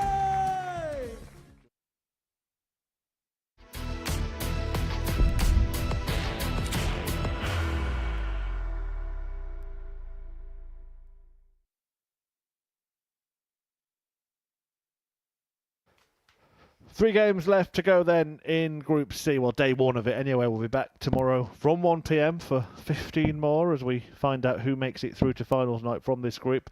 And Brian Raman is certainly firmly in the mix. He's looking to take on Will Beaden here, who, well, isn't really. But a victory in his final game could change that. However, a win for Raman. He ends the day on 8 points. Johnny Haynes already has amassed that amount. And Alex Williams, he's looking to get there himself. He's going to take on Haynes in the pair's final game. That's after this First one. leg, it's Will to throw And first. we'll see exactly where the land lies on. going into tomorrow. But you just get the feeling that Beaden has really tailed off in the second half of the day. No, I do agree. 81. And it is difficult, like I said before. This is day 4 for Will Beaden, and if it's not something you're used to doing on a day-to-day basis, it's 83. it's just another adjustment. And I think it's quite often you'll see players, especially ones that debut in Group A, kind of come back and they know what to expect the next time. And it can even be really simple 6. things like making sure you bring enough food that gets you through the day. I know players like Robert Thornton and John Henderson have actually spoken about it, and they make sure that they've got what they need, to make sure that they can have something to eat when they're hungry. Because obviously, once you're in the building, you're in the building. 22. Yeah, it's a behind closed doors event, so have to come prepared. 92. And I think sometimes that's another slight advantage with Group C and Group B. You just get that extra bit of time so that you can kind of get up in the morning, have breakfast, 6. make sure you're fully prepared for this group, or in the evening go out for a meal. I know that's what we used to do. Get ready for the 10 o'clock slot in Group B. 127. Or Raman running riot in the opening leg. 140. Brian, you require 59. Double top to win it. Shot on the first leg. Brian And Raman. in it goes. The Belgian breaks. Yeah, very much a case of wham bam, thank you, Raman. Second That's leg, it's Brian 14 to the darts. reverse. Puts him Game on on. over 100 average after the first leg. And then throws one loose one and 43. immediately berates himself.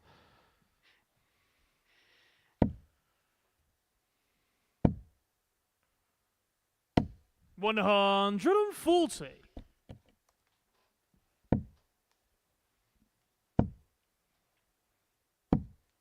52.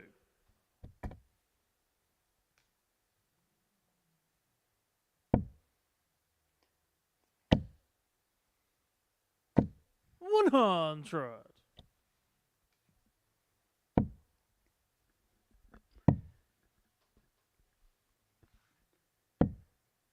59. Yeah, Raman just chasing around for one of those big trebles, couldn't find it. And he will be wary of Will Beaden because, again, both of these came through Group A. 100. Raman won the last 2 encounters, but the first one went the way of Will Beaden, 4 legs to 1 on Monday. 97.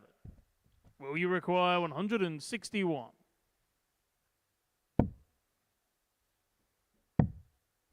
I was looking for treble 17, would have left the ball for a showstopper. 80. Again, he's put a decent leg together here. Beaden, 6. plenty Will you of talent, you require can see 81? that. Just lacking a bit of consistency. And this will be experience building for him this week. Still, though, got designs on finals night himself. Would have to win this match, you feel, to stay in contention for tomorrow. 69. I think the dream scenario, in fact, for Beaden would be for him to win here and then Haynes to to beat Williams. 42. And Haynes goes away from them, and he's We only 2 required points 12. off second place then. That would be the best possible outcome, but for Beaden has to find a way of getting past Brian Raman first. 9. Yeah, that was way Brian, off you require target. And there is an argument. I 148. know Raman is on a finish, but there could have been an argument to have just played that a bit safer. Yeah, could lose a leg now. Because 3, although the smallest, probably amongst the 96. hardest finishes in We the game. require 3. 1 for double one, and the first part is hitting the big one. Second is doing it without blocking double one, and the Huge shot third on is the hitting second double one, and leg. he Will be produced all 3 parts perfectly. I think you just took that in for him. Third leg. Break it's back as Will well to by the very Beaden, so first. all square, Game on. and his hopes remain intact.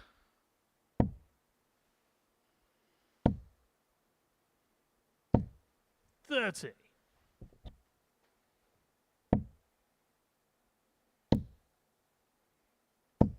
$60.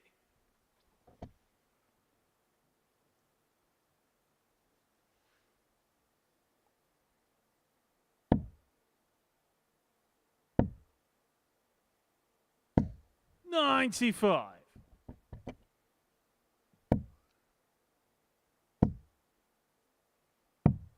$97.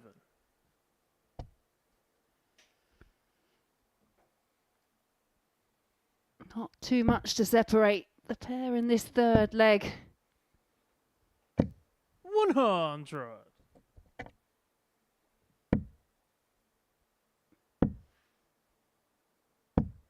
$92.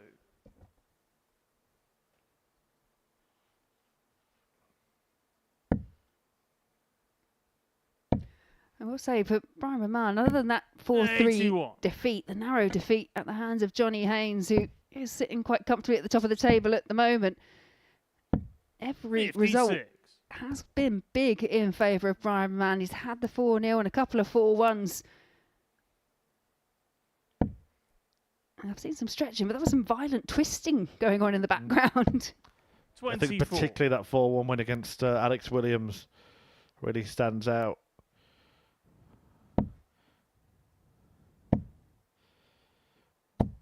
$60. Not too happy with that visit. His first to a finish, but he knows that Beaden is likely to be better placed after these 3.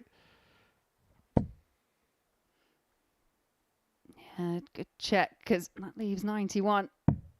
137. Brian, you require I 136. don't think he knew it left 91. I think he knew it left an odd number, but didn't hang around to work it out. 58. Will you require Now has a choice 34? to make, whether or not to go straight for the rarely seen double 17, which I am assuming he didn't, and goes for 10 Huge double shot 12. on Well, the maybe he third knew what he leg. was Will doing all be along, Laura. Yep, what do we know? Sat in here, but yeah, I was looking at the treble 19, treble Fourth 8, leg, sorry, it's treble Brian to the 17, reverse. as opposed to Game treble on. 19, but adjust well in the end. 100.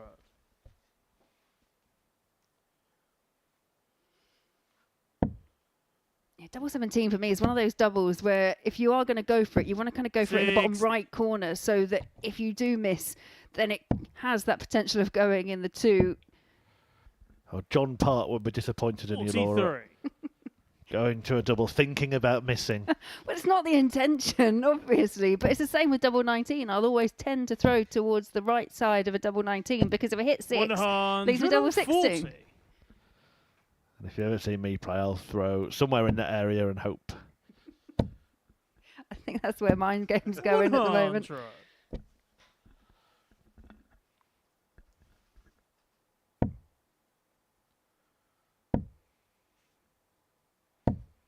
$40.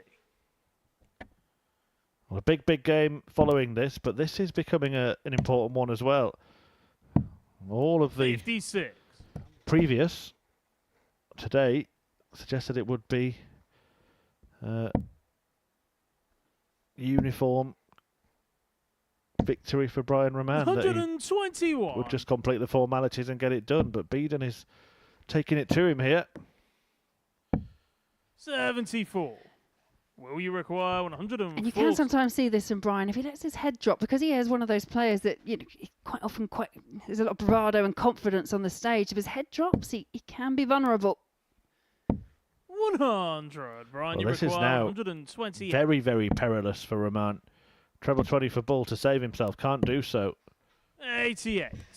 Yeah, Will finds you the ball with the require last 40? start anyway, but it's Beaden with a chance here to break, to go within one of the match and just to upset the top three, and that is what he's doing. Will Beaden.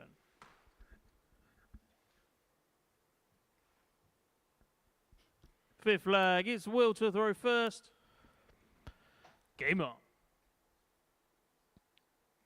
Never ever does things the easy way, does he, Brian Raman?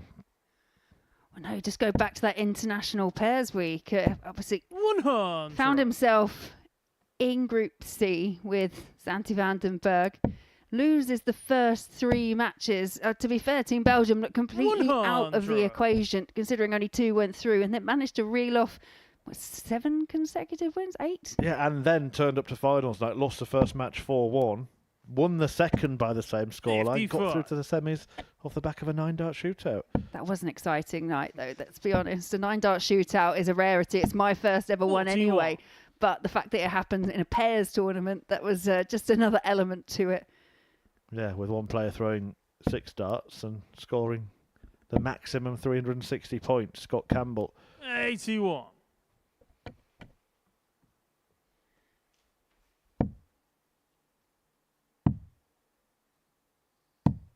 $58. Yeah, Brian Raman here really finding himself on the back foot.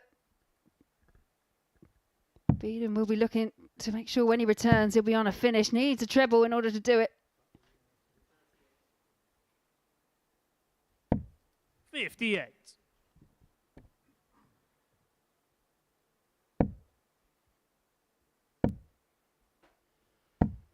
$56. Yeah, and in a similar vein to what we saw when Brian Raman took on Johnny Haynes in that final leg, that power scoring just seems to have deserted him. 95. Yeah, Beaden's in a really good position here. 100. Will you require 112? 112 for an unlikely win against Brian Raman. That really dents the Belgians' hopes of qualifying and keeps Beaden in it. That's just about safe. 80. Could have Brian, you bust there. That require was dangerous 146. business. Yeah, I don't think he was too confident that wasn't in the double, 90. but a chance here Will once you again require for a 32? 4-1 win. Well, nobody saw this coming.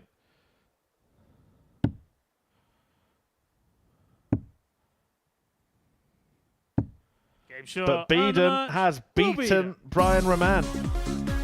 Well, what an end to the day. Unexpected twist in the tail, and it leaves this group in a bit of a cliffhanger as Raman remains on 6 points. Beaden moves on to 4, and he'll now be hoping that Haynes can beat Williams because he'll keep him well in contention. Stay with us for that.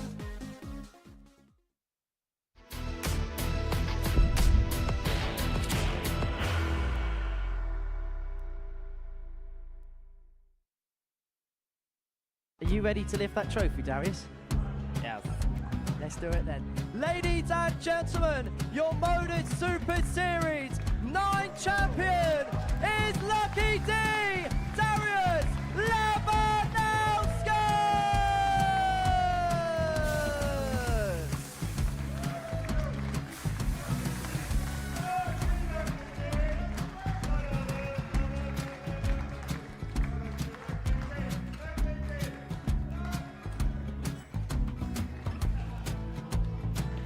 Well, what a wonderful night of darts we have seen, and we are ready. Our champion is ready, and it's trophy time. So receive the trophy. £25,000. The new Modus Super Series champion, the Terminator, Marvin Van Velzen.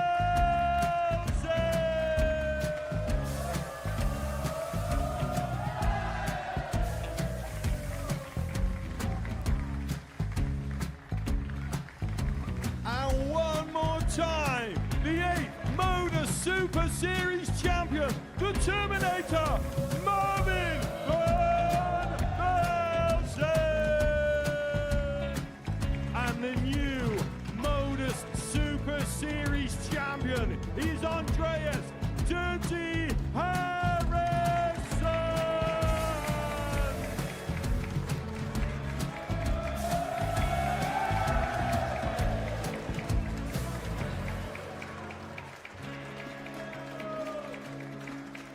And one more time, the 7th Modus Super Series champion. Give it up for Andreas Dirty Harrison. The moment we've all been waiting for. Would you please show your appreciation for your Series 6 Modus Super Series champion, Scott Taylor.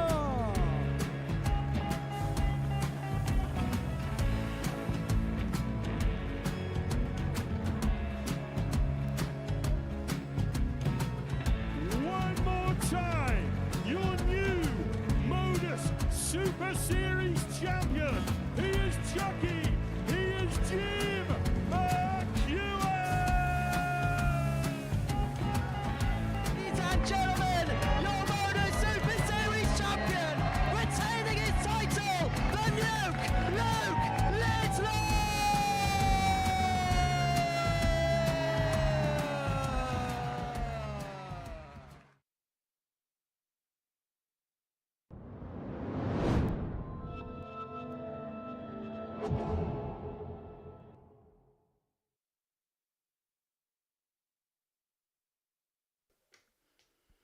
Yeah, welcome back to the Modus Super Series. You're joining us here for the penultimate game where where Johnny Haynes will take on Alex Williams in a match that could really see the table start to take shape. Now you see table topper Johnny Haynes just in the background looking nice and relaxed. He is sat at the top of the table on 8 points. Defeat for Brian Raman in the previous game sees him on 6 points. He'll finish his day on 6 with Alex Williams chasing down that second spot. Now, if Alex Williams can win here, he will jump over the top of Brian Raman and also finish on 8 points. It's all looking rather tasty going into tomorrow, and we still have one more game to come after this. But it's Johnny Haynes here with the advantage of throw. And he has been very much the man to beat. Hasn't dropped a match so far today. Was pushed quite far by Brian Raman. It was 4 legs to 3. But it is Johnny Haynes kicking off the action. Ton found, but back comes Alex Williams. 140.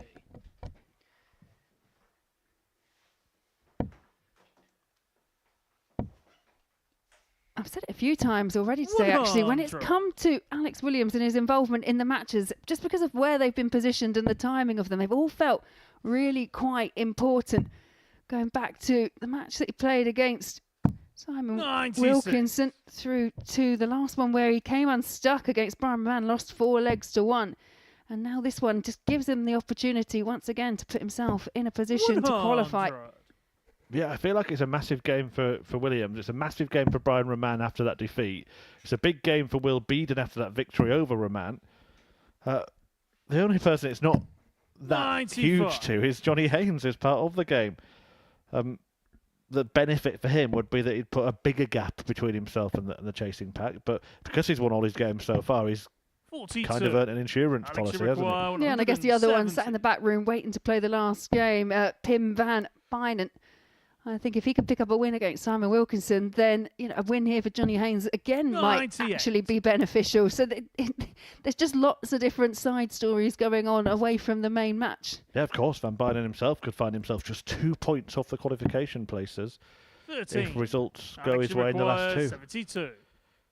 However, Williams will have his own thoughts and feelings, and he's looking at tops to break immediately. 32.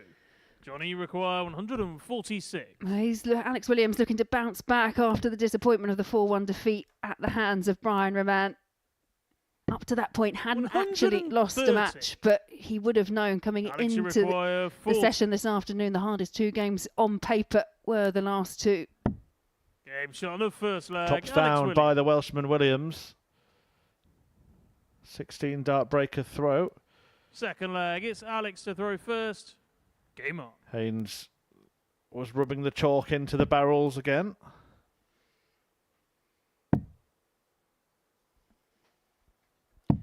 $58. Yeah, whilst it's an early break for Williams, now is the important leg. Needs to find a hole just to put that bit of pressure on. But we know from Johnny Haynes, we saw him go behind in his previous match against Simon Wilkinson. Just being a couple of legs off, it doesn't seem to faze Johnny.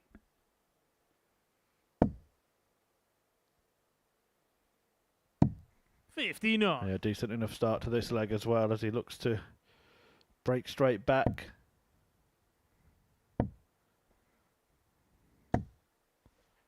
$70.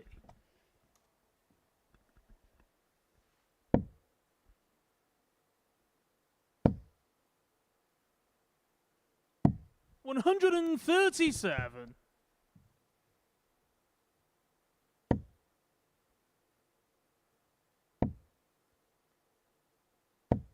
$60.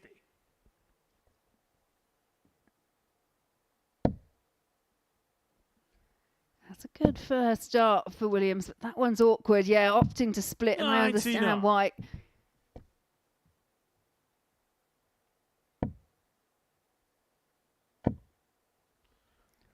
Looks precarious. He's got to move away, hasn't he? Yeah, absolutely. Not quite the outcome he would have wanted, but it's better than having a treble 20 on the floor. So return for 114.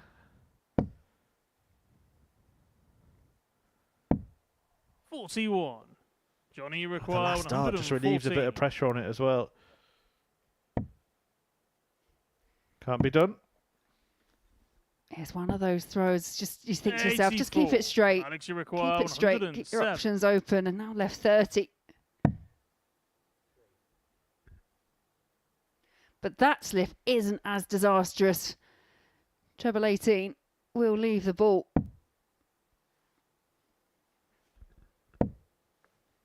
$41. Johnny required 30. Yeah, shake of the head from both. And I'll be honest, the routes that they've taken to get to the positions they're in this leg, they've been a bit dubious. He's usually very good at using the darts on the outside of score. doubles, Johnny Haynes, but Alex, on you that require occasion he couldn't. 66. Does he still think that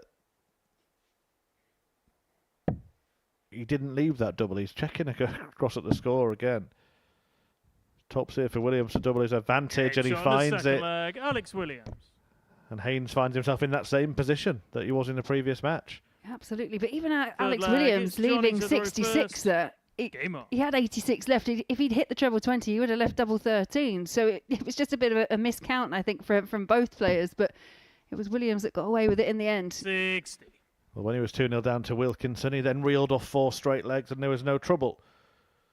But Williams is a player that's fighting at the same end of the table as he is. Wilkinson's still looking for his first win. He'll get the chance to get it against Pim van Bijnen in our final match of this session. 60.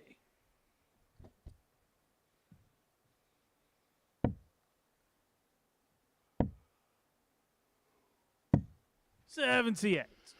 I'm just wondering how much that double, double 15 left for Johnny Haynes, how much that's kind of playing on the back of his mind, because he doesn't look quite as focused as we've seen him. He's looking over at the scoreboard again. 58. And it's one thing you have to do, kind of draw a line under it. But sometimes if something's annoying you and niggling at the back of your mind, you think, right, I'm going to ask that at the end. How did I leave 30? Do you 60. feel more comfortable, Laura, because you've played in both scenarios, with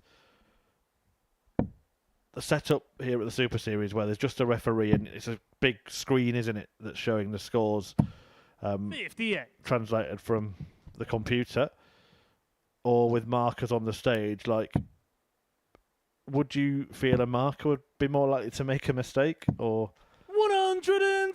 the system we have here? Because I think that's what's going through his head, is that it was a mistake. It wasn't, it was his mistake. Yeah, I'm probably... I mean, I don't mind either, to be perfectly 58. honest with you. I Johnny think, require I can understand why, 132. but the PDC especially at the moment still have markers just because of a failure in technology if that happens. But yeah, I'm not too worried. I think 92. for me it's just I would still be trying to work out where I'd gone wrong, and if you can't work it out, I think that's where the frustration lies. Yeah, you don't look for someone to blame then. No, definitely not. It's normally me when it 41. comes to a maths Johnny issue. Let's be require honest. 40. Well, simple one here for Haynes. Tops he wants. Yeah, is that too awkward? Yeah, great Good angle score. to show the real lie of the dart there. And he basically had to go to the right of it because he could not get underneath it. Although we have seen Peter Wright sort of crouch down to try and navigate darts like that, haven't we? 58. Yeah, I don't know if that's a Johnny technique that will require really 40. catch on. I mean, you could imagine Jimmy Van Schie trying to crouch underneath to try and get the angle right. Game shot on the third Yeah, but leg. no Johnny issue Haynes. with the angle there for Johnny Haynes. Yeah, avoided Williams' blushes there because we've mentioned Fourth counting in flag this is match Alex already, to but throw he first. managed to Game leave on. 168. And it was avoidable. 99.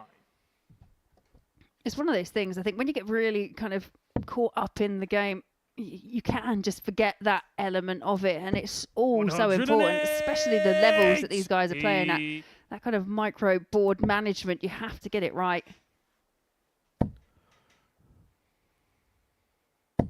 60.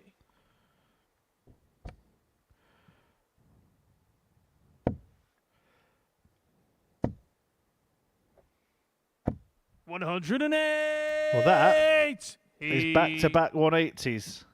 And Johnny Haynes has teed up the prospect of a perfect leg. 78. Johnny require 141. I can't find that first treble. 6 perfect darts in, but in the context of the match, 6. which is all important, he's in a fantastic position down to 81 after just 9. And I do wonder, when players go a couple of 180s in, you've got to be thinking about it, right? Oh, absolutely.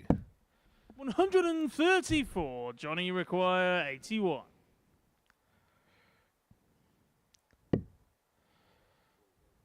Think there'll be one tonight in the Premier League playoffs? Well, it was last year, Luke Littler in the final. Oh, and 64. if I'm honest, it has been Alex, a you record year require for 9 darts. I think there's been 130. 5 this year. Yeah, lots of golden darts handed out. Yeah, it's just dangle that carrot of £30,000 golden darts. I wonder if the sponsor, looking back on it, may have overcooked the prize money. Yeah, somebody in some department forgot to write the first player to 90. hit. Johnny requires 16. 88 Game for shot on the Haynes to fourth hit. leg. And Johnny he does Haynes. for a 13 darter, and we're kind of seeing a mirror image of that previous game. Lost the first 2 legs and then Fifth comes leg, it's bouncing Johnny back. to throw first. Game on. Another leg chalked up. And now he will try and hold his throw to take the lead. 100.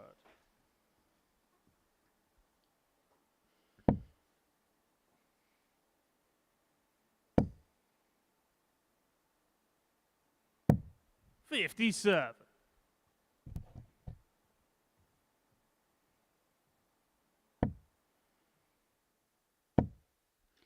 Yeah, Johnny Haynes back in again. That's the 3rd maximum 108. for the punk. In what as well? 4 scoring visits? 97. It's such a. I've always said darts is a funny game. Sometimes something can just change and everything just clicks together, and it's definitely going that way for Johnny Haynes. 108. 4 out of 5. 4 out of 5 scoring visits have been 180s. Somebody get him a taxi to the O2. Johnny Haynes would win the Premier League 97. playoffs Johnny require if he played like 41. this.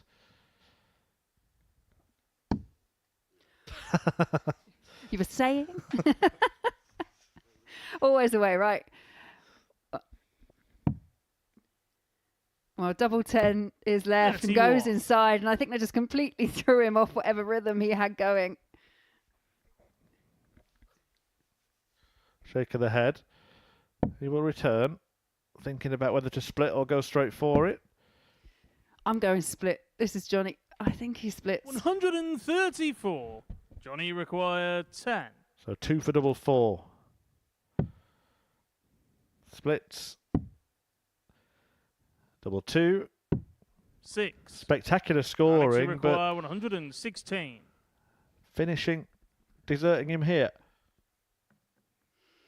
Yeah, shake of the head. Not quite sure what's happening, but if Williams can find a route through to the treble 19, it will leave him a shot on tops, and that's a wicked deflection into the 3. And kind of just see from the reaction 42. of Alex Williams there, disappointed. Johnny require 4. Double 1, he's hit it already in this leg. Game He shot on hits the it fifth again. leg. Johnny Haynes. Turns it around. 2-0 down becomes 3-2 up. Remember, he's going Sixth for an flag, unbeaten it's day here, Alex to Johnny throw Haynes. first. He's 1 leg away Game from on. achieving it. Not bad for a substitute. Yeah, subs go. He's tagged in pretty well. 57.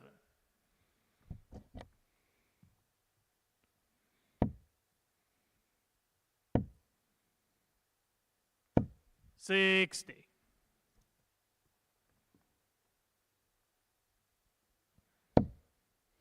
And I think if you're Alex Williams as well, you go 2-0 up against the guy that's at top of the table. You're feeling quite comfortable. And then Johnny Haynes 135. just absolutely had that blitz of scoring, 4 180s in just a couple of legs.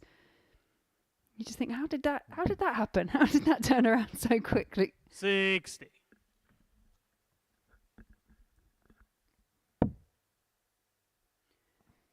Just the way his darts lie, like that, it's awkward. It's hard to find a route through. He's having to 57. chase the treble around the board.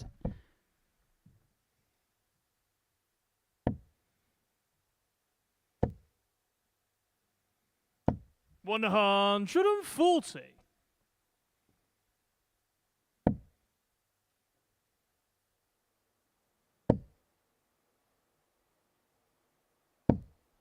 $100. Trying his best to fight back. But can Mr. Maximum produce another? 108. Of course he can, yeah. Alex, you require An absolute 152. masterclass when it comes to 180 hitting. Yeah, sublimely timed as well. His 5th of the match. Johnny Haynes to put himself at match point and on the brink of producing 56. a 5th win Johnny requires 61. from 5 fixtures today. Choices? That's the problem. He called it earlier. Yeah. Leaves him on 11. So looking at 3 for double 4 for a 4-2 victory. And it and the is a match, 4-2 win Johnny for Haynes. Johnny Haynes over Alex Williams. Alex Williams will feel disappointed, raced into a 2-0 lead, but by courtesy of 5 maximums from Johnny Haynes, finds himself overall the winner of that fixture and firmly top of the table as he completes the card. But we've got one more game left, and that's Pim van Bijnen take it on Simon Wilkinson.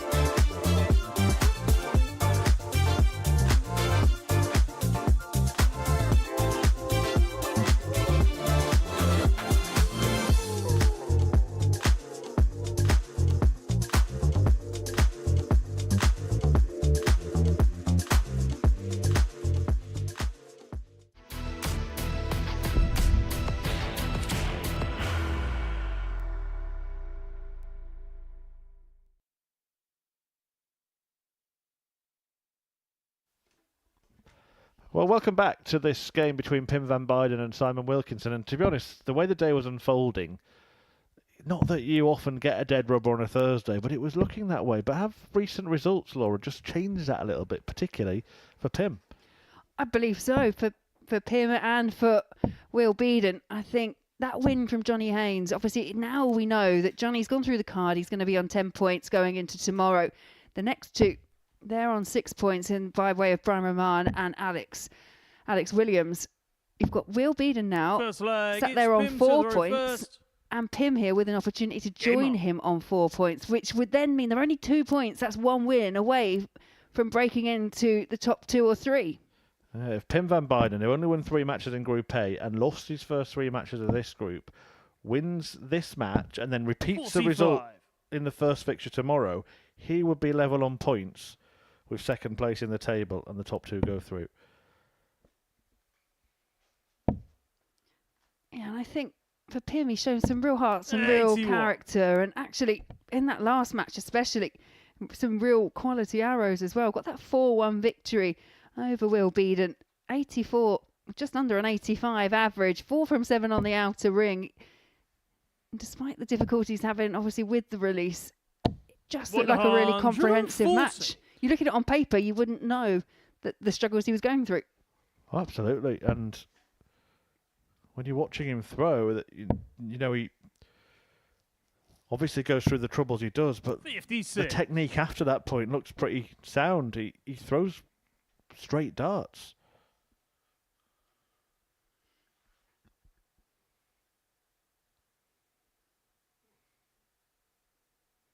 Yeah, when you're selected to play for your country, even at a youth level, and when you look at the names that were playing around the same time as when he represented Holland, when he played alongside Bradley Ruser, who was obviously a player that's really well known here, but you had the likes of Luke Littler, Archie Self, Charlie Manby, Thomas Banks, all names that we're very familiar with now. 81.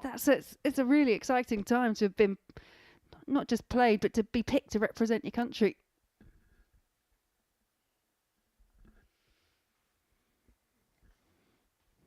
Yeah, and to be honest, despite what he's going through, you'd make him favourite to win this match. Yeah, we've seen a couple. We've seen some good stuff from Wilkinson, especially in that last match against Haynes. Raced into the 2-0 lead and then just tailed off and allowed Haynes to reel off 4 consecutive legs. It's just stringing everything together. And Pim's been able to do that this afternoon, whereas Wilkinson just hasn't.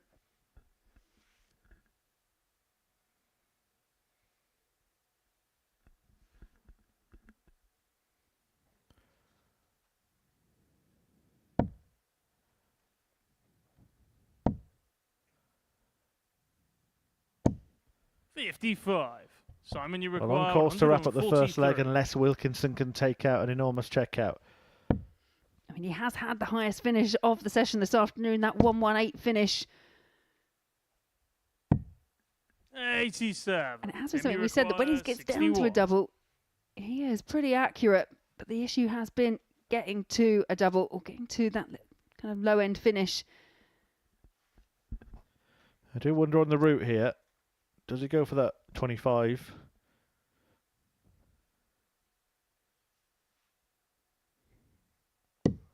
He does, and he gets it. For double 18. 25. And got further away from that target. 56. And this is where Wilkinson has been extremely accurate.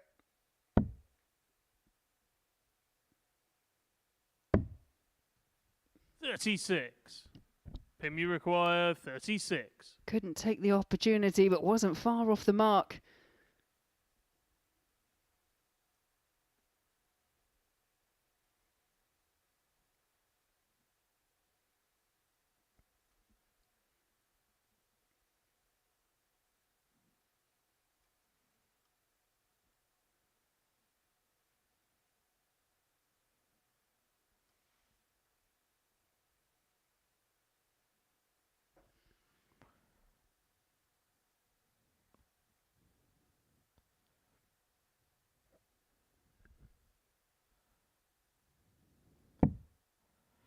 Double 9 then. You'll be disappointed there. No score.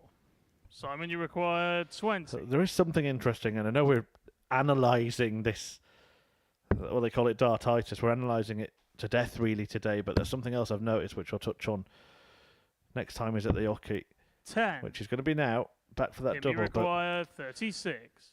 Just an observation that we noticed that you can tell when he's going to throw because it's higher than the dart that he draws back. But then he does that practice swing, and the practice swing he does is actually in the position he doesn't want to throw from, which I find interesting. Yeah, I noticed the same, and you can actually see the kind of build-up of anxiety, and yeah, there he almost had it, got it now. And it's almost about releasing that first one and then trying to adjust from the position of where the first one lands. 18. Just the pressure Simon, of you just finishing require off 10. this leg, just proving a bit troublesome for him at the moment. I also wonder if he's had a look at the table and realised the situation. No score. And that's pressure for Wilkinson as Tim, well you coming into require play. 18. Because this is up there with the most affected he's been this week, and it's probably the first time this week that he's looked like he might have a chance of getting through to finals night. And suddenly, it's not just that he's taken his time to sort out the problem, but the darts at double have been nowhere near. Yeah, and again, this is about trying to find a way of releasing that first one and then finding the adjustment. The problem will be, a double like double 18, you don't want to go inside. And this time he has, and you could see just that shake of the head. So now it's about getting the one. And now over to double 4. 10. Wilkinson Simon, you require 10. back at the hockey again. Changing his MO this time, straight for it. Doesn't want to miss a big number like he did last time. Doesn't. 8. But can't find the double either. Pim, you require 8.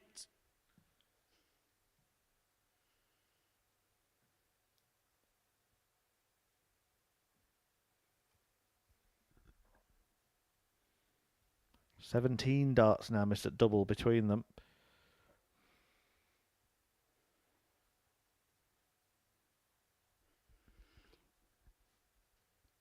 Yeah, and it's one of those games, isn't it, that they both probably sense that opportunity of being able to pick up a couple of points, to pick up a valuable win. But that in itself comes with additional pressure as well. So this is coming from all angles, but that's a good first start. 6. Simon, you require Just that visit 2. alone, Laura, took about 45 seconds. He may have blocked that partially. No score.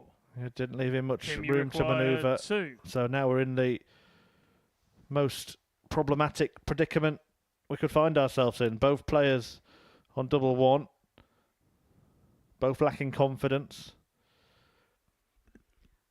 And I can really empathise because I've done this in possibly one of the most public arenas that you could ever do it in when we played at the O2 at the World Championships. I think it was myself and Corinne Hammond. And it got to a point we were just willing each other to try and hit it to finish off the leg. No score. I think the longest leg we've had in terms Simon, of you number of require darts 2. is 39. That was Alex Spellman. I think the longest leg we've No had in score. terms of time is Pim, you this one, require 2. which has now surpassed 8 minutes.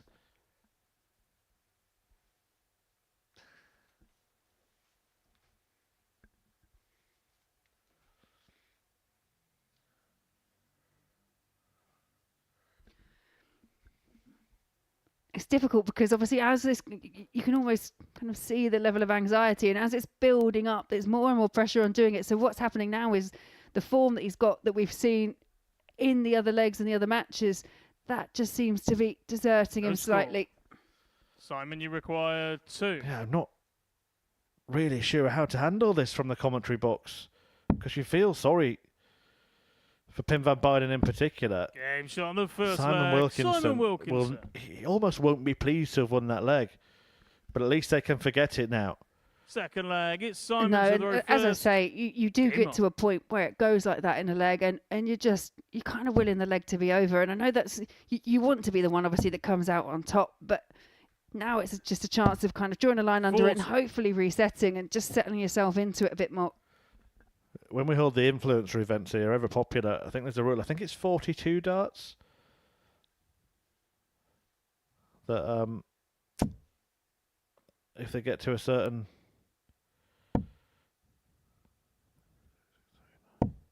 66. number, they go straight for the bull. They just stop throwing at double. And we did something similar at a private event, which was a workplace that held an event here. 58. And that happened in the final, the last leg of the final, and they had to go for the bull after missing loads of darts at double. And what happens? One of them hits the bullseye. It's just the irony of it, but you know, I 45. probably would say that there isn't many a dart player around that hasn't been in this kind of situation where the harder you try, then the more difficult it gets, and then when you've got the additional kind of pressure that Pim has with 82. trying to overcome, you know, the dartitis side of things, it just all kind of mounts up.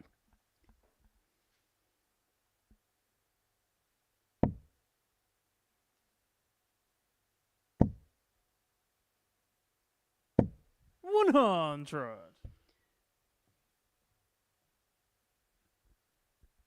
Better visit there from Van Bijnen.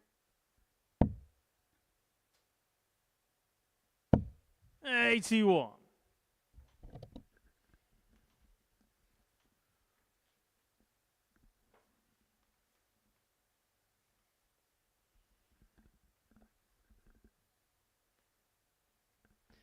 And I will say, up to the point where Van Bijnen actually had the opportunity to see off that first leg, I actually felt like he was throwing and going up to the board with a bit more kind of confidence and without so much of a stutter to get that first dart out of the hand. The worry is that if he was starting to improve a little bit, all of that at the end of the last leg might have undone that progress. 48. Simon Wilkinson breaking in 35 darts in the end.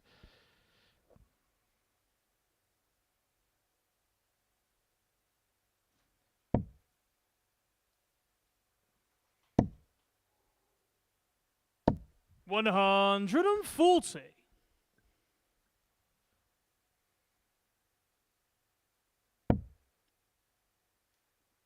Once again, looking likely that it's Van Bijnen that's going to be first down to a finish. 140. Wilkinson not far behind, leaving himself Give me 52. require 90. But Van Bijnen here, options on 90. I think these kind of finishes might suit him better because when he goes for the double, he'll thrown a couple of darts already. If you can go 20-20 bull, you almost feel more confident of hitting it than going straight for a double.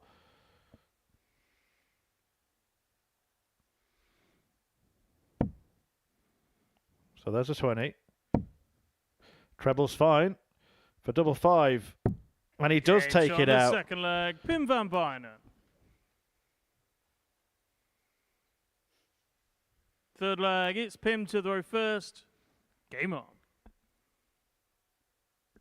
Yeah, and that is darts for some players just summed up in those two legs. Pim had 16 darts at the outer ring in the leg before, couldn't find it. One dart at double 5, bam, out you go on a 90 finish. 60. Yeah, that improves his checkout percentage to 5.88%. Tongue is in my cheek. But they've missed 30 darts 44. between them. I mean, everyone who's ever played darts has been involved in one of the horror legs, and you're exactly right. You start wanting your opponent to hit the double just to bring an end to it. But 30 darts missed between them. And all of it happened in one leg. 140. But the one thing he's shown, hasn't he, Van Bijnen, is that level of resilience, that want and desire to just keep pushing forward and keep playing and being competitive. 100. Yeah, absolutely superb. in terms of spirit and heart, determination.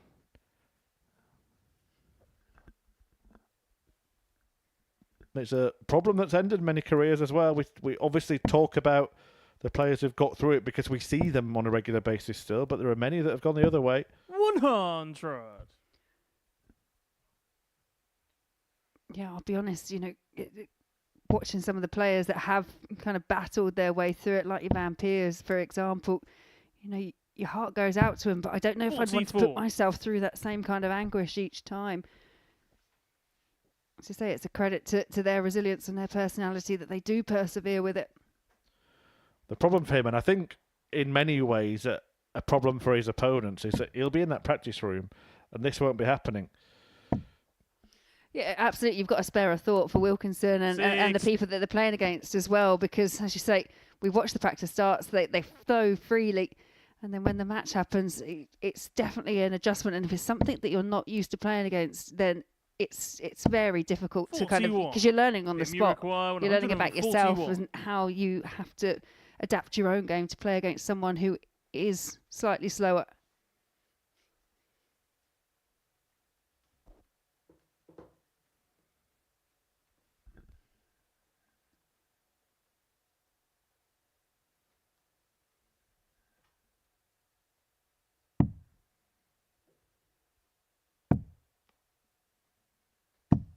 $57.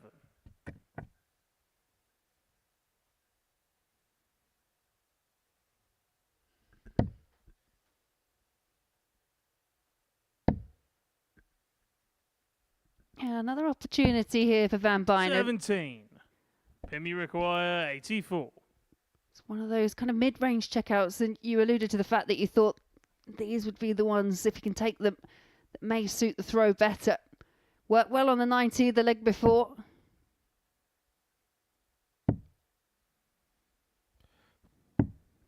$52. Well, now he has got that issue where he's going straight for a double, and describing that as an issue seems bizarre, but just seems to add more pressure. Yeah, the 4-1 win over Beaden, it didn't 108. seem to be much of an issue. And Pim you require Wilkinson 32. finds the first maximum of the match, puts him in contention if Van Bijnen can't find this. And, you know, is that the additional pressure that he didn't need because he had time prior to this throw? I mean, the good news is it's the ideal double to go for in terms of the breakdown.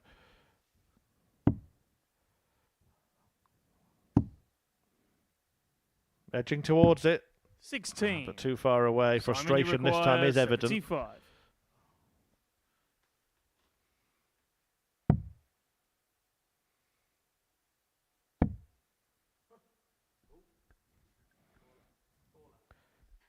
I think he thought that he'd bust the score there, but he's got double two left. 73. Pim you He require finds himself 16. back in the madhouse. If he does have an opportunity to come back, it's Van Bijnen hit, 8 required.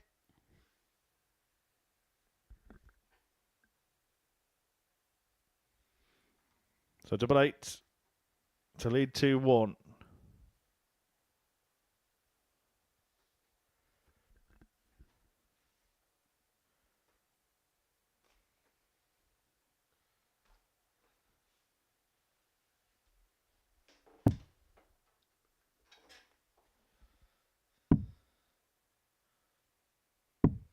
$8. Simon, you require 2.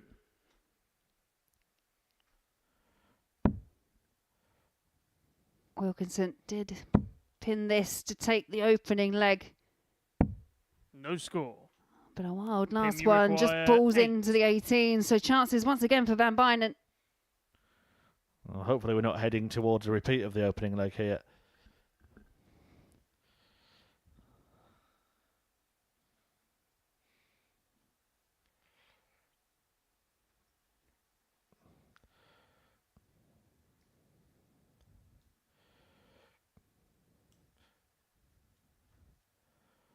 Just got a feel for him. You almost don't want to watch. Deflect from what's going on. But what's going on here leg. Pim Van Bijnen. is he's taking the lead at 2-1. Fourth flag, it's Simon to throw first. Game on. I think I can safely say now this will be the record for the longest match that we've ever had at the Super Series. We've already reached 19 minutes. We've never gone 44. into half an hour territory, Laura, but it could head that way.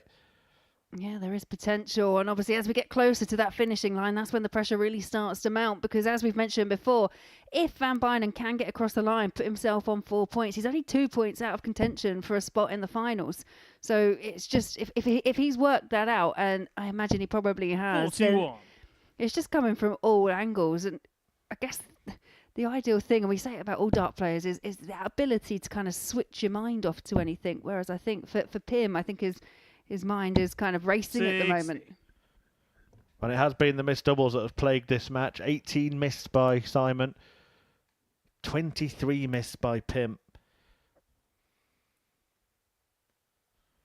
And his record on doubles hadn't been that bad throughout the week. Well, no, and also coming into the match, I think I was saying prior to this, Wilkinson, when he had a chance at a double, he was 100% in his 45. previous match, which included a 118 finish, and the rest were all 33%. He was 1 from 3, and it just seems to have deserted them both coming into the final fixture today.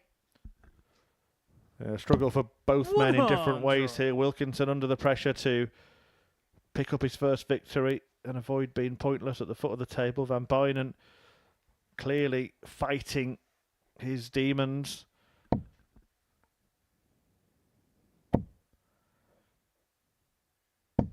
$60. On that occasion as well, I think he kind of forced himself to throw that dart because it wasn't from the position that we've been used to seeing.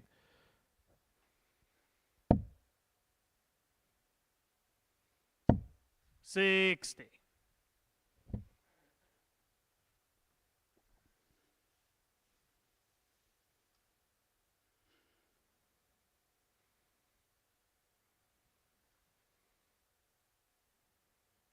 Wilkinson just trying to chip away at that score. 43. Yeah, Van Bijnen then just no real response.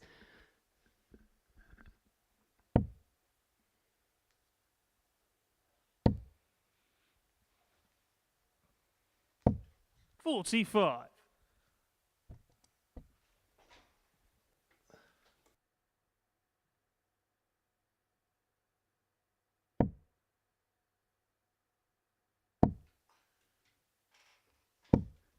$100.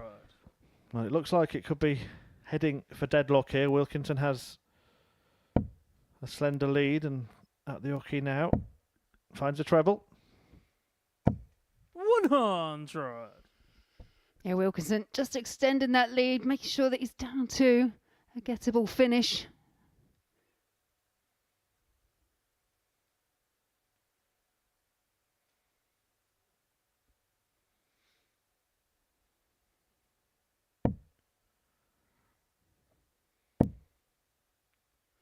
Just trying to lift one over the top, and that's unfortunate. Clipped the Simon, you dart, took require out that 92. power and bounced off the wire.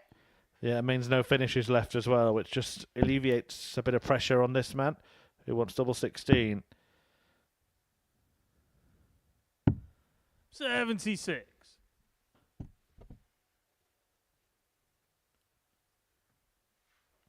Make it 43 darts missed at double between them. We must be around record territory there. Oh, but miles past record territory, aren't we? Oh, that's for... Ah, okay. Yeah, 31 is the record for 60. one player. 54 is the Simon, combined you record. require 16. Laura's pointing at things in here to correct Yes. me. Trying to mouth what's happening on the board. But Flag. yes. Simon will. Okay, so still a little way to go. Fifth flag, it's Pim to throw first. Game on. Yeah, so the most missed darts, 54. Lloyd Walker versus It's Hessing. Rick Hessing, yeah.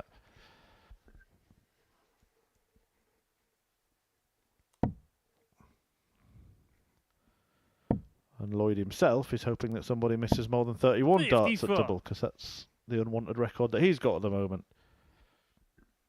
Yeah, and like I say, players, even those top quality, high caliber players that you see, on the TV, on the PDC all the time, they have all probably suffered these kind of matches. It's come in handy today, but there's a whiteboard in here and it's got Modus Super Series records on it, and I wrote them all, and I only wrote positive records. Who's come in here with their negative pen and wrote who's missed the most starts at double? Which match has had the most starts at double? I'm not going to throw anyone under the bus, but I'll speak to you after this. Yeah, producer Robbie it was. You chuck him under it then.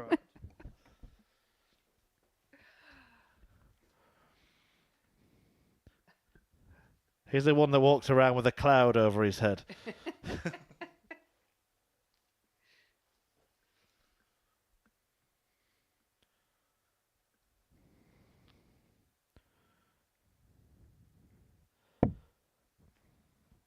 Well, don't forget there is more live action coming your way this evening from 10 p.m. 58. We will have a Group B bonanza featuring Jamie Lewis, Jamie Owens, John O'Shea, Alex Small and Graham Hall. 96.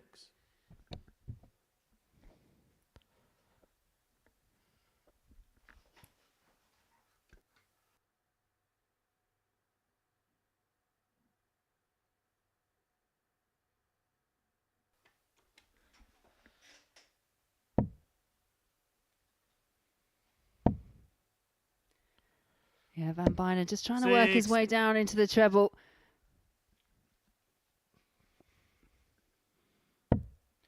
You feel this is a real opportunity for Wilkinson just to try and find a treble, leave himself on a finish. Well, it is a finish, but it's a long range one. Yeah, nothing to say that we'll see that kind of thing in this game, unfortunately. You just have the highest checkout of the day, as you mentioned. We haven't seen anything enormous where 2 trebles have been required for a finish.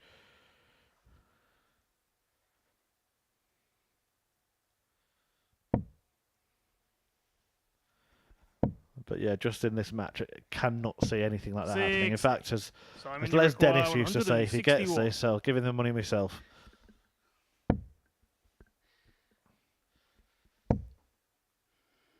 Yeah, good adjustment with the second though. 81 required. Treble 15 would have left 36, but we'll be back for 66.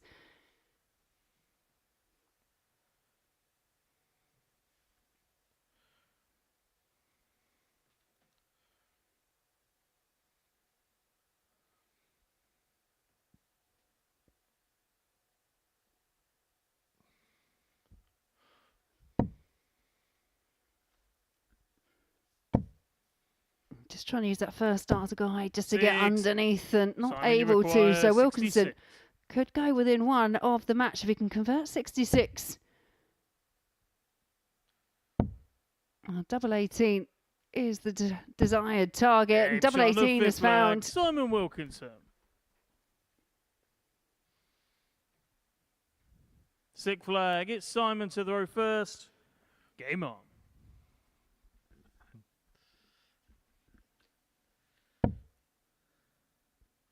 So hold for Wilkinson, he wins the match and picks up his first points on the Super Series stage. And that will certainly aid his cause.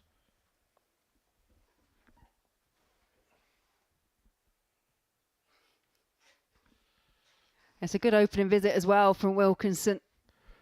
Yeah, and I don't think he was trying to slow him down.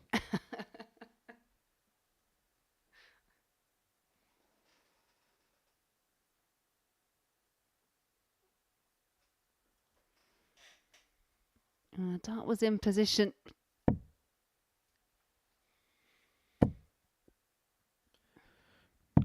Well, he's been in good spirits all week, Van Bijnen, and whatever happens in this match, I hope he still is.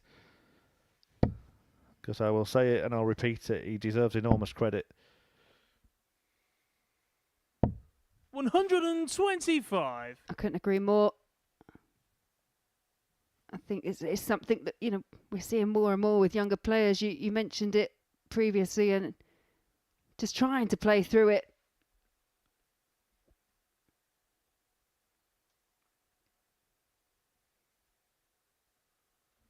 Wilkinson on course for a first victory.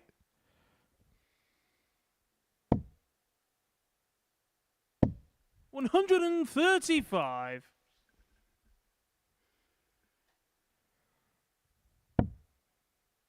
It's a good response there from Van Bijnen. Just keeps him in touching distance of Wilkinson. 60. If Van Bijnen here can find another 2 treble visit, puts him firmly favourite.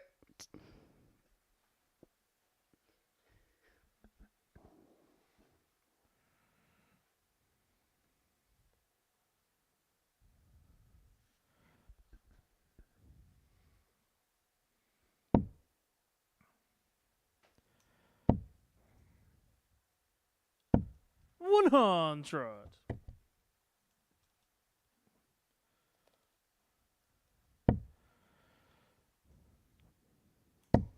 Well, Wilkinson in particular, he missed a load of darts in that opening leg. His doubling hasn't been that bad since.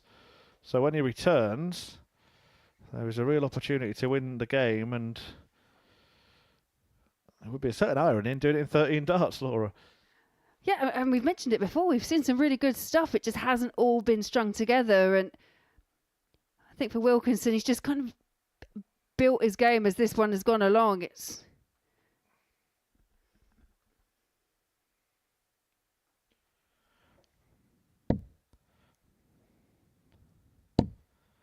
Well, they'll meet again in the opening match tomorrow. 60. So Wilkinson actually would have a chance himself to then move within 2 of the top 2. Of course, they'll have a game in hand. Not over the line yet, of course. That may be helpful, you know. I think so. He seems to have a preference for double 18. He's taken it cleanly on several occasions throughout today. But it's 109 here for Van Bijnen to level it up at 3-all.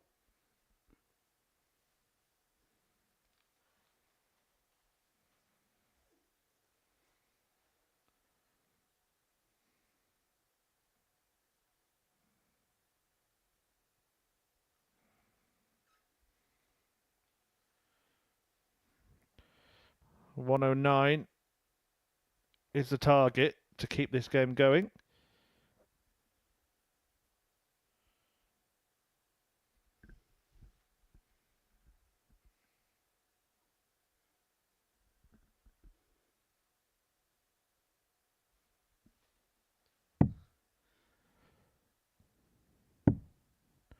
Wilkinson will return. 85. Simon, you require 36. Oh, it's double 18.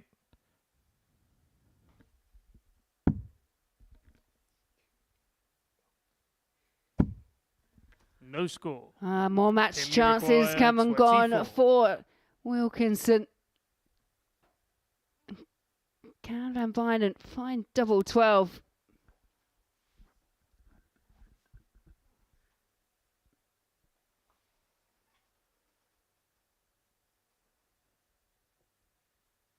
And it's all about just releasing that first dart. The next 2 will tend to float.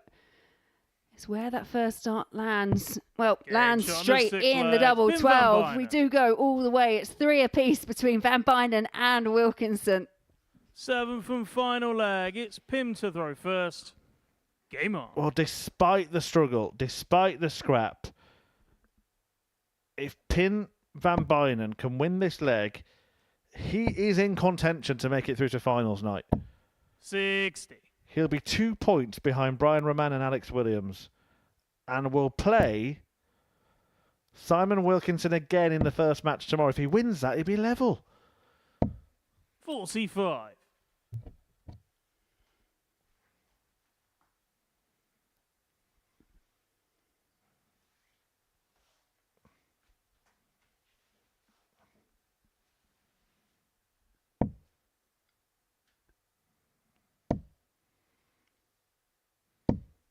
$100. Yeah, this is looking much more positive, this leg from Van Bijnen. I think just taking that double cleanly, there was no fuss, there was no struggle to try and find it. Might have just 100. a little fire underneath him.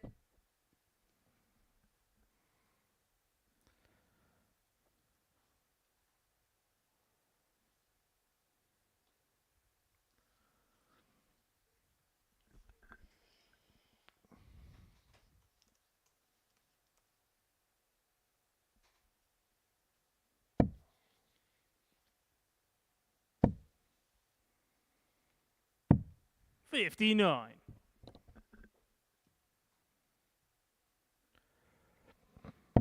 Confirming that it has by far been the longest fixture that we've seen at the Super Series. 85. You can understand why.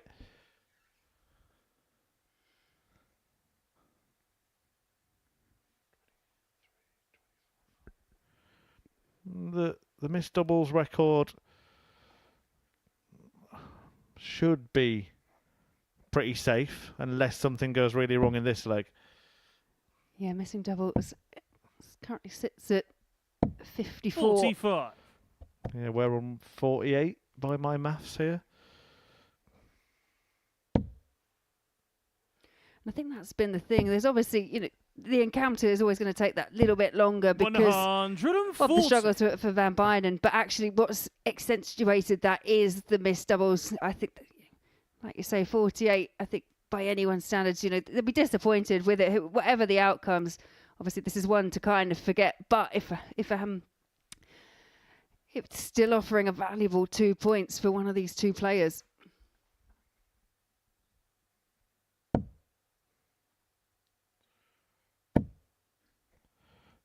Where's this come from? 140. Really Simon, strong. you require 131. To leave 97, and the victory is in sight. Well, he could go tops here. He could go tops.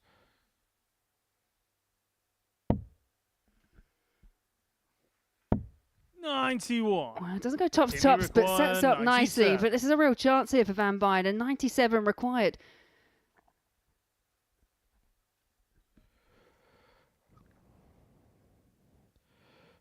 The treble 19 is the first target. That's what he's looking at.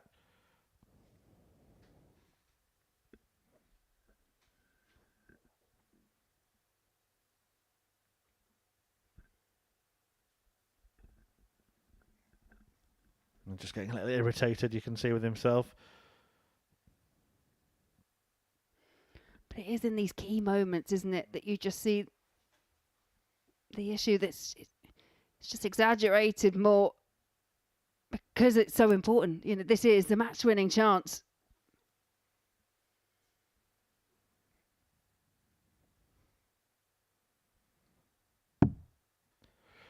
$90 remaining. Oh, he went for the ball. He wasn't too far away from it. 41. Simon, you require Simon Wilkinson 40. hasn't won a match yet on the Super Series stage.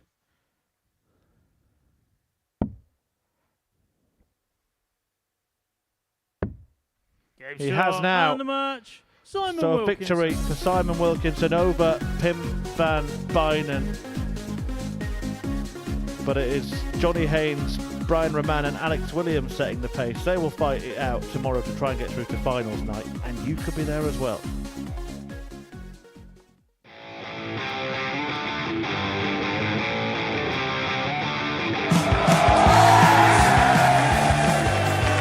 And the Modus Super Series champion!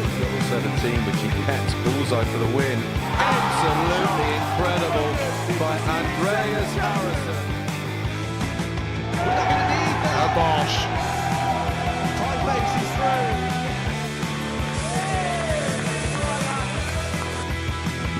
Game, shot, and the match!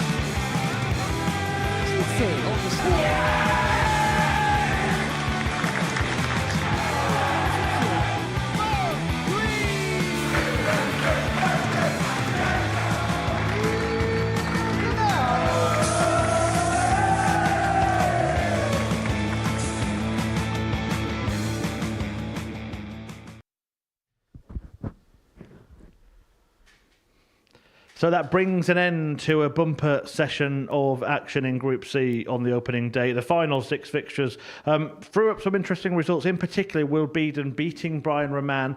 That followed by Johnny Haynes' win against Alex Williams means that there is a little bit of a race going on for qualification. Johnny Haynes won all of his matches, so he is in pole position 10 points, a maximum for him. But Brian Raman losing out in that last match means that himself and Alex Williams are catchable, certainly by Will Beaden, who got the victory there towards the end of the day. And Pim van Bijnen is going to be disappointed that he's not on 4 points as well. But let's start with the player at the top, Laura, Johnny Haynes. Late replacement for Martin Adams, has come in as a substitute, and it could not have gone better for him today. No, it couldn't, could it? Yeah, very assured. He had a bit of a tentative start, but you can forgive him that. Drop the opening leg. But after that, really hadn't looked back. And I think this was part of the key turning point for me in terms of how Haynes' day was going to go, because that 4-3 victory over Brian Raman, I think that was all important. Just set the tone, and Johnny didn't look back.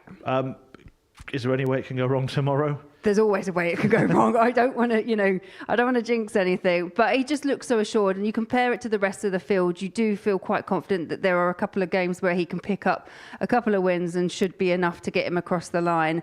And we know Johnny, he's such a cool, calm, chilled out character up there on the stage. I don't think it'll be an issue for him. Yeah, the same description can't really apply to Brian Raman. We said it in commentary, seems to find a way to make things difficult for himself. It looked so natural that he was going to be the player occupying second place until that last match. Agreed, absolutely. I think he was very frustrated losing 4-3. It was a really tight battle between him and Haynes. But yeah, the Will Beaden match, that was the one that I don't think anyone, and that's no disrespect to Will at all, I don't think anyone was expecting that result based on how we'd seen Brian play throughout the day. But not just that, it was a 4-1 as well. And if leg difference comes into it, that could be all the difference. Alex Williams beat everybody but Raman and Haynes. What did you make of him on debut? Yeah, I think he was very assured. Again, you can see there's a little bit of a fire in the belly there. He wants to come here. He wants to do well, wants to prove himself. He could say he was unfortunate in that match against Haynes because he did really push him. But the one against Brian Raman, that was a bit more comprehensive in terms of how he was beaten. But the other three, yeah, I think he was. Like I say, you're on debut. It's a nervy thing. You can put a lot of pressure on yourself. But yeah, I think he did well. Despite Beaden tapping him on the shoulder, do you think it is a battle for second place between Raman and Williams? I'd say looking at what we've seen today, yes, that is what I would say. But it just adds that extra element, that different pressure you've got, and it's a reversal of order as well. So if we start seeing some of these fixtures kind of either reverse, or if you drop a couple of points, you can put that pressure on yourself. And things could still change. Quick word on this evening. We'll be back from 10 p.m. for Group B. Jamie Owens, Jamie Lewis, John O'Shea, Alex Small and Graham Hall all in action. That looks like a very exciting group, doesn't it? Absolutely. Please don't ask me to pick a winner or even picking three to go through. The quality and the calibre of the field in this evening session is it's really outstanding. Yeah, absolutely. Well, we'll let you get some recovery and rest and maybe something to eat and join us again this evening. I won't be here, but I will be watching, and you can be watching plenty of other stuff on the Modus Super Series channel on Pluto TV as well. Up next is a story of Martin Schindler, and then 9:20 this evening, Tungsten Talk with Simon Whitlock. Find out why his darts got banned. Tonight, as we just mentioned, Jamie Lewis in action in Group B. The first session getting underway from 10 p.m. And then on Saturday, 7:30, we have the Series 11, Week 3 finals night. It's been a long afternoon. Saturday, 7:30. For the live show. Who will make it through to the finals night? We are going to find out tomorrow. Another double session of darts coming your way then, but we will be back from 10 p.m. this evening to see who will be joining Kevin Bijnen, who won Group A earlier in the week. And we might still get a little bit more drama in Group C. That's tomorrow from 1, but do join us tonight from 10, and we promise you entertainment and drama all the way. What a finish! What a man! The drum roll finishes, and the target is And it comes on finals night, and it's a knockout. Dirty